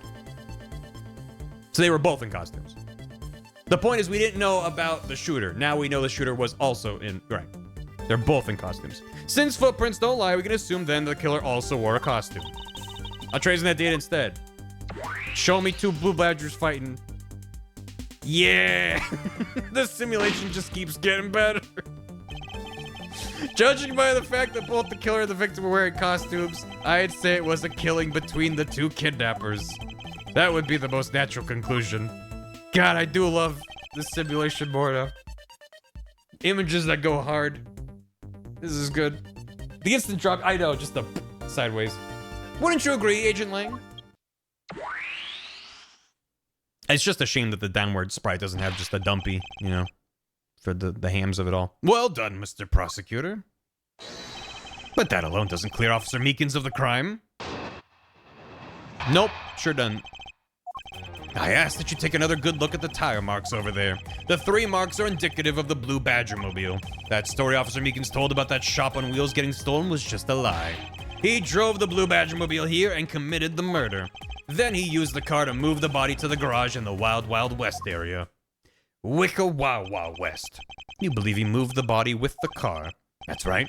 It was Officer Meekins himself who pointed us to the way he did it. 3 tire tread marks are very telling, however. Is the Blue Badger mobile the only thing capable of creating such a pattern? Isn't there also a pink Badger mobile? Did it have 3 wheels? Is that in my thing? Do I have that? I don't have that. I'm just gonna assume it also had 3 wheels. Take a good look. No. Hey, yo, Bubble. That is like a lot. Thank you so much. The tire marks. The tire marks. I'm a tire. The ones there behind the stage. Oh, you doing donuts? They were hidden up until now by the various pieces of stage equipment.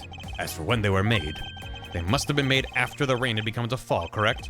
And probably around the same time as when the killer's footprints were made. The tires on that Blue Badger mobile probably got pretty muddy because of that. I say it's the Blue Badger mobile because, well, that's pretty obvious too. The 3 marks are indicative of the Blue Badger mobile. Hold it. How many wrongful suspects in this series of the police or former police? How many suspects have been police? Or former? A good number. There's been a handful, for sure. It's not every case, of course, but there's been a bunch. 3 tire marks. I have to agree the Blue Badger mobile has 3 tires. Of course, the only thing in this park that could make those marks is that roving show. Objection. Are you forgetting that there are, in fact, 3 of them? You can't simply ignore the pink and the proto Badger mobiles, Agent Lang. Of course, I didn't say it couldn't be either of the other 2, but I see no reason to drag them into this just to complicate things. That story Officer Meekins told about the shop on wheels getting stolen was a lie. Hold it. Of course, you have some sort of proof that it was all a lie, correct? Of course not. Well, that was blunt. But suppose it is a lie. It would explain a lot of things, like his movements and his whereabouts. He drove the Blue Badger mobile here and committed the murder. Hold it. So you still claim the tire marks belong to the Blue Badger mobile. It must have arrived on the scene after the ground had become wet with rain. Officer Meekins committed the murder. Then he used the car to move the body to the garage in the Wild Wild West area. I'm bluffing, but what if it's true? Besides the Blue Badgermobile, there are other ways the body could have been moved. Recall what the Wild Wild West area looked like. Only the Blue Badgermobile and Mr. Deacon's body were in the garage. I'd say that's proof. I suppose if one were to look at that place, that would be the only logical conclusion. However, my experience tells me that the truth is usually not so easily found. Is there some sort of problem with Agent Lang's statement with regard to that scene?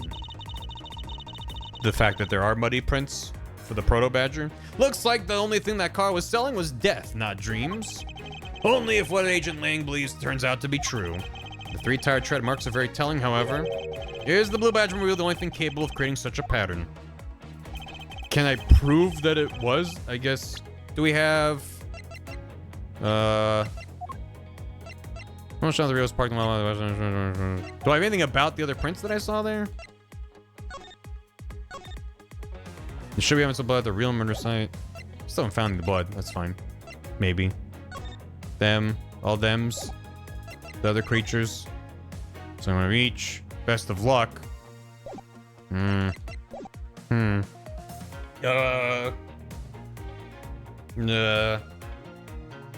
I have a lot of hypotheticals of what could have happened, but I don't have evidence for any of them. So I'm not sure what the game wants. 3 more ridiculous Blue Badgermobile. Story show it was a lie. He drove the Blue Badgermobile and committed the murder. Then he used the car to move the body to the garage in the Wild Wild West area. Is it just that there's a problem with how the body's presented at the Wild West area? Objection! Is it that easy? No, it's not that easy. That thing has nothing to do with what I was saying. Put it away. Your logic is so badly near repair, you might as well throw it out too. That's the real deal. Your courtroom mannerisms are worthless at a crime scene. Yeah. You dare insult the courts? You dare? Why does the Blue Badger look nothing like a badger, more like a jokester? You know, he's like a blue badger. If you saw a blue badger in the wild, it would look like this. Something running through the footprints to you and the lack of blood. Is the question where is the costume? Objection! No. A badger. Police badger.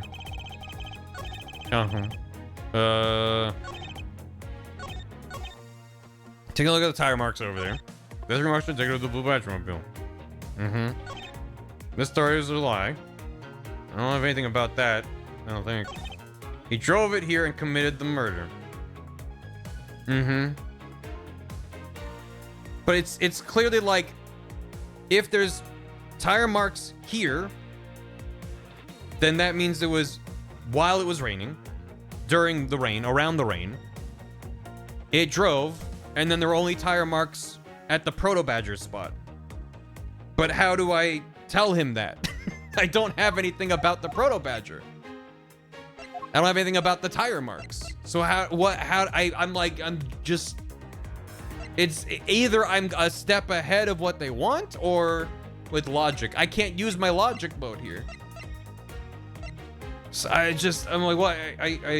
This happens sometimes where I'm like, I'm pretty confident what they want me to put together, but then how do I get there in the game with the limited tools that I have? Which line and what thing? Or am I on the wrong track and it's something else completely different that I'm just not thinking about? Where's he gonna go look at the tire marks over there? What does he say when I finish this? You know, just the 3 trademarks are very telling. Is the Blue Badger the only thing capable of creating such pattern? No, it's not. But how do I prove that to him? He drove the Blue Badger and committed the murder. Then he used the car to move the body to the garage in the Wild Wild West area. I don't know. I might need a nudge or just to be told, because I feel like I'm missing something. There's 4 badgers, right? But this doesn't mention their different cars. None of this mentions how they get around. Is it just be like, there's other badgers? Ah, fuck it, it was Meekins. That's really bad as evidence if that's what they want me to do.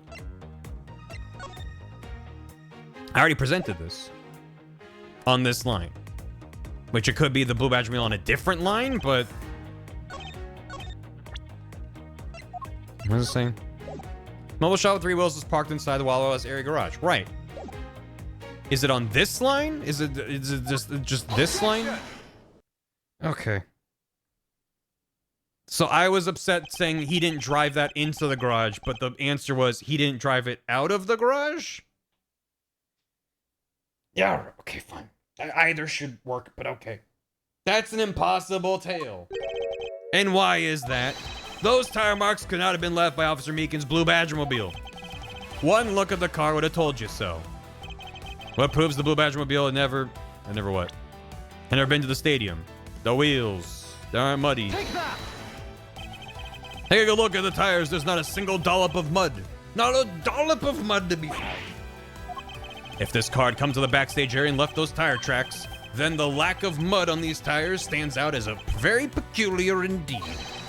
How do you explain the tire tracks, genius? Hey, I've got it. What about Miss Oldback's pink Badgermobile? Don't be ridiculous. I was sleeping the entire time in the second tier seats. She was asleep. Indeed, I believe we can rule her out as someone related to the crime. However, there is yet one more roving store, as I recall. Oh, you mean the Proto Badger? That's right, there was one more parking space inside that garage.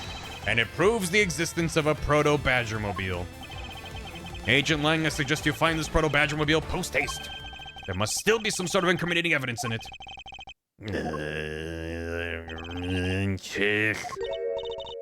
Hey, did you hear something? Who? Don't tell me that's Lance. Help me. Oof. Are you alright? Well, this is something. Looks like we found our kidnapping victim. Where were you all this time? Wild West with kidnappers. He was in the room next to the one I was held in. Ran away using underground. There is an exit through the underground. Kay, you had one job and got lost. The kidnappers. What is it? I can't understand what you're trying to say. The kidnappers escaped wearing costumes. Did you see the faces of your kidnappers? No, I didn't see their faces. But two. One was a woman. A woman? Quite an important piece of testimony. Hey, what are you guys doing? Stop standing there and get your cops on this already. I can't even let you guys have what the kid said just now. I'll even let you guys have what the kid just said. Consider it a gift. I'm dramatically taking their shades off. I can't get over his design of his sunglasses. It is the most insane thing I have ever seen. And I've seen a lot in these games. Thank you, chat. Wait. If there's only one of each.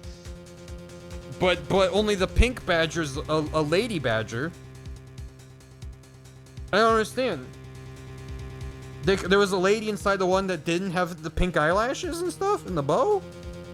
That's breaking my brain right now. No way. Ain't no way. Ain't no way. Is that allowed? Now are you going to get out of my crime scene or am I going to have to get rough? Again? Did he try to say again and it came out again? Girls can be blue? You're nothing but a big bully. Come on, Mr. Edgeworth, let's go. Oh, no, not you. You're a very important witness for my case. I'm not about to let you get away that easily. Don't count on me to testify, because I won't. Not for you. That's right. I won't either. You hear me, you young whippersnapper? Hey, calm down. There's no need for all this hostility. I just want to take a statement from each of you. I'm not going to rough either of you up. I give you my word. Come now, fair maidens. What do you say? Will you cooperate? Fair maidens? My, you little rascal. You sure know the way to a woman's heart.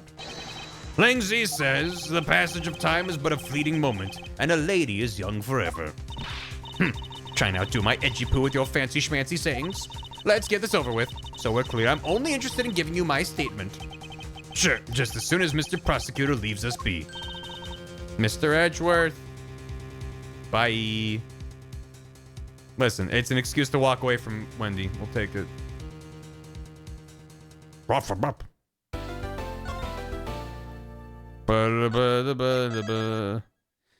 Yeah, Lance is fine.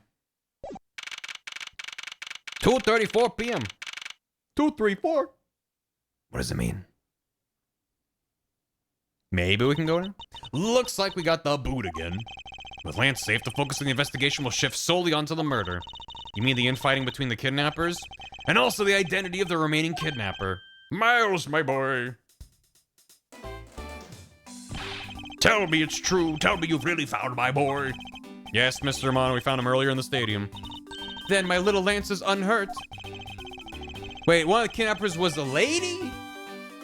And then there's a lady? How many ladies unaccounted for? I mean, we can't rule out Kay. She might have committed some crimes. Don't know what her deal's about. Wayman. He's not exactly the picture of perfect health, but his life is not in danger.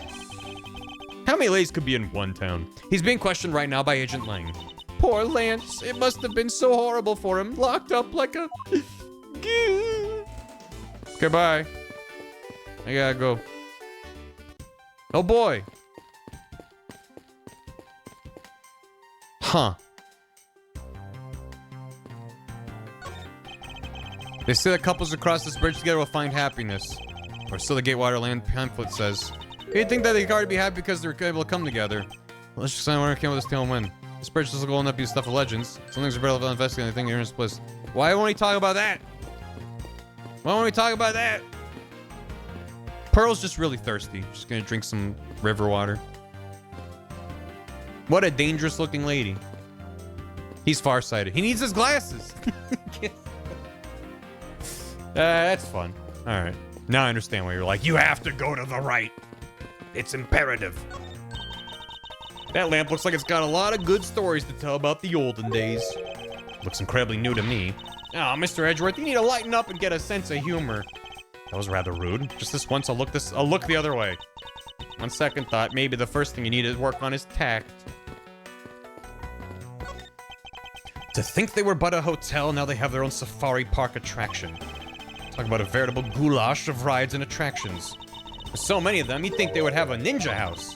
Like one of those buildings with a zillion secret places to hide in. Those are fun. Well, they don't. Hey, how can you be so sure? I know, I bet they really do have one, but it's hidden in real ninja fashion. Come on out, ninja house. I know you're around here somewhere. A hidden ninja house. Next, you'll be looking for a lost pirate ship. Pirate ship? Okay. Ooh. Why is there a blue badger here too? Are you deathly allergic to him or something? It's not that. It's more like the half smile on his face is really unsettling. She's disturbed by the half smile. I'm more disturbed by its movements and how it managed to obstruct an investigation. Wouldn't be the first time. Hello, little child. Are you enjoying the theme park? There has been a murder. This man looks suspiciously like the precinct. Like the precinct? Look at that lovely smile on the blue badger's face. Hey, it's looking at me. Make it stop. It's scary. It's all right, dear. You want to know something? I was the one who created the blue badger. See, look at his eyes. Don't they look just like Daddy's? It's scary. It's scary because they do look like yours. Like, in universe, does it have really realistic eyes? The rest of it's cartoonish. It's the chief. Well, that was rather depressing. I think I'd better leave the two of them alone. I got an achievement for that. Good. So this must be the blue badger mobile the officer Meekins was driving. He said it was stolen, didn't he? Don't tell me you were the one who stole it. What the heck are you talking about? I don't even have a license. It's illegal to drive a car without a license. A great thief doesn't break the law. This little girl has a very odd understanding of the word law. Odd girl. I agree. It's a set of tire tracks originating from the garage. Wow, look at that stance. Miles taking a knee. Looking wistfully downwards. Me too. Okay. So that means a car left from the garage at some time, right? Correct. But for the car to leave these tracks, it would mean that it left during the passing rain. It's the only explanation as to why these tracks are made of mud. 3 treads. You can also safely assume it's a special type of car. A special car. There's a blur about cactus. Great to get a long priest. Yep. Hello. Boo hoo hoo. He loves me not. He loves me not. Oh, that's the 12th one. No, you can't give up, Lauren. Just one more try. Excuse me, I can't help but feel a bit sorry for all the flowers you've gone through. I suppose if they were me, then plush. I believe you said that you are Lance's girlfriend when we first met, correct? I am, but oh, it's not like we both think of each other as lovers. But he did give me this ring, so I guess we're not just friends either. I mean, because this isn't just any ordinary ring. Blub, blub. It tastes so sweet when you lick it. Ah, it's so wonderful. Do you think he had that and was like, can you throw this away? You're one of the maids. This is garbage. You mean to tell me that he gave you a lollipop ring? So which is it? Have you guys not decided if you're going out, or is it just one-sided? Decided? Shouldn't the parties involved naturally just know? My father used to work for Mr. Amano, and so Lance and I grew up together. I said it out loud. I don't see how that's anything to be embarrassed about. So your father was an employee of the Amano Group. What did he do? I heard his job was to fly around the world on Pegasus. Pegasus. Oh, Pegasus was the name of the airplane. The airplane belonged to the company. You had me there for a second. But now it's all changed, my father. He isn't around anymore. I see. About 10 years ago, he rode in Pegasus off to somewhere and never returned. Riding Pegasus to whereabouts unknown sounds like the stuff legends are made of. It's been so long, I don't think I'd recognize him if we were ever to meet again. Them. I'm so sorry, Lauren. But I won't give in to the sadness. I have to live. Yes, Lauren, live. About the curse. Edgeworth, we've been engaged to Phoenix for 5 years. About this incident. Incident? Isn't the kidnapping already over and dealt with? That's not foreshadowing, no. I've been here the whole time. I'm afraid I don't know much about any other incident. How did you come to know that Lance had been kidnapped? Oh, that's because of my woman's intuition. Emma goes, yeah, that tracks. Never mind. Have a nice day. You based everything on that. I assure you it's very based. I know everything when it comes to my Lance. It's really strange. It really must be destiny. Blush. She started fantasizing again. Do I have anything to show her? You know about the Mr. Deacon? I found we examined the victim. Ah! What? You big bully, I can't believe you'd show me something so gruesome. I have to admit, I kind of like that mavericky aura around him. That mavericky aura around him. I can't enhance. Okay, well, what? Huh? He's dead. Lauren, are you becoming bad as well? She's off in La La Land again, I see.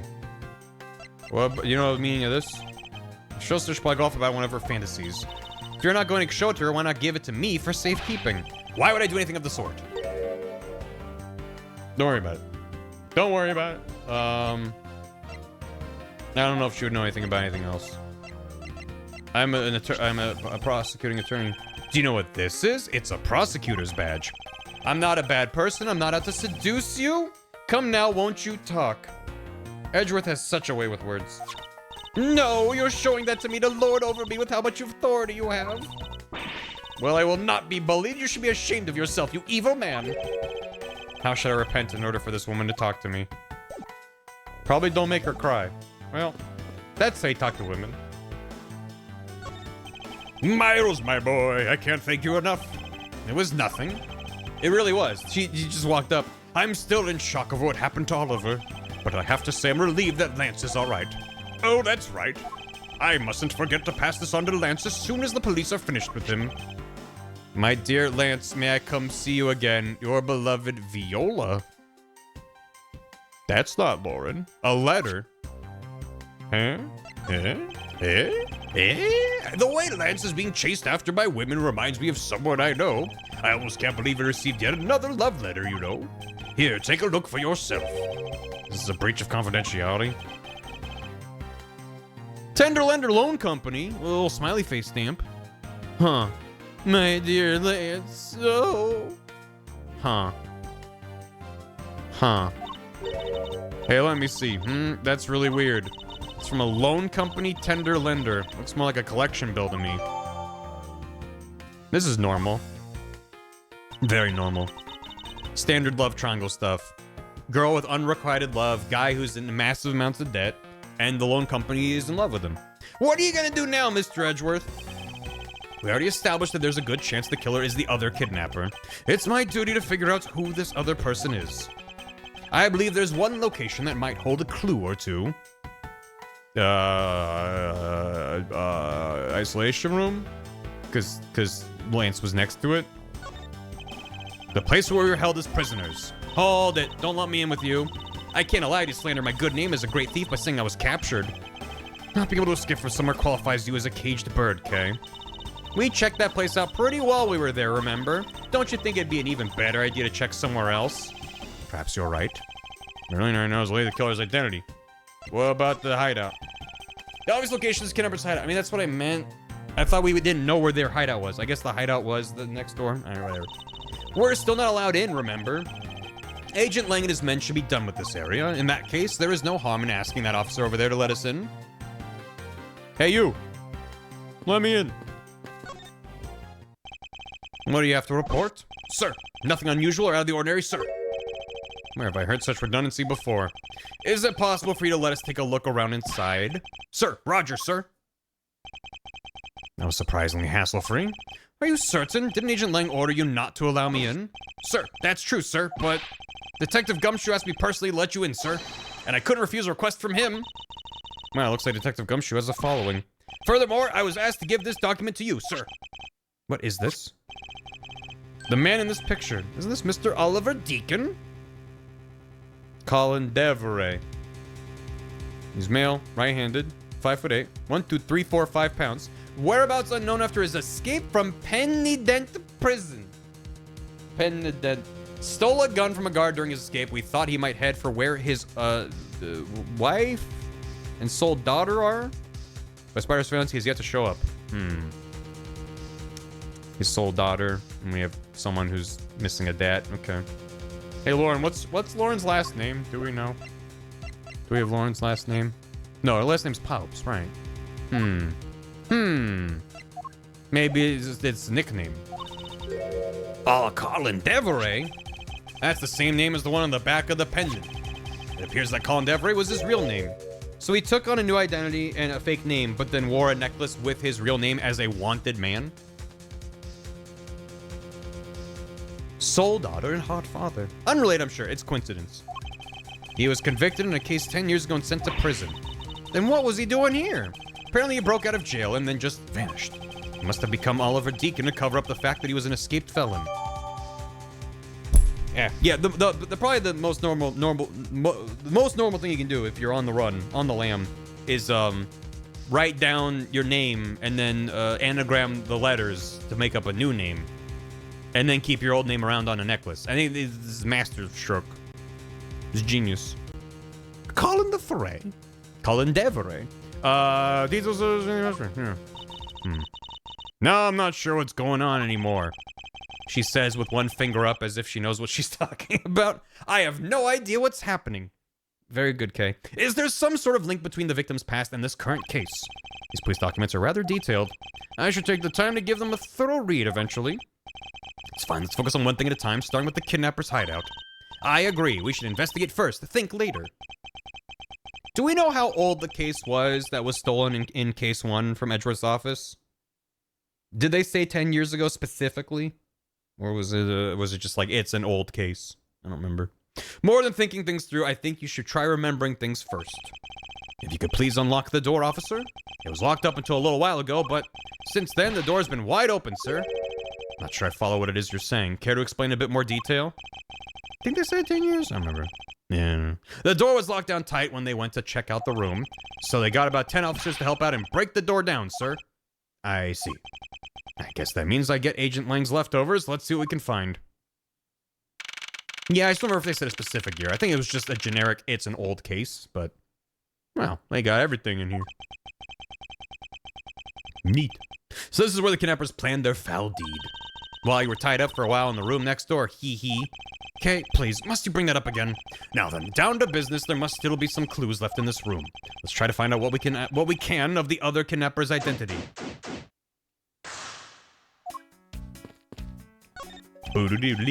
This door is thoroughly broken thanks to the police who forced it open.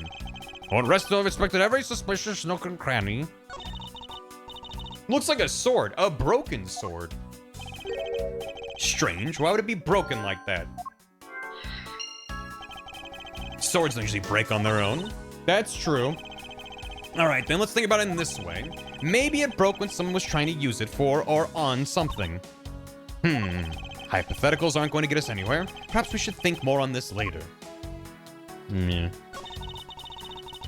Every kook and granny, really. That doorknob handle thing is looking pretty beat up. I suppose that's what happens when 10 officers break their way in with brute force. That's odd. The lock on this is completely fine. Not a single dent. How is that possible after what that officer told us? Yeah, if the lock had been in use when the door was busted down, the lock itself should be completely wrecked. So the lock on the door leading to the outside is undamaged. How can that be? That is strange. Ooh, they have barrels like these just outside. And I know I already asked you when you were out there, but if these were real, what would you put in them? There's an expectant gleam in her eyes that I'm about to dash. It's just a barrel. The panel that hid the entrance to the underground is propped open, up and wide open. Be careful of where you step, Kay. I only fell into the other one opening. I only fell into that other opening once, you know. I missed stepladder conversation. When they're going full nostalgia bait with this case, you'd think that they would bring that back. But no. We have standards. Is this gonna open the same thing? There's a trapdoor too. It's not a trapdoor, it's an entrance to an underground passage. I know that. The door leading to the outside world was locked, so Lance must have escaped his prison through here. Unused folding chairs lean against the wall in their folded state. Whoever lined these up did it perfectly. They're not even a single hair off. I'd feel bad using these because it'd be like stealing the perfection away. Suspect it's more like you wouldn't want to be the one to put them away. Watch out, Mr. Edgeworth! It's a broken mirror! It probably came from the haunted house. Why is this here? Are they planning to repair it? What rest of expected every suspicious looking granny? Cheap styrofoam cups. Looks like only 3 cups were used. 3 of them. 3 badgers. Is that? The poster of Gatewaterland is stuck on this wall. Intrigue, fun, prestige. Gatewaterland has it all and it's waiting for you. Not especially catchy, is it? Nothing there. Oh. Folding chairs, and by the looks of it, they were probably used by the kidnappers. There are 3 chairs set around the table. 3 of them? 2 sets of 3. Most suspicious. But the key? I wonder what this key is to. You got me. Reminds me of the key we found in the other room. That's it. This must be the key for one of those trapdoors. It wasn't a trapdoor. You only call it one because you quite literally jumped into it. But isn't that what you're supposed to do when you see one? I'm not having this conversation with you. What's in there? Oh, is that a costume? This must be where they dispose of old and worn out costumes. That's so sad. It would seem that they throw the costumes away in pieces. Oh. What's on the hand? Can they look at that? I have to think about it in my brain. Oh, maybe the hand's just like stitched up. Okay. Hold on. Make sure.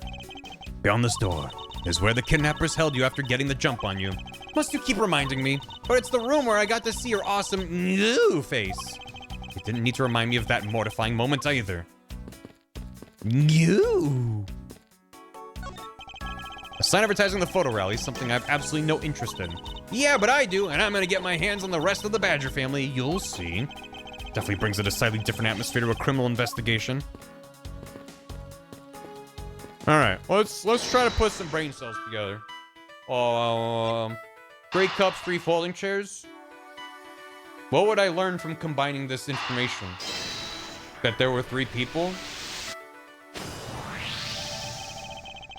Only Miles, with the power of logic, can deduce that 3 people were here. The common denominator between the cups and the folding chairs is the number 3. Speaking of which, the number of missing costumes is also 3. Wait, but I thought there were only 2 kidnappers. Indeed, something isn't adding up, literally.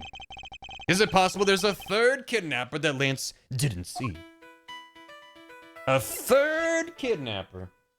So before the opening of the lock is intact, was it not locked? Was this used to lock the door from the inside? Is that the idea? Jam it open, jam it closed. It's a bit strange the police had to force their way into an unlocked room. One look at the pristine door lock and anyone can see that it was not in use at the time. but the policeman outside said it took 10 men to get it open. A door that was locked tight despite it being not locked at all. It can only be because of this. Oh, you mean? Yes. It was used to jam the door. Jam? Here, take a look at this door handle. You see how the handle is completely destroyed? So that's how the sword broke. We just jam the handle in the house door. Jam! I thought that we might uncover the true identity of the kidnappers. Instead, we've only uncovered more questions that need to be answered. Oh my god! Okay. Ah! What is it? Well, well, Mr. Edgeworth, am I correct? What are you doing suddenly popping out of the secret entrance like that? This is an underground passage used by staff members, sir. We Badgers also make use of it in our duties. Look, why don't you get out of there first and then we'll talk, okay? I beg your pardon, miss. Proto Badger get. Only one more to go. Kill it with fire. What are you getting all excited about? Did you forget the photo rally? Duh. Look, now all I have to do is get a picture of the bad badger and I'm done. But his costume is there and the head's in the other room, so... I vaguely recall a contest or something of that sort. Goodbye? Goodbye? What? It's gone? Where did it go? What happened? What's wrong? A bad badger costume is missing, sir. Oh, is that all? Well, it's missing because the kidnappers stole it. I heard about how they were stolen, but they said that only 3 of the costumes had been taken. What, is he saying that more than 3 of them are gone? Mr. Proto Badger, please tell us a little more about these costumes you use. Ugh. Ugh, he's just standing there. Buh. What did you mean by a bad badger costume is missing? Why, just what I said, sir. We are one bad badger short. Counting the spares, we have 2 of each costume on hand at all times. So because one of them is walking around in the park, the other should be in that room. Actually, both of them should be in that room. What do you mean? Normally, we don't use the bad badger costumes. In fact, we only use them during a certain event at a set time each day. The bad badger costume is actually a clock. It's the stage show where the bad badger wreaks havoc around the park. He's got a gun. No. I'll stop you. And the other badgers must work together to apprehend him, sir. I'm speechless that such a show exists. Well, sir, I was just trying to explain to you the only time we use that costume. Doesn't that make it near impossible to take a picture of the bad badger? Personally, I can't believe that it's this close to showtime and there's no costume. Oh dear, what am I to do, sir? I can't believe that the park is operational when a body's been discovered. All this basically means that the kidnappers stole 4 costumes in total. Are you saying that there are 4 kidnappers? No, I don't think that's very likely. Ooh? Recall the costumes for a minute. The stolen ones? What proves the 4th kidnapper does not exist? That there's a spare pink one? So is it the assumption that all 4 of these were genuine employees? So that they only took those 3. So it just be that. Take that! If you had 4 people and you wanted to steal a 4th costume, wouldn't you naturally go for the full set and steal a pink badger costume instead? Yeah, that makes sense. And yet the kidnappers decided to steal another bad badger. I believe the culprits needed 2 bad badger costumes, but the question is why? I don't like how close I'm standing to him and he's leaning forward now. Let me use my brain. Allow me. There's a trash bin for old and useless costumes, and there's an unaccounted for bad badger. Put them together. Blah. The 2nd bad badger costume, I believe it may be closer at hand than we think. Yeah, what do you mean? That costume in the trash. Wouldn't you say that it's wearing some very telltale pants? You're right. Let's get it out of there and take a look. The telltale pants. No, the hand is very sus. As I suspected, it's a bad badger costume. Well, minus the head. I won't rest until I've expected every suspicion. Is this spot connected to any of the evidence I hold? I didn't mean to do, I meant to hit that button. Wonder why this bad badger costume's right hand is torn up right like that. Maybe it's a flesh wound from a fight with the blue badger. I always knew the blue badger was one ferocious beast. I doubt that even real badgers are as bloodthirsty as that, Kay. I mean, real badgers are pretty bloodthirsty from what I understand. I wouldn't mess with one. Luke! Its hand is hurt! It looks more like something was ripped off of it. Do I have anything? Evidence? The missing head? Like a blood. Can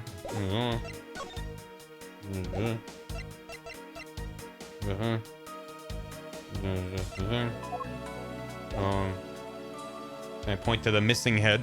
No. They took his finger points and his fingers too. I mean, clearly it's the hand that's suspicious. What was taken there? They're cute, but don't underestimate him. Is this connected to any of the evidence? Maybe he was a prosecuting attorney just like me. If it was the head, what would that have to do with the hand? He's got a gun! Eureka! Urethra, I've got it. I believe what we have here is an inconsistency. Between what? Look carefully. Our costume is not holding something in its right hand that it should be. Oh, the gun. Precisely. The bad badger was designed to always hold a gun in its right hand. However, you there! Did you remove the gun from this bad badger's right hand? No, I did not, sir. The gun's supposed to be securely attached to the costume. As I thought. The rip itself confirms my hypothesis that the gun was forcibly removed. Mr. Proto-Badger, the gun is, of course, not a functioning weapon, correct? Oh, no, it's a real gun. For authenticity's sake. Absolutely not, sir. It's just a model gun. However, it can fire blanks. Why did they give the mascot suit a gun that can fire blanks? Blanks can still harm people very seriously. Why would they do that? That means it's not a model. I mean, maybe it can be modified to only fire blanks somehow, but even still, that's just a firing weapon. We need to use them for the stage show. It seems that our kidnappers also had a need for the model gun, my dear costumed friend. So the gunshots that were heard might have been blanks going off. What? That might be the greatest evidence icon ever in the history of this franchise. That's really good. God, the tiny little trigger finger in there sucks real bad. But, you know, it can fire blanks. Why did they give him like a normalized gun and not like a big cartoon gun? Just, okay. Or a cap gun, maybe. Maybe. I think we're about done with this room. It fires actual blanks and not pop gun blanks. It's just a gun. It's just a gun. So what's next? For realism. The escape artist badger. We found a few answers, but there are still a few things left that we have to ask a certain person about. Let's go, Kay. Mr. Edgeworth, sir. Hey, you gotta hurry, sir. Come on. What is it, detective? They found a blue badger costume down in front of the main gate, sir. What? Isn't that one of the kidnappers? What one of the kidnappers was wearing? Bingo. That's why you gotta come to the main gate with me right now. If we hurry, we still might be able to get there before Wolfboy does, sir. All right, let's make haste to the main gate.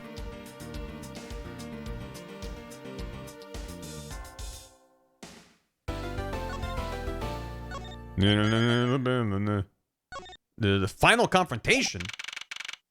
You wanna let me go? You gonna fight a guy? Where's the costume, Detective Gumshoe? It's right there on the side of the screen. On their side of the fountain, sir. Oh my God, oh, that's disgusting. Oh God, how did they release this game on Steam? That's so graphic. Oh Christ. Was it out here in the open all along? No, it was discovered in the tall grass back there. We moved it out here in order to examine it more thoroughly. Well, let's get down to it. Won't rest until I've inspected every suspicious looking nook and cranny. God. Black eyes like a doll's eyes. This headpiece must be the Blue Badger officer Meekins crossed paths with. The nerve of someone throwing a Blue Badger away like this. I worked so hard to create this character, it's like my baby. How could someone do this, sir? How? Detective, how about channeling your anger towards finding the culprits? Good idea. Oh, wait till I get my hands on. So, who are they, Mr. Edgeworth? Why don't you try figuring it out yourself for a change? I don't wanna. It's more fun if you tell me. It's the Blue Badger's body section. What a waste. How so? Going through all the trouble to steal this costume only to throw it away in the end. A real thief wouldn't do such a thing. No way. One thing, a real thief would steal something so gaudy to begin with. The thing. What do we have here? Oh, it's another pendant. That's two treasures in one day. How lucky is that? And hey, this pretty baby's made of platinum silver too. And then the airplane was called Pegasus. I can rotate. It's the victim's pendant, which is shaped like a horse. It's got a real dignified look on its face. That makes it worth all the more. Oh no, Mr. Edgeworth. What? Did you find an important piece of evidence? This is made of platinum silver. It's super valuable. I've seen this type of jewelry at a lot of stores before, so I know it when I see it. Okay, if you ever laid so much as a finger on those pieces of jewelry. What? Me? I'd never do something like that. Is it possible she's never wanted to steal from a jewelry store before? The name Colin Devereaux is engraved here. Really admire people who carve their own names into a pendant. And why would that be? You have no imagination, Mr. Edgeworth. Did you ever think that maybe people want to have their loved ones always nearby? As if I have a wedding band and I have no interest in accessorizing. He's mad that he doesn't have a wedding band. I suppose. Anyway, you know what? More than wearing flashy accessories, I'd rather be engraving my name into every treasure I can find all around the world. A sign of affection is one thing, but blatant vandalizing is just a bit different. Yeah, Nick's saving up. This pretty big is made of platinum silver, too. Another pendant all the one we found Mr. Deacon. Is it possible that these two... Hold it right there. Hey, Lance is okay. Is he still cuffed? Hands off, Mr. Prosecutor. You sure know how to cross the line, don't you? Ah, a pendant, huh? This is a very decisive piece of evidence. How can you tell? Look here and read off what you see. Lauren. So maybe her last name's not Palps. My God. It's a name that's engraved on this. Miss Palps' pendant. Wait, why are they calling it Miss Palps' pendant? We don't know that it's... I guess these are middle initial? Alright. Aha! We have you now, Miss Kidnapper. Spoilers game? You don't understand. Lolly, I can't believe you are one of my kidnappers. No way he calls her Lolly. That's fucked up. Lance! You're kidding! Miss Palps is one of the kidnappers? Lollypalps. That's why her name is Palps. Lollypalps. Lauren is nuts! It was me! I held Lance hostage! So Miss Palps is one of the kidnappers. But even knowing that, I can't call this case solved. It's or over. Hey guys, case closed. Get the car ready, and I mean the special one for this young lady. Again, Mr. Prosecutor, what is it this time? Are you proposing? Sorry, that's on my mind. That Miss Palps is also the culprit in the murder case? What happened? I thought Officer Meekins was your suspect. We found it. Found what? That officer's gun. He literally dropped it in the middle of a thick patch of grass. Your country's police are a sham. Just look at how careless they are. Who are you calling a sham? The officer's gun didn't show signs of having been fired, so it can't be the murder weapon. Yeah, I was thinking Pauper. So Officer Meekins has been cleared of all charges, I see. And that's when a brand new suspect comes walking onto the scene. The murder only happened because the kidnappers started fighting amongst themselves. As I recall, it was you who said that, right, Mr. Prosecutor? Maybe. Miss Palps, did you really kill Mr. Deacon? Yes, I killed him. I can't believe it. Thanks for the confession. Objection! Agent Lang, it's much too early to declare this case closed. Look at you, so sure of yourself. We've got the culprit's own confession and some very incriminating evidence. What more could you ask for? Miss Lauren Palps? Yes? I want to hear it from you. Tell me your side of all that has happened today, from the kidnapping to the murder. But why? I'm a kidnapper and the killer. Isn't that enough? She's gonna cut off her hair? Why? Why is she doing that? What's going on? Ma'am? It's fine if you're the one behind everything, but only if that is the truth. It's like Samson. Why is it? But why? What's the connection? Now then, will you tell us the truth? Or is there some reason why you can't? I've had a change of heart. I think I'd enjoy seeing you sulk away as the losing mutt. All right, you heard me. Let's hear about all the evil deeds you committed today.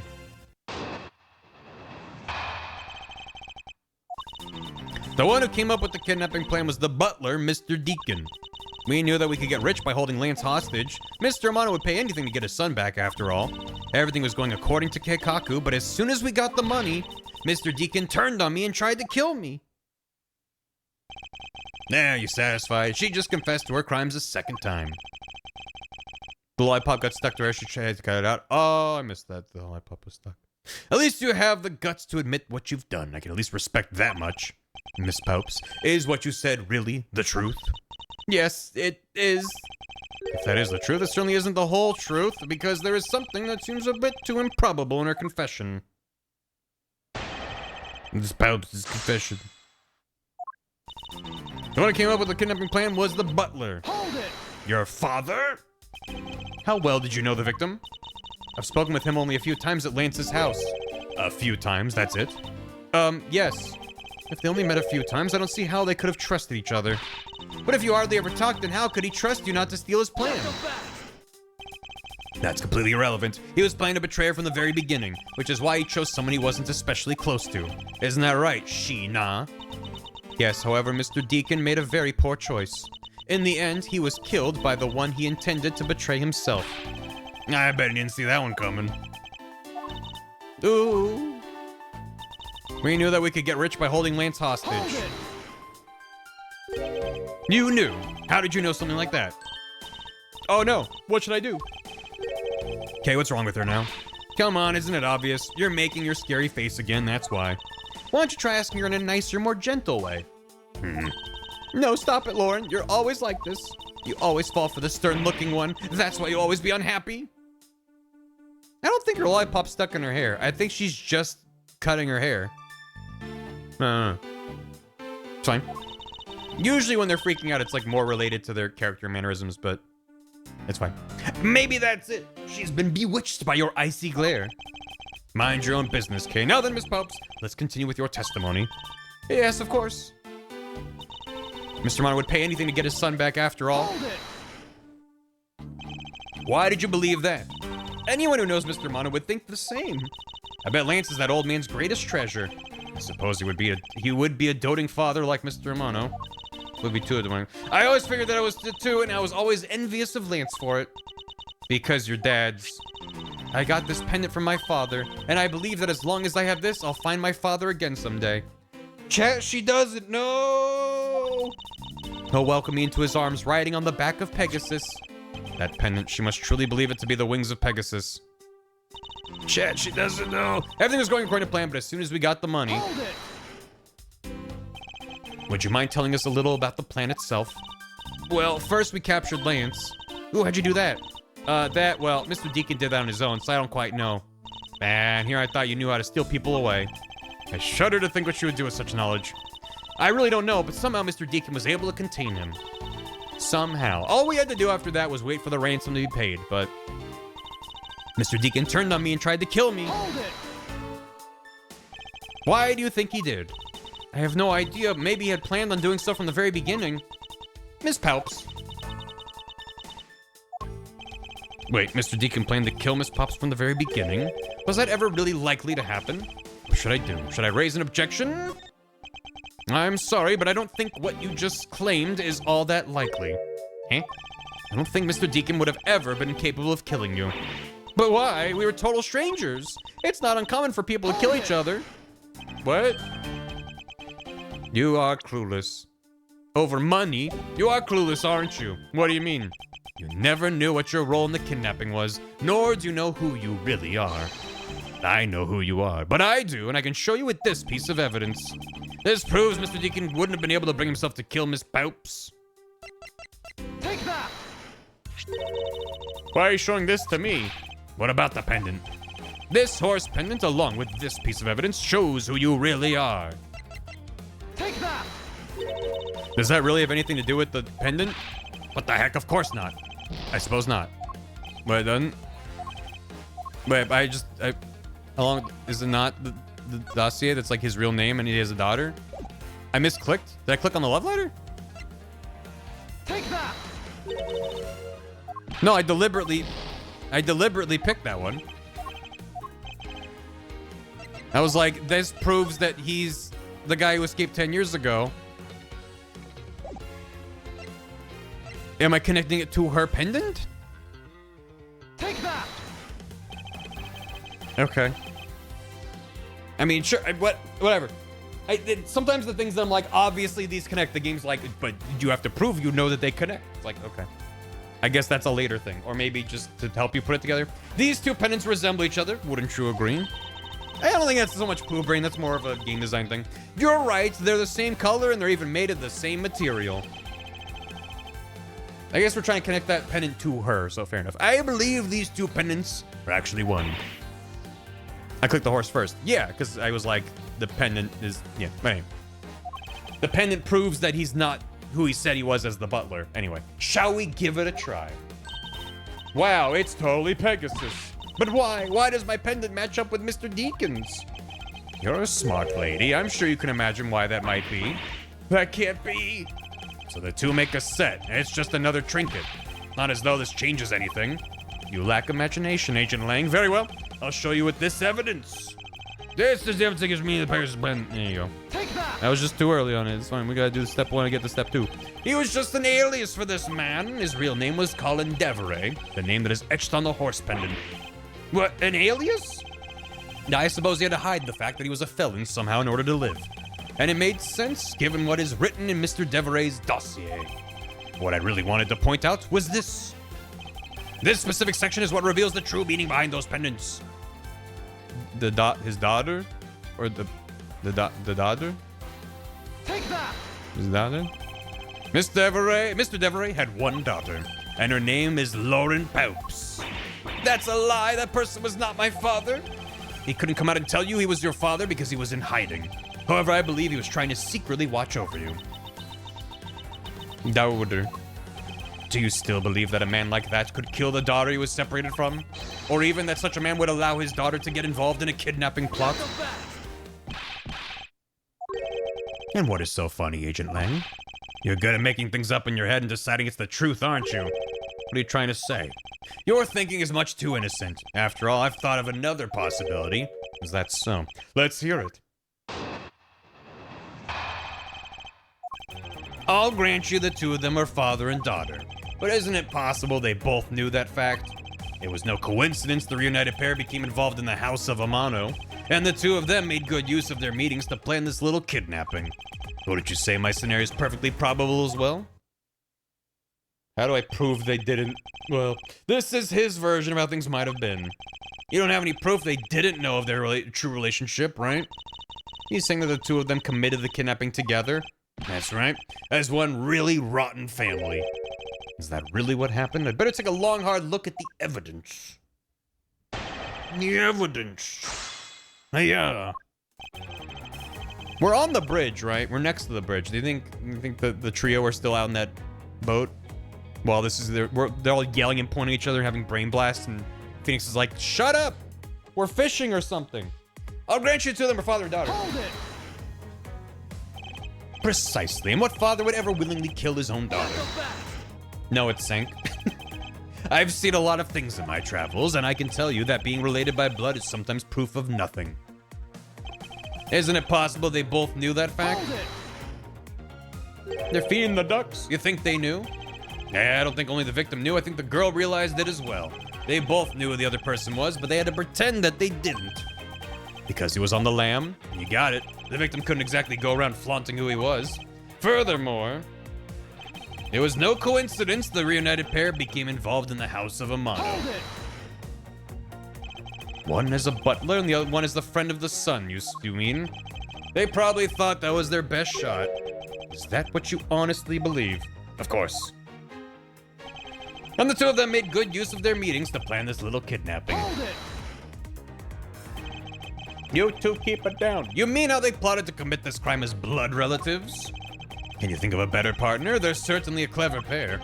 The butler and the girlfriend. No one would ever suspect that they were in fact family. Yes, from the very beginning they painstakingly practiced those roles well. Wouldn't you say my scenario is perfectly probable as well? Hold it! I believe you're being a bit too overconfident for someone with no evidence.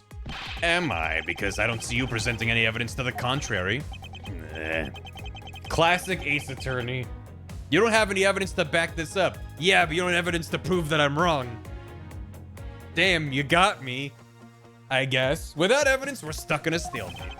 Agent Lang isn't wrong. His scenario is certainly probable. You better hurry up and do something or Lauren's gonna wind up looking real bad. First things first, is Agent Lang's line of logic factually correct? Was the crime really committed by the two of them? By this father-daughter pair? Well, there was a trio. Do I have evidence about the trio? Meh. Meh. It was left in the isolation room. Want to be trying to the whole Badge family. They stole 3 costumes. There we go. There we go.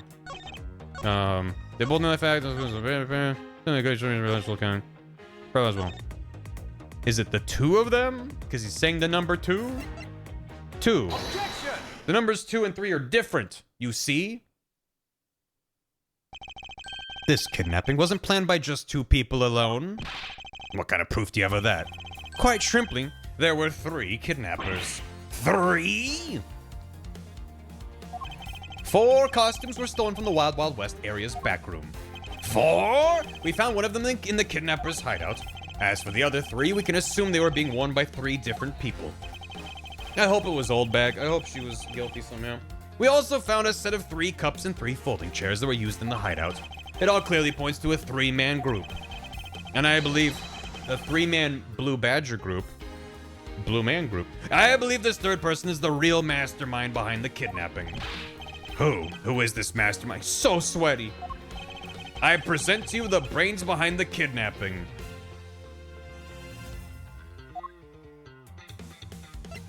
Please be Wendy. I just realized he doesn't have her name written down. Everyone's like Lauren Pops, Emma Sky, security lady. Maybe it was Deacon. He was actually 2 people, he had a twin. It's Meekins again. Was it Ernest? What possible motive would he... Maybe it was Lance. Maybe he was in on it the whole time. I don't know. I haven't really been thinking about who might the 3rd person be. Is this related to it? My dear Lance, may I come see you again? Your beloved Viola, and then the loan company? I'm still not putting this together. This is so strange. I don't fully get it. But if Lance was, if he was part of it, is it to escape from this? And he gets $1 million to pay off whatever that loan is? Look at the stamp. There's like a weird fucked up smiley face. I don't know what that's about. I'm gonna say it was him, because that's pretty wild. Take that! Lance Amano? Yeah. This abduction was in fact schemed up by Lance himself. The whole situation was a ruse. Recall what he said when he appeared before us. Did you see the faces of your kidnappers? No, I didn't see their faces, but 2. One was a woman. However, there were 3 kidnappers, which is in direct contradiction to what he said. But I know I only saw 2 people. This guy was being held hostage. It's possible he couldn't see all 3 of them. Yes, about when you were being held. I have my doubts about what happened then. Lance, would you mind telling us what happened while you were being held captive? I really don't remember much anymore, honest. But if I don't tell you at least something, you won't believe me at all, will you?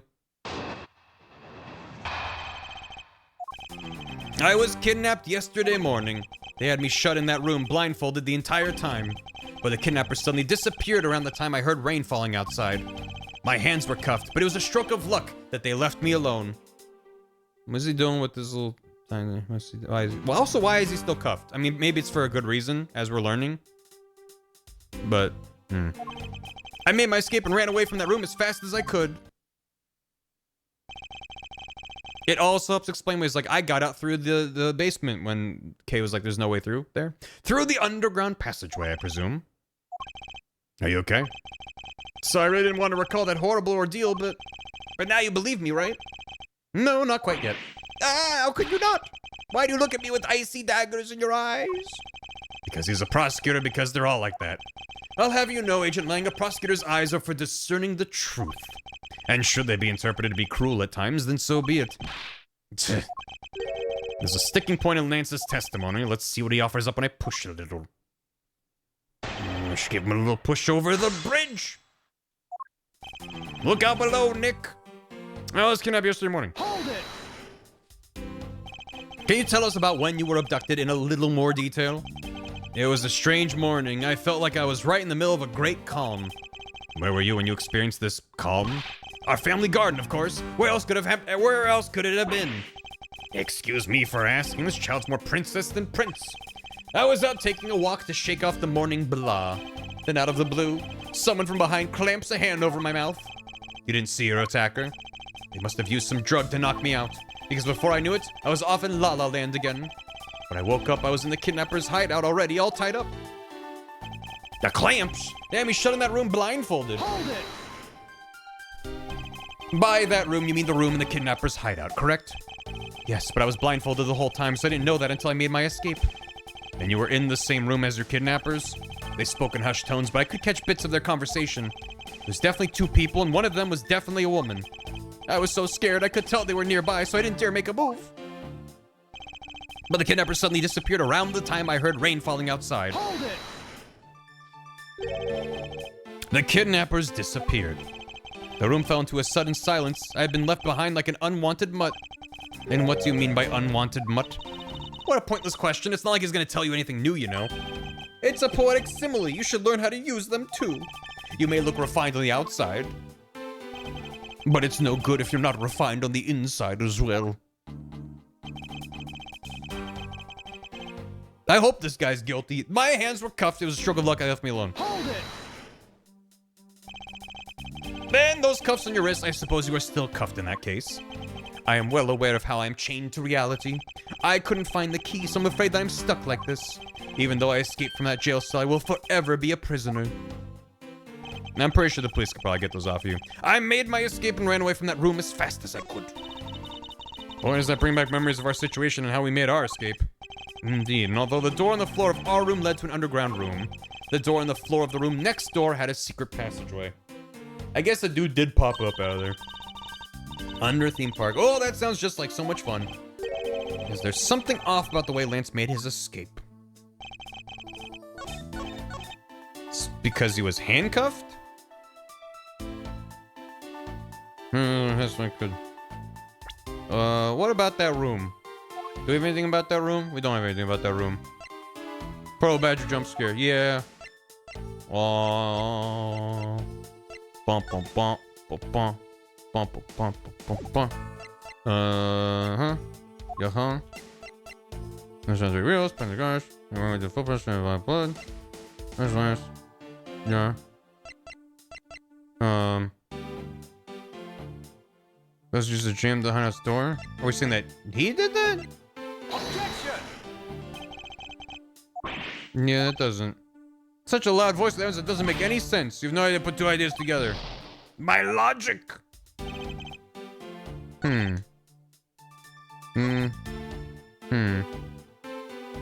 Wild Wild West is in the eastern part of the park. It bothers me now. Wild Wild West. It's to the east. I mean, for all we know, the entrance to the park is pointing south. There's no compass. That could be the western part of the park. We don't know. Disney parks have secret tunnels? Yeah. Yeah, they do. It's pretty well known.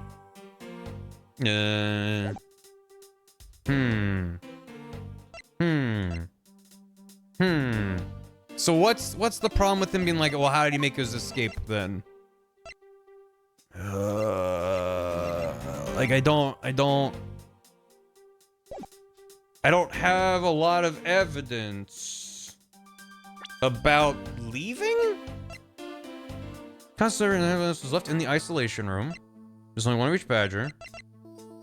Is there logic to piece together? I can't do logic while we're in. I can just press him again. How'd you escape? I was still there. The door leading outside was locked. He said the door was locked, and then I presented the sword, but that wasn't correct. He could have just pulled the sword out of the way, if that's... I used the underground fast to escape. Did I not press on this? Fuck. Okay. Alright. The door leading outside was locked tight. Okay, god damn it. I thought I looped back around to the start, so I just assumed I pressed on one. By underground transportation, you're the one that staff used to travel unnoticed. You must go due north. I suppose that's what it's for, but I didn't run into any staff members on my way out. And once I was up top, I was busy trying to find a member of the police. That's when you found us congregated at the stadium. Let me ask you then, how did you get a hold of the key to the underground door? That was easy. It was hanging right there in the room on the wall. I do recall a key hanging on the wall right beside the table. Boys, that bring back memories of our situation, how we made our escape. Yeah. So that's the... I must have accidentally tapped A or something, because that's the last thing. I'm okay. Whatever. Door last was locked tight. Wasn't it? Objection! But wasn't it? I was correct. The game was mad at me. You say the door leading out was locked, but was it? Really? Also, are those handcuffs really on? We're talking about that room behind the saloon front, right? Look, I heard that it took quite a few men to get that thing open, right, Sheena? Yes, that's correct. Then take a look at this. What is that, a sword? It's not an especially reliable one if it's broken like that. Allow me to start from the end. My conclusion is that the door was never locked. It was simply held shut by this sword, which was used to jam the handle. Jam! Lance, even though your hands were cuffed together, you could still use them. If that's the case, then why did you not just simply remove the sword and escape? Why, didn't I? I was disoriented. Yes, that's it. I didn't notice it. As if I should accept such a bold-faced lie. You locked yourself in that room because you had to make yourself look like the victim. But you did not, in fact, possess the key to the door. That is why you used the prop sword to improvise and create a prison of your very own. You've been making this guy out to be one of the kidnappers for some time now. I wonder if you've forgotten something very important along the way. What would that be? A motive. What else? Do you honestly think that an upright... Why do you care about motives now, all of a sudden? Do you think an upright, pure boy like him would hatch up a completely pointless scheme such as kidnapping himself? Objection!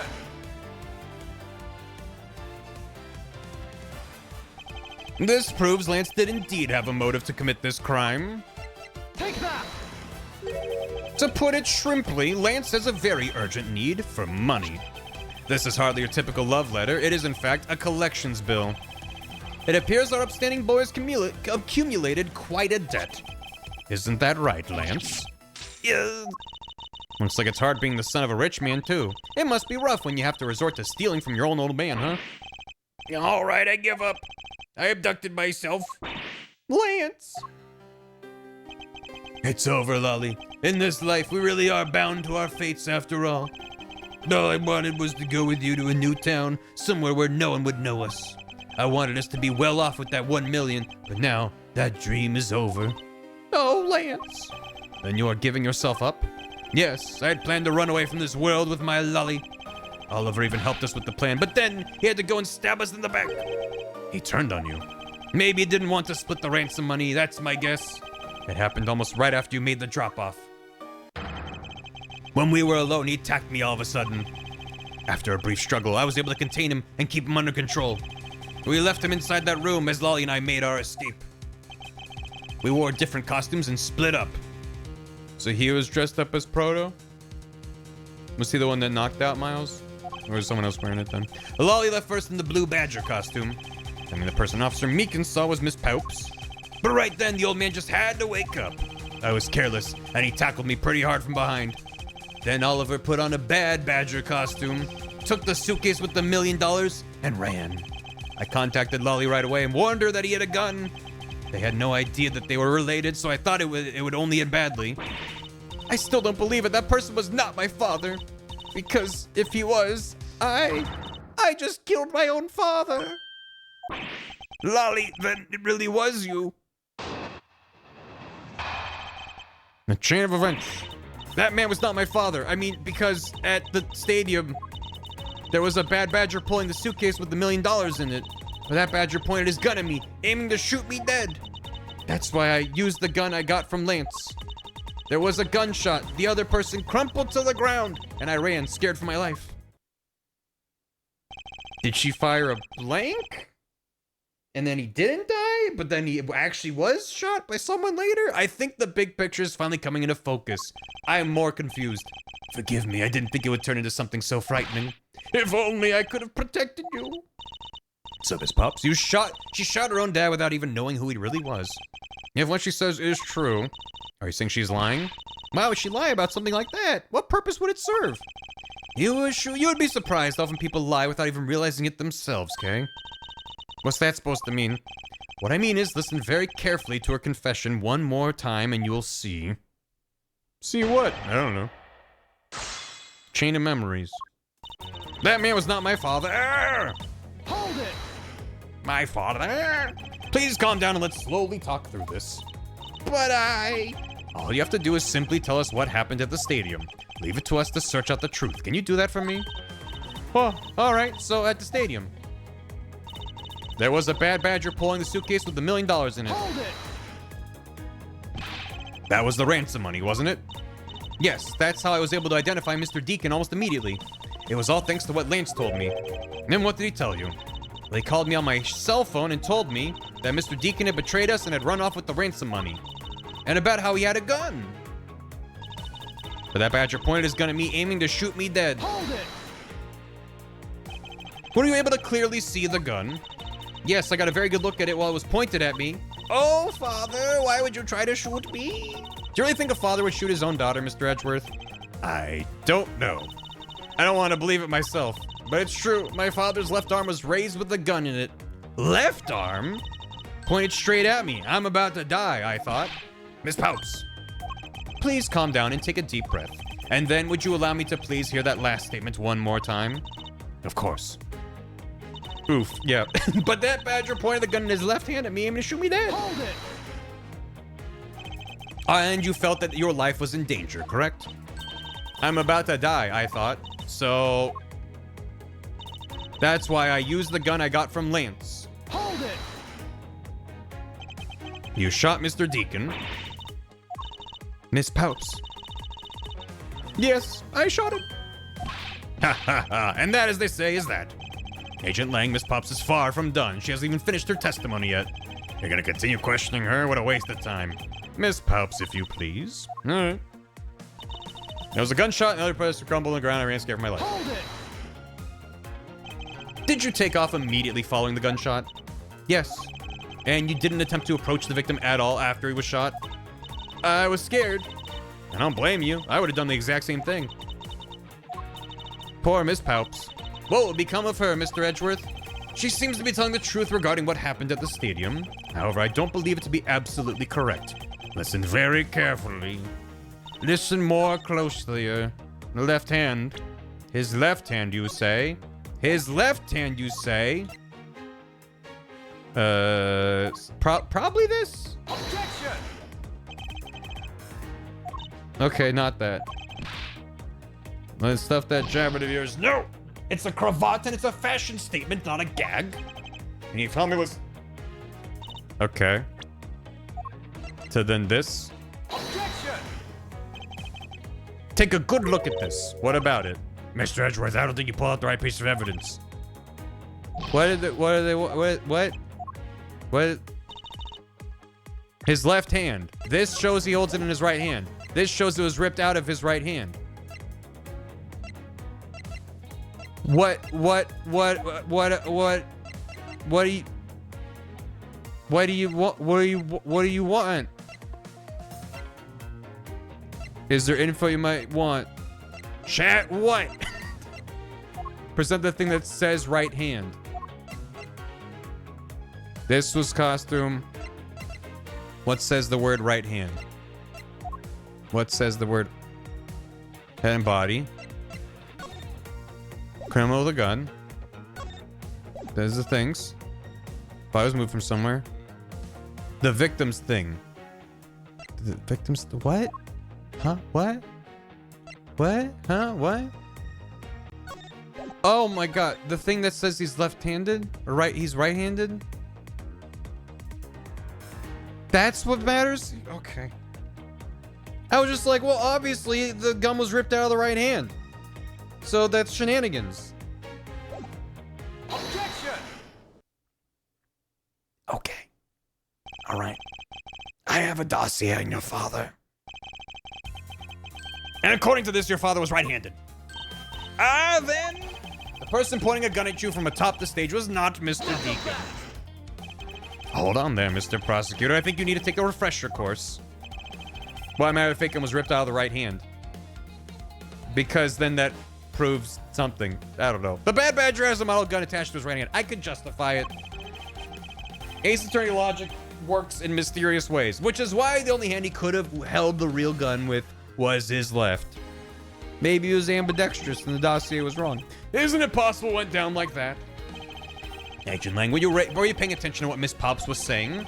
I suppose I can't expect someone who has never set foot in court to catch it. Enough with the smugness, out with that already. Miss Pops told us earlier there was a Bad Badger pulling a suitcase with $1 million in it. According to you, the Bad Badger had the gun in his left hand, which would mean that he was pulling the suitcase with his right hand. Is that correct, Miss Pops? Yeah, exactly. I'm sure it was the Bad Badger. It had those huge sunglasses on its face. If that's the case, even I can see there's a huge contradiction. Yes, Miss Pops claims to have seen the Bad Badger, and yet the Bad Badger had both of his hands full. These two pieces of information contradict each other, so one must be wrong. What? Yeah,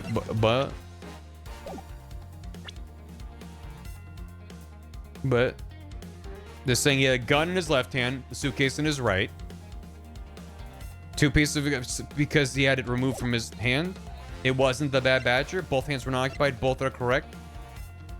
I think it's just both are correct. They're both correct. Impossible. That leaves us with an irresolvable contradiction. Miss Pop Star statement rests on the fact that she saw his sunglasses and beard. What if that Bad Badger wasn't wearing pants on his lower half? This proves there's a way for the Bad Badger to freely use both of his hands. He wasn't wearing pants? What? What? But it was ripped out of his hand. What? It was a mirage. He was Winnie the Poohing it. Am I just on the completely wrong chain of thought? What? I'm so confused about what. Clearly, they took the gun out of the hand, so he had access to both of his hands. Why is it like he took his pants off? He said he had a gun in his left hand and a suitcase in his right, but the Bad Badger costume is a model gun attached to his right hand. And I just said he had one ripped off. What do you mean? How is that not right? Not that. What? Which will create the contradiction about which hand did what. She saw sunglasses and beard. What if the Bad Badger wasn't wearing pants? What? Read the record. Scale firing blanks. The costume? Steps to the hand and body? I don't have the body as evidence. It's not that he took his pants off, he put his pants on. This is those guys. He's got a gun. He's got pants. What? What? What? What? There's only one to the footprints. What? What am I missing? What am I missing? What am I missing? The only thing I can think of is he had the gun ripped out of his hand. So why does this matter? Why are we talking about his pants? There's a way for him to use both of his hands. You gotta flip it turn ways. What? Huh? What? What? Huh? Huh? What? Huh? The Bad Badger was Oliver. I'm overthinking. Probably, but I can't underthink when I'm already overthinking. Turn ways. What does that mean, chat? There's that somewhere. We got a horse thing. Hey, Fizz. Turn ways. I don't know what that means. I'm running out of brain points.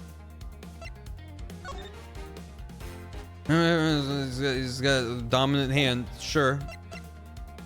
He's got a thing. I have no idea. Chat, just tell me. I'm getting frustrated. Just tell me. When chat's dancing around, they're just like, think of it. I'm like, I have no idea. I don't know. I'm overthinking it. I don't know. What is it? Tell me. The head and body can separate. Then why is there a thing with a step? Fuck. Take that! I don't. Why? They have two parts, the head and the body. Then why did the gun get rid? They're like, how could they have used both the hands? We have proof of how he used both. I get it now. That head Miss Pop saw is probably really the head of the Bad Badger. However, it's not possible the body was that of an entirely different badger. I'm jumping ahead, as I am wont to do in Ace Attorney. But why would they change the body? A different badger. Or to put it more bluntly, I believe it was the lower half of this badger. The body of Bad Badger Miss Pop really belonged to this badger. How would I know? It's unlikely to be pink. Should remember that. And also, there wasn't a spare. What? I can't look at my evidence.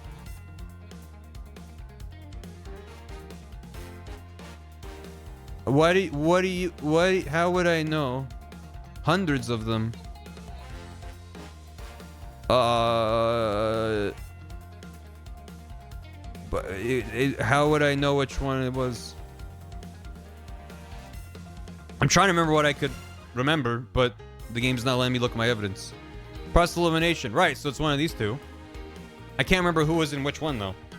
That's what I wanted to look up, was see who was in which costume. Because then I could pin the blame on who was what. She was wearing one of them. Right, but I don't remember which one. Because it was one of these two. But I can't look at my evidence. So I'm just going to take some brain damage. Take that! The heck is it? Now I can look at my evidence. The Proto Badger was Lance. So I picked correctly. The heck is it? It's the Proto Badger. Yes, and it's a simple matter of process of elimination. Miss Palps was wearing the blue Badger's costume, so we can eliminate that one. And the pink Badger's of the wrong color, which would have been incredibly obvious. All that is left is the Proto Badger. Miss Palps, who was the one who wore the Proto Badger costume? That would be Lance.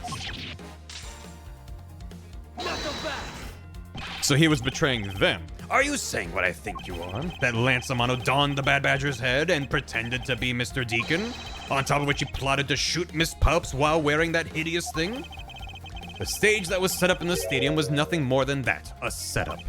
And its purpose was to lead Miss Palps into believing she had committed murder. Standing there in front of Miss Palps and pretending to be the victim was all done so that she would pull the trigger. Ha ha ha ha, I have no idea what you're talking about. Why exactly would I have had to do all that, huh? There's but one reason, Lance Amano. You are the real culprit behind the murder of Mr. Oliver Deacon. No. That's slander. Take it back. You take it back right now. Just out of curiosity, Lance, which is your dominant hand? I'm left-handed. But what does that have to do with anything? It depends. According to Miss Palps, her attacker held a gun in his left hand. Who is a what hand? What does it doesn't prove a thing. And besides, now you're just being absurd. It's not like the Proto Badger is bulletproof. One misfire and he would have found himself dead, right? Of course, logically, if he had been shot, he probably wouldn't be here with us. But I believe he had thought of that as well and prepared accordingly. And I guess he'd been to this place before, and that's why he knew that they had a gun that shot blanks? How would he know? And this should be all the evidence you need. This is how Lance made sure he wouldn't be hit by a bullet. Take that! We found one half of a Bad Badger costume in the hideout, a broken one. It was not the same one that the victim was wearing, plus it was missing something. And that something is the model gun that the Bad Badger carries, which can fire blanks. What? Miss Palps, where is the gun you use now? I threw it away into the sea. That makes it a bit tough to verify what it was. Is that what Pearl was fishing out of the water? She finally gets her gun. I believe we can safely assume that it was the model gun in question. I've heard enough. All you've been spouting so far is pure conjecture. I admit that as long as the model gun's lost to us, I can't prove I'm right. However, I can say that the probability that I am right is very high. Let's pretend you're right and that the murder at the stadium was a fabrication. In that case, where do you think the murder really took place, Mr. Prosecutor? I don't know yet. I knew you were full of it. However, I do believe that the murder took place during an earlier time frame. This also explains why we didn't have a luminol test at any point. Because it would have just proven that it was a ruse early on. Wait a second, it's simply not possible. Because I saw Mr. Deacon after he was restrained by Lance. You saw the victim in the state of being restrained. Or did you? I came back to the hideout long after the other two. Case 3, am I right? By that time, Lance had already subdued and restrained Mr. Deacon. He had tied Mr. Deacon securely to the beam in the room next door. After that, 2 of us put on our costumes and made our escape.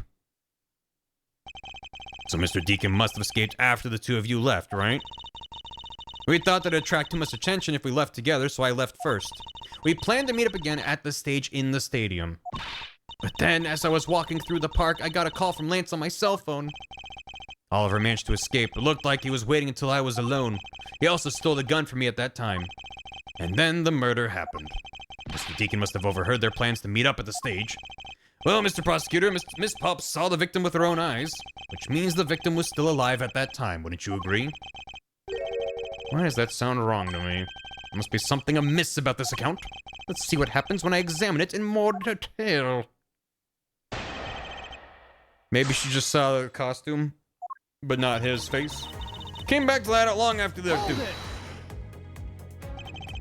My brain's been broken since I clicked start stream. When exactly did you arrive back at the hideout? It was after we'd picked up the ransom money. And where were you up until the time you returned? I was scouting the park out and making preparations for our escape. I walked around in the various areas looking for the best route. Each of them had their own roles to play. After I was done, I went back to the hideout. By that time, Lance had already subdued and restrained Mr. Deacon. How did Lance look at that time? He looked shocked. He also looked a little down. When I saw that sadness in his eyes... Thank you, that's enough for now. And what of Mr. Deacon? What was the situation like? He had tied Mr. Deacon securely to the beam in the room next door. Hold it! You are sure that it was Mr. Deacon that you saw? I'm certain of what I saw. Did you go into the other room to check? Lance said it was best if I didn't get too close to him. Lance, he's such a kind soul. He murdered your dad. Then are you telling me that you did not confirm that it was Mr. Deacon for yourself? I checked through the slit in the door that separates the two rooms. He had a bad badger's head on, so I'm absolutely sure. That just had to be Mr. Deacon. She saw a bad badger head. The captive had a bad badger head on, so I'm absolutely sure it was Mr. Deacon. Hold it! So the tie to Mr. Deacon was still in his bad badger costume? Yes, and? It appeared that she misread the whole situation. What now? Should I raise an objection? The person you saw was not the victim. Well, why not? I will tell you why not with this. This, Miss Pops, shows us the person you saw was not the victim. Is it just the head that was in the room? Take that! Okay, good. Thank God. I was ready for it to be like, no, that's actually the next step. I was like, hey, what are you? Miss Pops, the person you saw was not Mr. Deacon at all. Eh? The person you actually saw was this person. Me. It was me. Huh? The person I saw was you, Mr. Edgeworth? I always thought it was a bit odd. Why would the kidnappers abduct me even after I'd handed over the ransom? It's not as though I saw the face of the kidnappers. If I were them, I would have just taken the $1 million and ran. But in the end, there was a point to it all. It was to make me look like Mr. Deacon. And if that was the reason for which I was abducted, then I believe we can assume that the victim was already dead at that time. Well, Lance, am I right? You showed Miss Pops a person, namely me, with the bad badger's head on, and then made your costumes escape together, or so you pretended. What do you mean he pretended? Exactly that. I believe Lance watched you escape and then doubled back to the hideout, probably to come and remove the bad badger head from my unconscious self. And to create his fake prison with the prop sword. He then escaped via the passageway. Hold your tongue, boy. Don't get caught up in that tidal wave of words coming out of Mr. Prosecutor's mouth. Tidal wave? We have heard a lot come out of you, but I've yet to see a shred of evidence. Said plenty of evidence. The victim's betrayal and his subsequent detainment. All of that could have happened while you were out cold. That's right, you were out for quite a while, Mr. Prosecutor. How would he know that? Even if that were the case, Miss Pops would still have seen me tied to that beam. I was scared of Mr. Deacon, so I didn't go into the next room. So I really have no idea if you were in there or not, Mr. Edgeworth. You see, it would seem that you can't prove a thing. Who said that? Hello. Please wait. Mr. Amano. Ho, ho, ho. Miles, my boy. It looks like you're really giving it your all. And Lance, it's not good to cause trouble for others. Dad? Let's see. You are the one in charge of the investigation, correct? Yeah, that's right. I'm sorry my son has been nothing but trouble. This probably won't make up for anything, but I have some evidence for you. Oh, do you now? Yep, well, see you later. Is that what I think it is? It's the bad badger costume the victim was wearing, and a gun. And it's been shot. Where did you... Oh, it's wet. Just throw in the water. I couldn't wait around for the police, so I went ahead and found these myself. It appears that they were disposed of in the sea. Is there no one in this country who actually obeys the law? There. Now, Agent Lang, please calm down. What the heck is that scrap of paper? This appears to be a letter from the Chief of Police. Please allow Mr. Romano complete freedom to do as he sees fit, it says. What? The Chief of Police? What the? Just who does he think he is? The person who wields the highest authority in this area. Ho, ho, ho. There. Now, there's no need to be so upset. I'm not a cop from this land, so I'm not bound by the laws of your country. Now. This wasn't meant to strong-arm you into anything, it's just a request. I'm only asking you, please respect the laws of the land. You literally are. I mean, he could have some kind of, like, what's the phrase? Where there's like not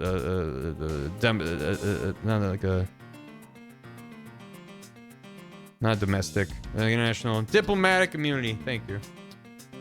The poo Braden has rotted my being. I can't really say no to that. However, returning to the topic at hand. Yes, sure, diplomatic immunity. I don't know if that's how it works for Interpol. It doesn't matter who found the evidence, its value remains unchanged. He has the big boobs. Thank you, Katie. All right, now let's take a look at this new evidence. I've already got the results back. I had a special forensics research lab that I'm on good terms with conduct the tests. They verified the blood on this costume belonged to Oliver. As for the gun, the only fingerprints they could find were yours, Lauren. What? You disappoint me, Miles. I can't believe that you would cause my son such stress and heartache. Thank goodness I was able to find the final pieces of evidence. With this, you'll have no reason left to push my poor boy around. That's it? These are the case-making pieces of evidence? I'll be the judge of that. And by judge, I mean prosecuting attorney. I won't rest until I've inspected every suspicious nook and cranny. The bullet hole. This bullet hole? Looks kind of burnt around the edges. It was point blank? Those burn marks were left by the gunpowder. This is a most important fact. Why is that? Because it's proof the victim was shot at point blank range.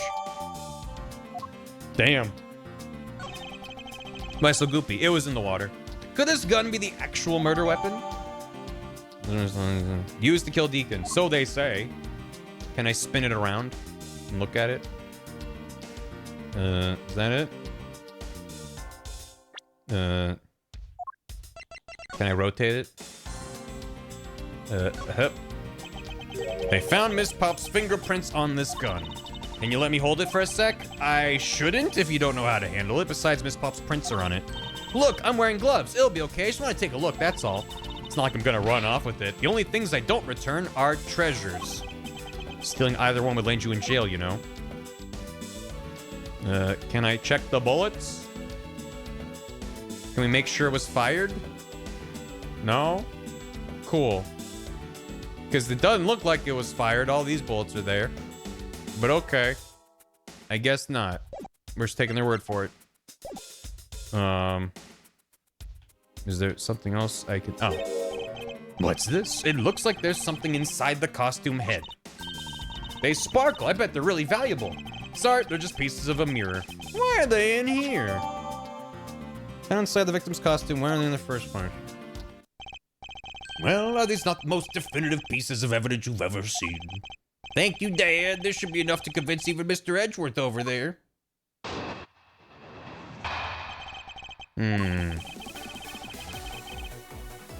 Make no mistake, there are fingerprints on that murderous gun. And they prove it was Lolly who killed Oliver. But Oliver was also after Lolly's life.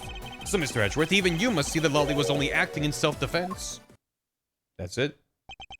The fingerprints on the weapon. Oh no, this isn't helpful at all. Look, Mr. Edgeworth, all I want to do is save Lolly. But in the end, all I can do is watch on as she takes the punishment for her crimes. That may be all you can do, however, I still have a case to solve and a job to do. The job of unraveling your insidious lie. You wound me, why won't you believe me even in the face of all this evidence? Because you've lied about everything so far? Make no mistake, there are fingerprints on the murderous gun. Those fingerprints, are you sure they belong to Miss Pouts? There's no mistake about it. Through my connections, I had the best forensics techniques money can buy performed. I find that be a bit peculiar. What? Are you trying to pick an argument with me? What should I do? Should I raise an objection? Yeah, why not? Frankly, I don't believe that Miss Pops' prints should be on that gun to begin with. And the reason why Miss Pops' print should not be on the gun is... she was wearing a costume at the time? The stolen from guard by victim during escape. Was written in the Bad Badger costume. She was on the moon! She couldn't have done it! Point blank. Victim's costume. Is it stolen costumes? Take that! It's not possible for Miss Pops to have left any prints on the murder weapon. Because while she was at the stadium, Miss Pops was wearing a costume. Huh? But there's been no mistake. We found fingerprints. Well, Miss Pops, do you remember touching the gun at all at any time? Yes. As a matter of fact, I did hold it for a bit back in the hideout. I handed it off to Mr. Deacon when he and Lance left for the haunted house. To retrieve the ransom money, I suppose. And there you have it. That is when Miss Pops' prints found their way onto the gun. Do you understand now, Mr. Romano? The fingerprints do nothing to prove that Miss Pops is the murderer. But you still don't have anything to prove that she isn't the killer, right? You seem very adamant about insisting that your girlfriend is a cold-blooded killer.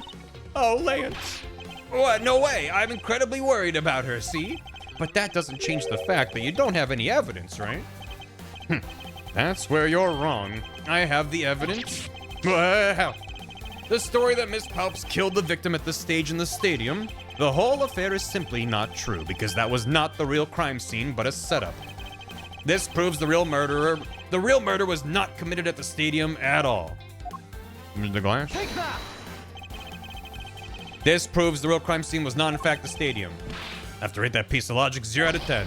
0? At least a 6.8 out of 10. Maybe 0.1 higher. Molly's gonna wind up getting arrested. Okay.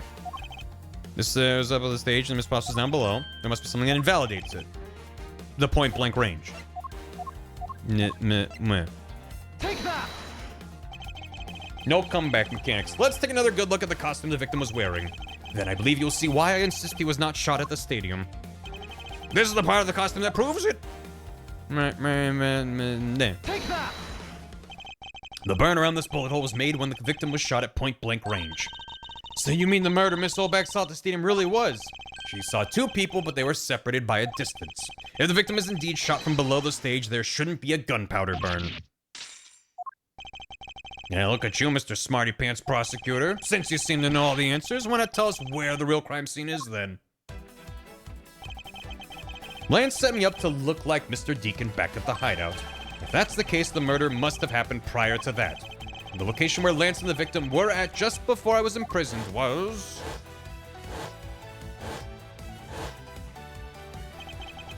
I've got it! Urethra! The real scene of the murder. The location in which Mr. Deacon was killed is here. I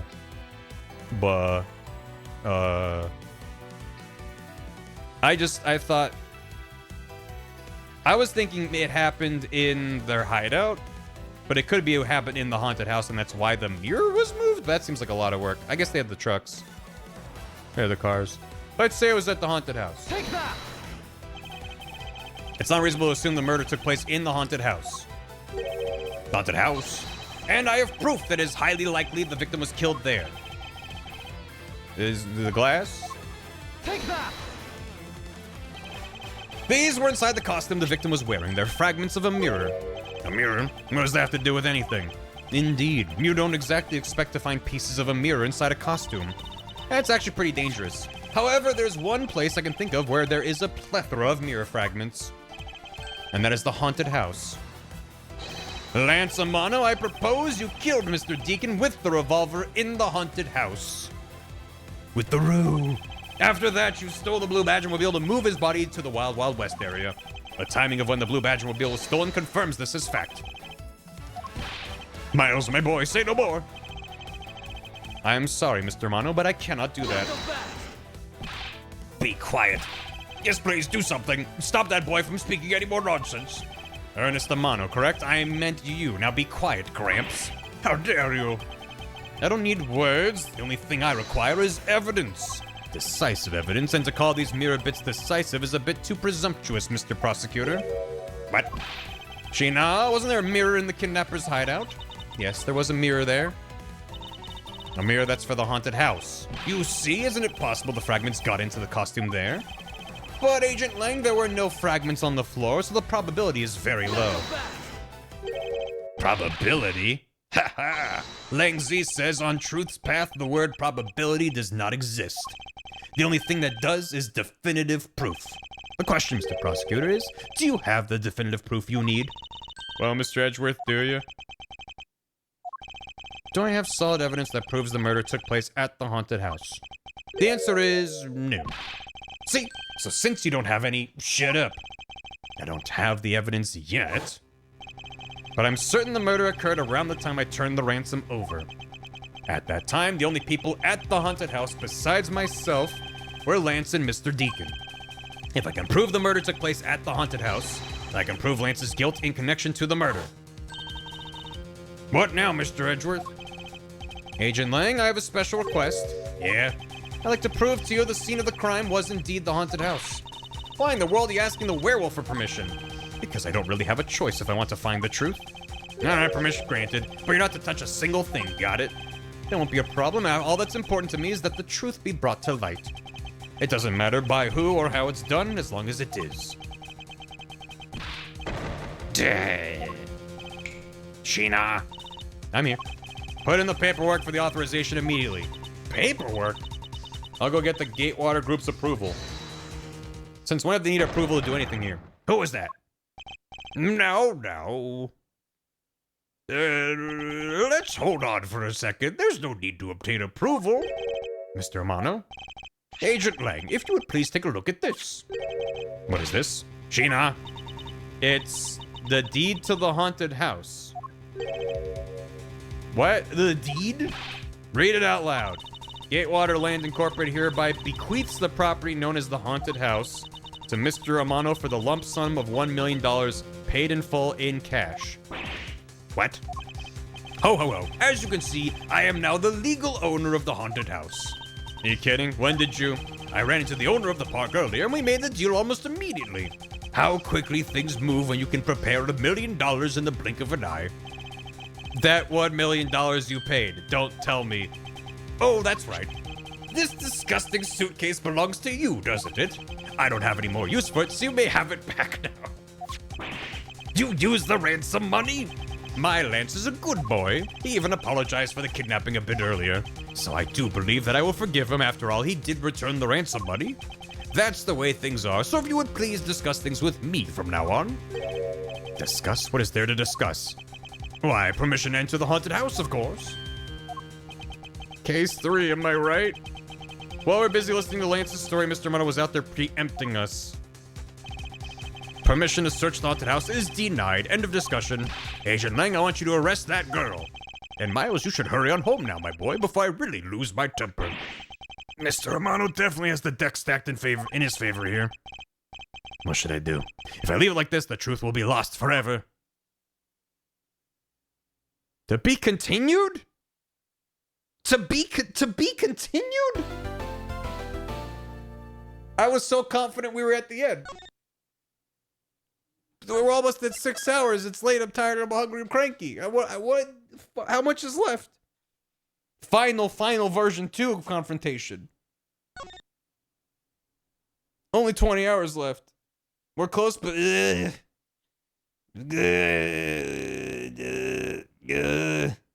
only one section. But how long is that section? Case 3, am I right? Justice never rests, but I do. Hold it. I gotta go. Yeah, we gotta go. We gotta go. The game told me to stop.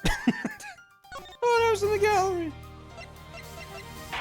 Does that mean I can look at the gallery contains spoilers? I want to look at. Oh, is Gumshoe watching TV? Is that Apollo? Oh my god, his socks are so sad. The saddest socks I've ever seen. I wanted to see the blue badger sneaking up on us. This music is cute. Accolades, documentation. Oh. Oh. We'll look at these later. There might be spoilers in there. This is watching with her. Good. Alright. Confrontation. What? Hey. Yeah. Alright. Anyway. That's fine. It's real good. We're gonna call it there. We'll pick it up next time. I wanted to finish the case. I thought we were almost done. But the game's like, there's another chapter left. I'm like, God damn it. But we finished the entire airplane case. And did most of this. So we'll pick it up next time. Sheesh. Yeah, jacket flipping through. No. Prosecutor badge version? Yeah. Yeah. And on that video? What video? Oh, it's from the movie. I can't play this on stream, but yeah. It is the live action movie. Hit 1,000 tomatoes. Oh, god damn it. Someone uploaded this September of last year. Badge thanks for hanging. Sorry, I got a little cranky back there. Sometimes the poo brain just turns my brain to mush. And then I'm just like, I don't know what the game wants from me. And then the answer is usually sensical. Sometimes it actually is just stupid, but yeah. Anyway, thanks for hanging. Let me get caught up with stuff. We'll pick it up next time. Where we're going, who could possibly say? I mean, we could come back with a warrant, but that's not as fun as just kicking the door and doing it anyway. I mean, it's case 3, am I right? Piranha Cube, thanks for 19 months. Wiremouse, thanks for 100 bits. Later Get It, thanks for 47 months. Joan, thanks for soup. Ozil, thanks for 50 bits. Ozil, thanks again for 50 as well. Patina, big fan, thanks for 9 months. Sub baby, his name is Shugum. Also, Tina, thanks for the soup. Cammy Meal. Mint Mango Art, thanks for 10 bits. More like Captain Uggo Piggy Bank. You take that back. He's a hero. Joe Sketchy, thanks for 70 months. Miles be having a thought. Tina, thanks for soup. A large ghost did the crime. Crystal Clear, thanks for the raid. Mint Mango, thanks for soup. I just noticed Bowser behind you stands up like Miles, man. He stands up like Bowser, man. Yeah, he used to be facing forward, and then I played Bowser's Inside Story, and now he'll just always face that corner. Man. He's just having a thought about it. Alan Brass, thanks for 20 bits. I bought a rat cap, and immediately listed Barry shouting, rat. Rat. Garbage Nora, thanks for soup. If they prove someone guilty in investigations, do they just forego the trial entirely? I'm assuming they just bring up everything that happened during the trial, and the judge is just like, okay, and it's just an easy case. That's my assumption. I don't think they forego the trial. Phoenix, thanks for 53 months. Ozil, thanks for 50 bits. And 50 bits. And 50 bits. She got a new piano arrangement. This is good. The music is very good in this. Nobody Hunter, thanks for the raid. Well, show, thanks for 69 bits. Ozil, thanks for 50 bits. Nightmare Fuel. Yeah, I'm still... Every time a Proto Badger pops up in this case, this is a bad time. Quincy, thanks for soup. Also, you play investigations purely for this case and the Badger Bop. Inkigo, thanks for soup.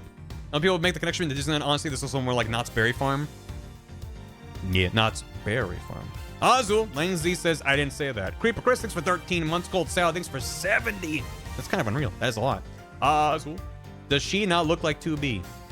Like a little bit. Frog, thanks for 88 in the tier 2. That's a lot. Thank you. Blooper Duper, thanks for 30 bits. Azul, thank you. It's supposed to be an Emma Sky game. Come Suster Todd, thanks for the HimSpin. The healing frog spinning around. Sunny Dials, thanks for the raid. Arcade Bubbles, thanks for 80 months. Venus Mars, thanks for the $1 and 86 months. So many. And Kayla the Dragon, thanks for 53. Thanks for the Prime. Thanks for the resub. I hope you enjoy Bar Pal. I'm gonna send you off somewhere. And I'm gonna send you to... I'm gonna send you over to Tom. Tom is working on an any percent speedrun of Like a Dragon. Infinite Wealth. And, just go say hi. Wish him good luck on the runs. He's been working on a route for a while. He's just 28 minutes into a current run. So, wish him luck. He's doing a spur run. Yeah, hope it's going well. I don't know. We could throw a case 3, am I right? Over to Tom as a raid message. Just getting started. Lock it in. Lock it in. Yeah. Thanks for hanging. I'll be back. We're gonna finish stupid case 3. This case has been an absolute whirlwind from the highs and lows of like, oh my god, why did they bring back Meekins? Oh my god, why did they bring back Wendy? We're surrounded by blue badgers at every turn. It's nightmare fuel. And then the convoluted mess of like these different people in different suits tricking each other and themselves and everyone around them. It's just a mess, but it's good. I like the way they wrapped up case 2 though with the plane stuff. That was fun. It was a good case.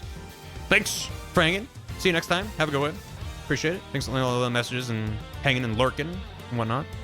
Have a good one. I love Meekins and winning. We'll die on this hill. I will wave at you from not being on the hill. Like, enjoy your hill, sucker. I'm down here.